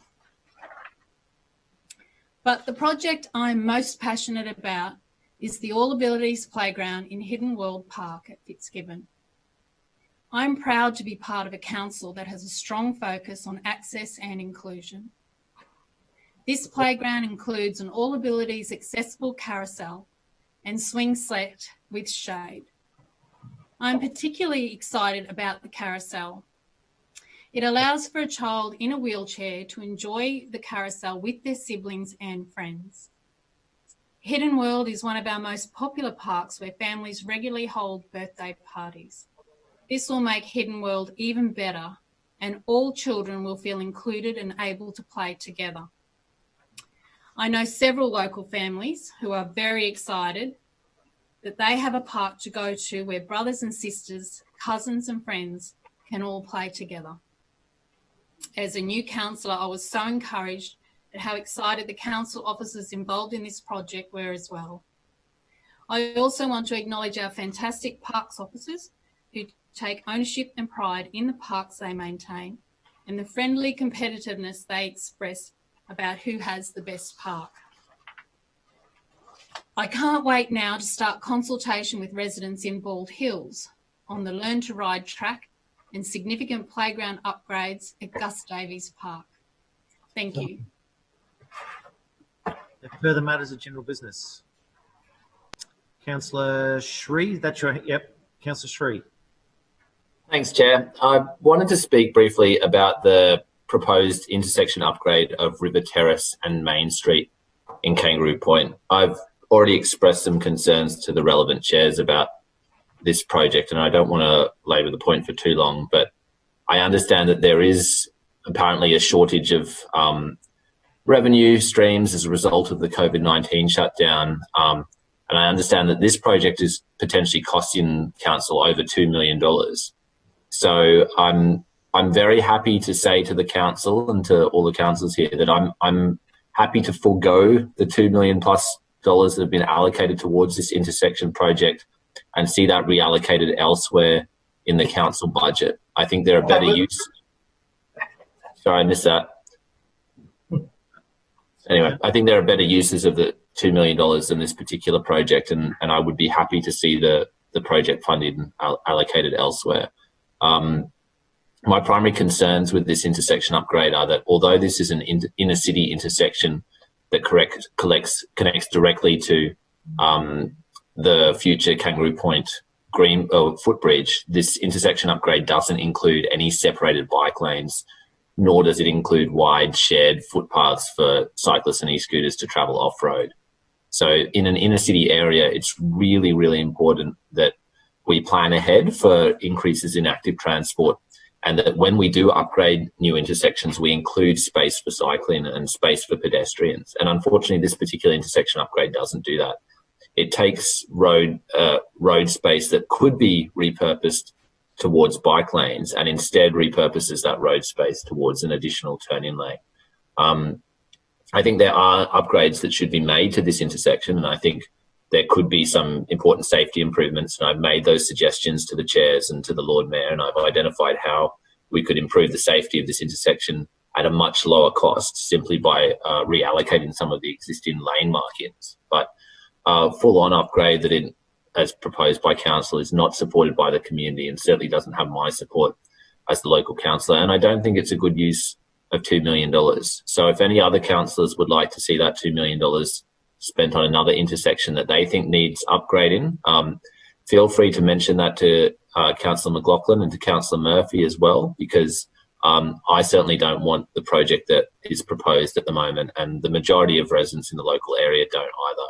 As always, there are going to be some residents who do want the project. There are going to be some residents who are particularly focused on car travel and want wider intersections to carry more cars, and I'm sure that they'll be advocating that this project is a good idea, but those residents certainly aren't in the majority, and the vast majority of residents I've heard from and spoken to don't support this project in its current form. They're concerned that it will funnel a lot more traffic down River Terrace, and River Terrace is only one lane in each direction. So having two turning lanes taking more cars into a single lane River Terrace is simply going to create a serious merge-in bottleneck that's not actually going to improve traffic congestion and could actually make things worse. But more than that, it's going to reinforce River Terrace as a through corridor and a major thoroughfare when it is designated in the relevant plans as a local corridor. It's not intended to carry the volume of traffic that this intersection would push onto that corridor.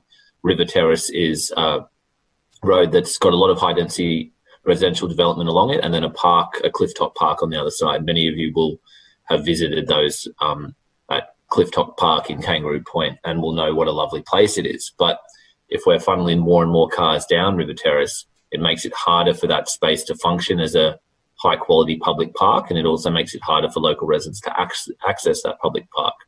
Positively, the council has identified future plans to include a signalised pedestrian crossing between Bell Street and Patton Street on River Terrace. The council has said that they might introduce a new pedestrian crossing there in the future, but hasn't yet clearly indicated that funding will definitely be allocated towards that project. So I've written to Councillor McLaughlin, and I'm looking forward to a reply in the near future as to whether funding could instead be allocated to that pedestrian crossing rather than blowing $2 million on an intersection upgrade that even the local councillor does not want and is firmly opposed to.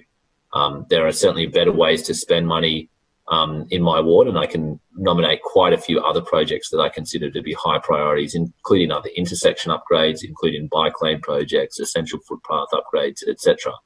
But when the money was allocated in the last council budget to this project, it took me completely off guard. It wasn't a project I'd been advocating for. It wasn't something that I was even aware of as a proposal before council allocated the money in the budget. And I was very surprised to see the funding allocated. And I would have listed quite a number of other projects as higher priorities. But for some reason, this project that I wasn't advocating for still received a funding allocation. But what's important to understand is that that decision and the decision to prioritise this project was made before the Kangaroo Point footbridge was identified as a future project. And the fact that that Kangaroo footbridge is going in drastically changes active transport planning for that suburb and for that particular part of the precinct. Whereas previously we might have been looking to funnel more cars through this part of Kangaroo Point. Now the priority is very much on facilitating safe access for bikes, pedestrians, e-scooter riders, etc. And that's why it's so important that an intersection like this does include safe separated bike lanes or wider footpaths, one or the other. The point is we need to be designing these inner city intersections in a way that supports active transport rather than discourages it. I've already been hearing from a lot of residents who are feeling frustrated that this intersection hasn't been the subject of any public consultation. Normally when council is spending money on any kind of road project or intersection project, you would think that they would at least conduct the bare minimum of public consultation of putting some draft plans online, putting up a survey and giving residents a few weeks to respond. But in this case, they haven't even done that. They've simply published the plans and said, this is happening, without asking residents what they think, without inviting feedback. Residents are offering feedback of their own accord because they don't like the project, but they haven't even been prompted to do so. So normally if council is widening an intersection or redesigning an intersection, there should be some public consultation to at least make sure that important issues haven't been overlooked. In this case, the very important issue of separated bike lanes has definitely been overlooked. The concerns about footpath widths being inadequate has been overlooked. The concerns about funneling more traffic onto River Terrace have been overlooked. The concerns about removing 7 street trees along Main Street have been overlooked because there has been no public consultation. So if council is proposing a $2 million intersection project that includes removing 7 street trees, funneling more traffic down a residential street, that doesn't include wider footpaths or separated bike lanes, and is a much more expensive design solution to a safety problem than alternative solutions that have been suggested and which are available, then clearly there should be some public consultation and clearly we should slow down on this project. There's no urgent rush to push ahead with this project in the next couple of months. And in fact, given that there are also some major works happening on other bridges like the Captain Cook Bridge, which are causing disruption to inner city traffic, one might think that there'd be additional benefits of delaying on this project a little longer, rather than undertaking intersection works on this project at the same time as we're seeing major disruptions to other bridges. So I've made my comments very clearly to the chairs, and I hope the mayor will take them on board as well. I just think the council has to make a choice at some point as to whether our priority is active transport or whether our priority in the inner city is cars. I'm saying very clearly that the priority should be active transport. That's what people voted for me.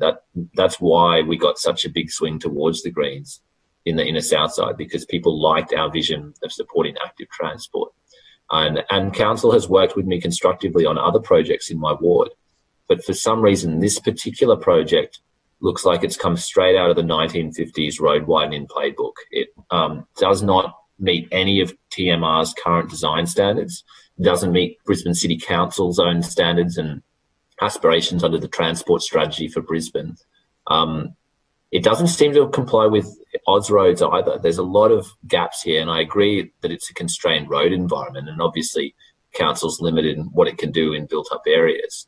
But at the very least, you would think that there'd be a bit more space for bikes and pedestrians. And so I'm hoping that the administration will be kind enough to take a second look at this. I've been consistent in my feedback from the outset. Every time this project has been raised, I've said I don't support it. There can be no doubt from the administration what my position has been. I understand that the plans were drafted and ready for public consultation in January, but they weren't released to the public for consultation and were only just published now. So I think there's a reasonable concern that council held off on publishing these plans prior to the council election, and that is also concerning from a democratic perspective. Further general business. Councillor Atwood. Thank you, Mr. Chair. Deputy Chairman. I'm very excited tonight to speak about Lillian's Place, a wonderful new centre for women and children that I'm fortunate enough to be welcoming as a new leasee into Council's community facility building within the Doughboy ward. In a way, Lillian's Place could be viewed as the women's equivalent of a men's shed. It is a space where all women can come and feel safe, supported and be social. Lillian's Place will be open daily to offer support with issues such as health, finance or relationships. Courses will be offered to give women and girls the chance to further their education, giving them the credentials and competence necessary to gain employment and get back into the workforce. Lillian's Place will also be a home to playgroups run by early childhood educators, along with self-defence classes, basic fitness, dancing and other groups, including sewing and craft workshops from the centre. There'll be a girls' empowerment workshop for girls aged 5 to 17, a children's holiday activity program and a women's social group with regular events scheduled throughout the year. But most importantly, Lillian's Place will be a space where women can participate in programs to help rebuild their lives after significant change and build support networks in our community. The founder of Lillian's Place is Carolyn Robinson, and I sincerely want to thank her. She's a wonderful person with a great vision. She has worked tirelessly to see Lillian's Place come to fruition.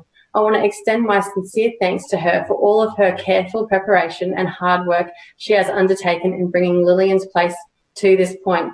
I've been fortunate enough to spend a lot of time now with Carolyn over the past few months as preparations have been underway for opening of this centre. She told me that it was her dream to find a space where she could run programs for mums and children of all ages, with the main focus being to reduce social isolation and rebuild hope for their future, no matter how difficult their past may have been. She said that she sees Lillian's Place as a one-stop shop where access to a range of community programs, recovery programs and outreach services are provided. I'm honestly overjoyed to see Carolyn's vision of Lillian's Place realised. I've always had a desire myself to see something along the lines of a men's shed for women, but what Carolyn has done is greater than anything I ever could have imagined. And whilst it's a great asset for the community of Doughboy, it's open to anyone across Southeast Queensland. Lillian's Place opens on July 14, and if you'd like to visit Lillian's Place, let me know and I'd love to take you through there. Thank you. Thank you, Councillor Atwood. Further general business, Councillor Shrunk. Listen, I want to speak tonight on a couple of matters, a couple of my local organisations, as well as now a black spot intersection. And let me kick off with that. Councillor Shree, your speech was very illuminating. We've been looking for money which is spade ready, because we've had a black spot out in my ward, which used to be the Richlands ward. That's how far back it goes. That is now spade ready for the last couple of budgets. So we had funding for scoping, we had funding for design, and we've been waiting for about $2 million thereabouts for the upgrade of the intersection on the corner of Orchardfield, Azalea, and Pine Road, which every one of my residents in my ward knows to be and to stay away from if they possibly can, because it's that dangerous. So listen, I'll accept the $2 million. I don't think it's probably that easy and that straightforward. But if the budget already hasn't been set and printed, if the Lord Mayor could consider that black spot, which was identified by the RACQ over a decade ago now. And so, and the amount of development that's been happening around that area, residential development as well as industrial development, it's just gotten worse and worse and worse. I had a conversation with the local constabulary about it the other day, funny enough, and we haven't had, thank God, we haven't had any deaths, but we have been so close, and the injuries have been horrific. There's usually an accident on that in that intersection, at least a bad one, at least once a month. But I'll leave it there. Thank you for the offer, Councillor Sri. I hope we can attract some of that funding in the budget coming up. Moving on to one of my sorry. Before you move on, just remember that you do have to direct your comments to other councillors through the chair. Thank you, Mr. Chair, Deputy Chair. I will do that. So moving on to one of our fantastic local groups in the area, of course, is our Forest Lake Men's Shed. And thank you to council officers who have now erected a sign letting people know where the Men's Shed is on the corner of High Street and Forest Lake Boulevard. It's something that they've been pursuing. Steve Bruford, the president of the Forest Lake Men's Shed, has been working with council officers to bring that about. And it's erected. And now, of course, the Men's Shed has reopened. It reopened on the 25th of May with initially 10 allowed in, and now I think it's 20 allowed. And they're this organization, this Men's Shed, does some terrific community work as well. They work with community groups who need things made for them, built for them. They work with schools with that stuff as well. And they really are and they also engage and encourage women to actually come to the shed as well and do what they need to do as well. They recently built another building, the amenities block and building beside the original shed, so they're going from strength to strength, and it's really a credit to Steve and his team, who have really done a terrific job, and also to the Salvation Army, who have allowed them to occupy a very large shed, well, a reasonably large shed in their car park, and then also to build a amenities block as well. So they've had great support from the Salvation Army as well. I also want to, and I did allude to this a couple of weeks ago, the City Point Church, who have an op shop and food outlet for people that are finding it a bit tough out there.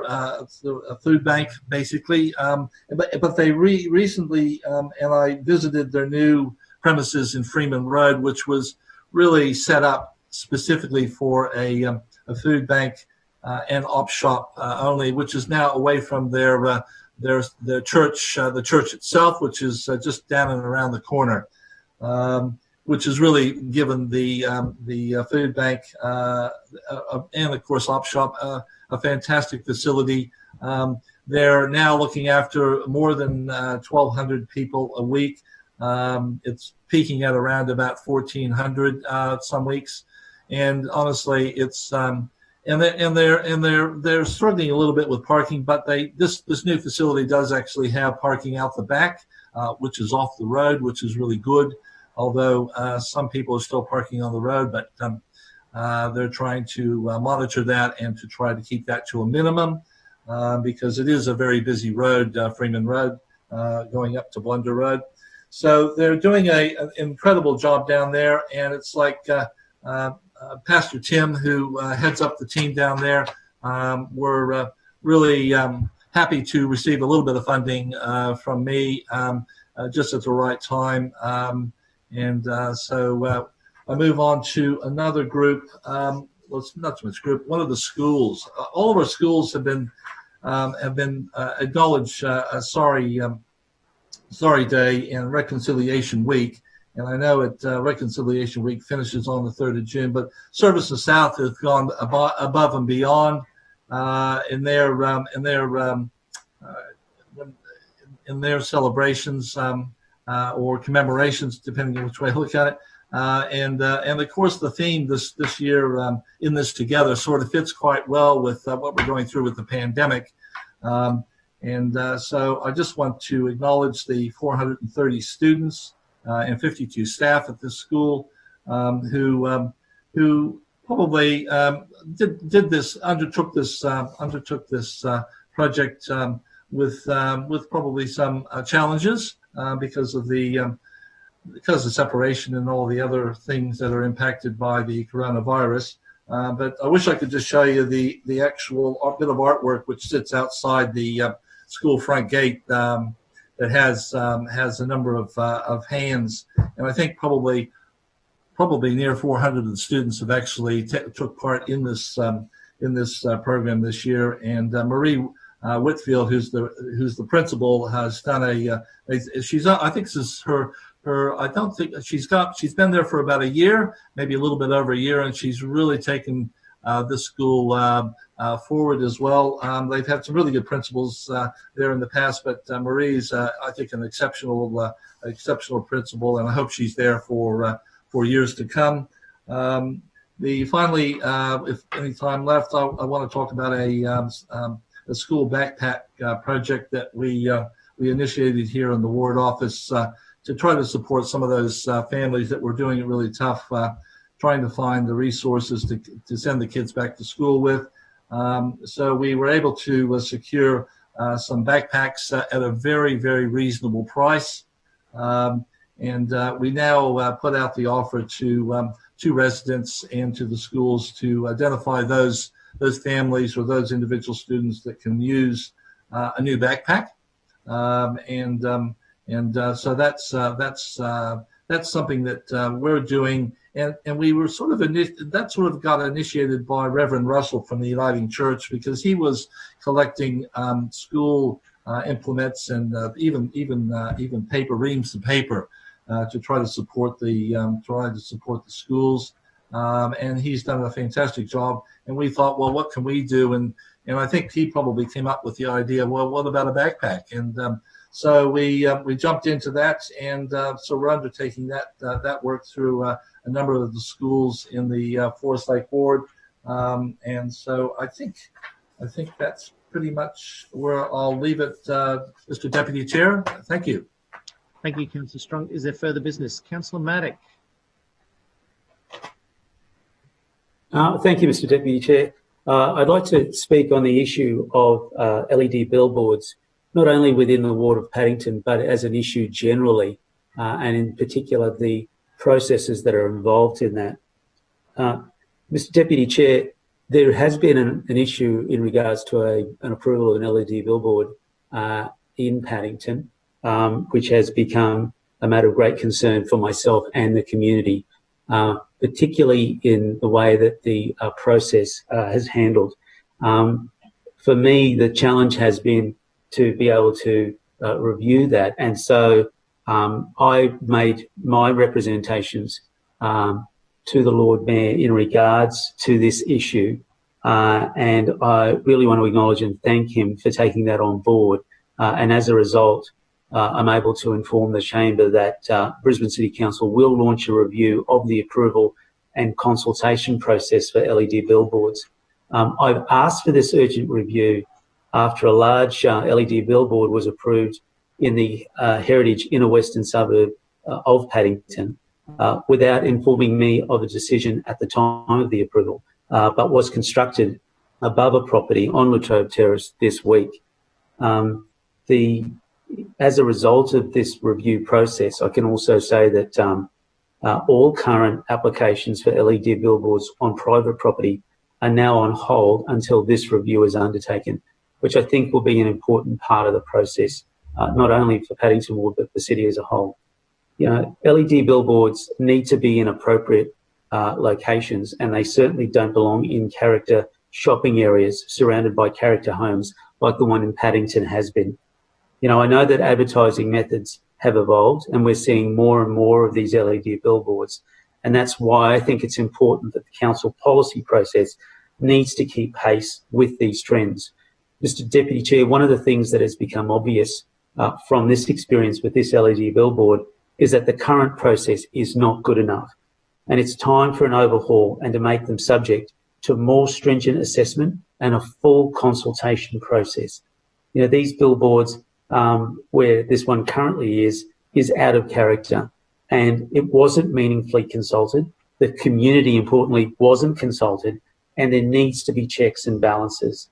And for me, the big thing in this process is that I want everything on the table, full scrutiny of applications, and the opportunity for the public to have their say.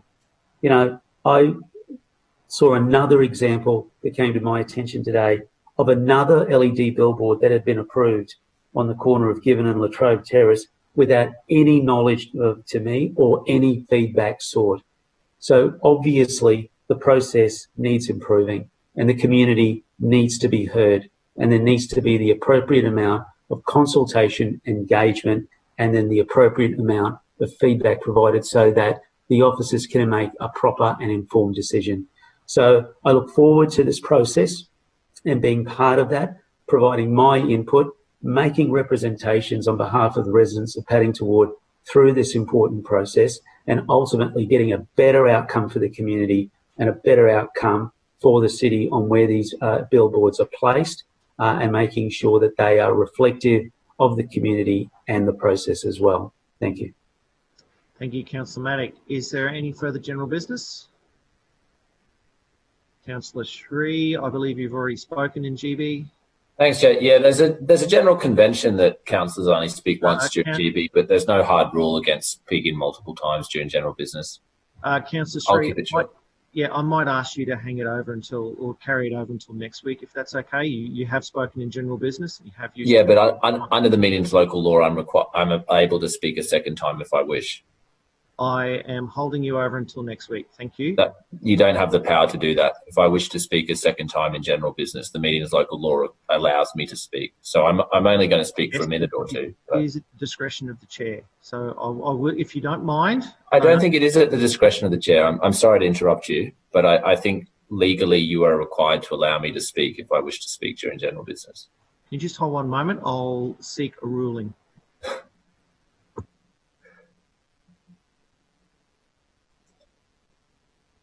Literally just want to ask you a 30-second question.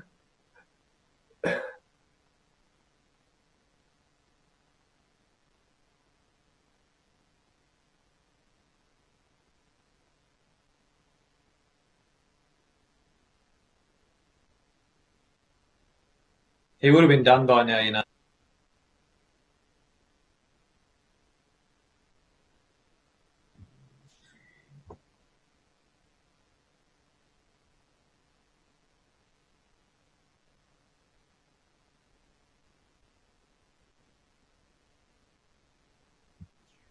Yeah, Councillor Sri, we might hold it over until next week. If it is a question, you're more than welcome to raise that question during question time.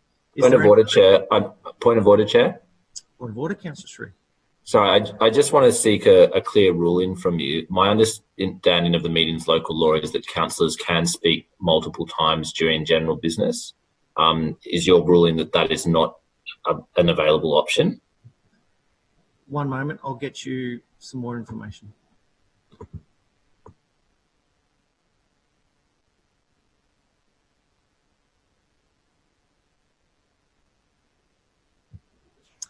Councillor Sri, the local law is silent on the number of times you can speak during general business. However, it does say that it is at the discretion of the chair. Point of order, Chair. Yes, point of order. I think if the local law does not specifically prohibit a councillor speaking multiple times during general business, then that Acts Interpretation Act and the standard protocols of interpreting legislation and local laws in Queensland would suggest that logically I should be able to speak again. It's fairly standard practice in most meetings that during a general business time, any member of a meeting can raise multiple issues. And so I would just urge you to consider carefully whether this is definitely the correct interpretation. I'm not proposing that every week I would speak multiple occasions during general business, but I haven't spoken in general business for the last couple of weeks. And to be honest, I would have been finished long ago if you'd just let me speak a second time. Just one moment, Councillor Sri. As you can appreciate it, I'm sorting it out. Thank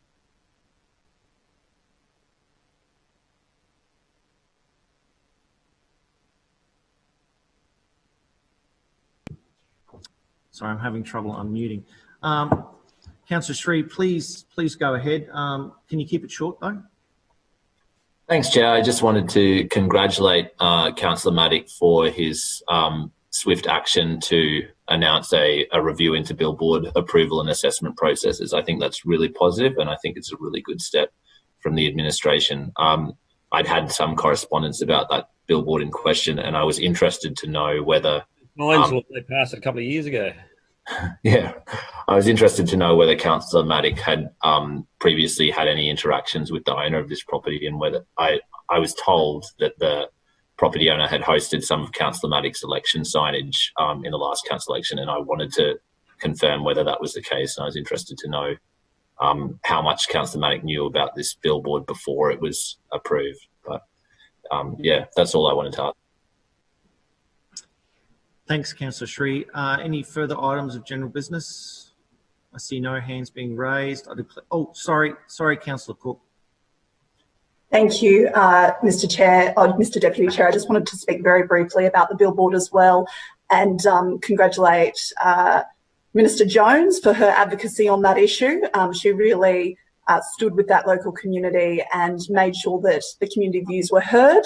It is good to see that Councillor Matic has now come on board, but it really was the local community that led that campaign, and they should be congratulated for doing that. So thank you to the community, and thank you to Minister Kate Jones.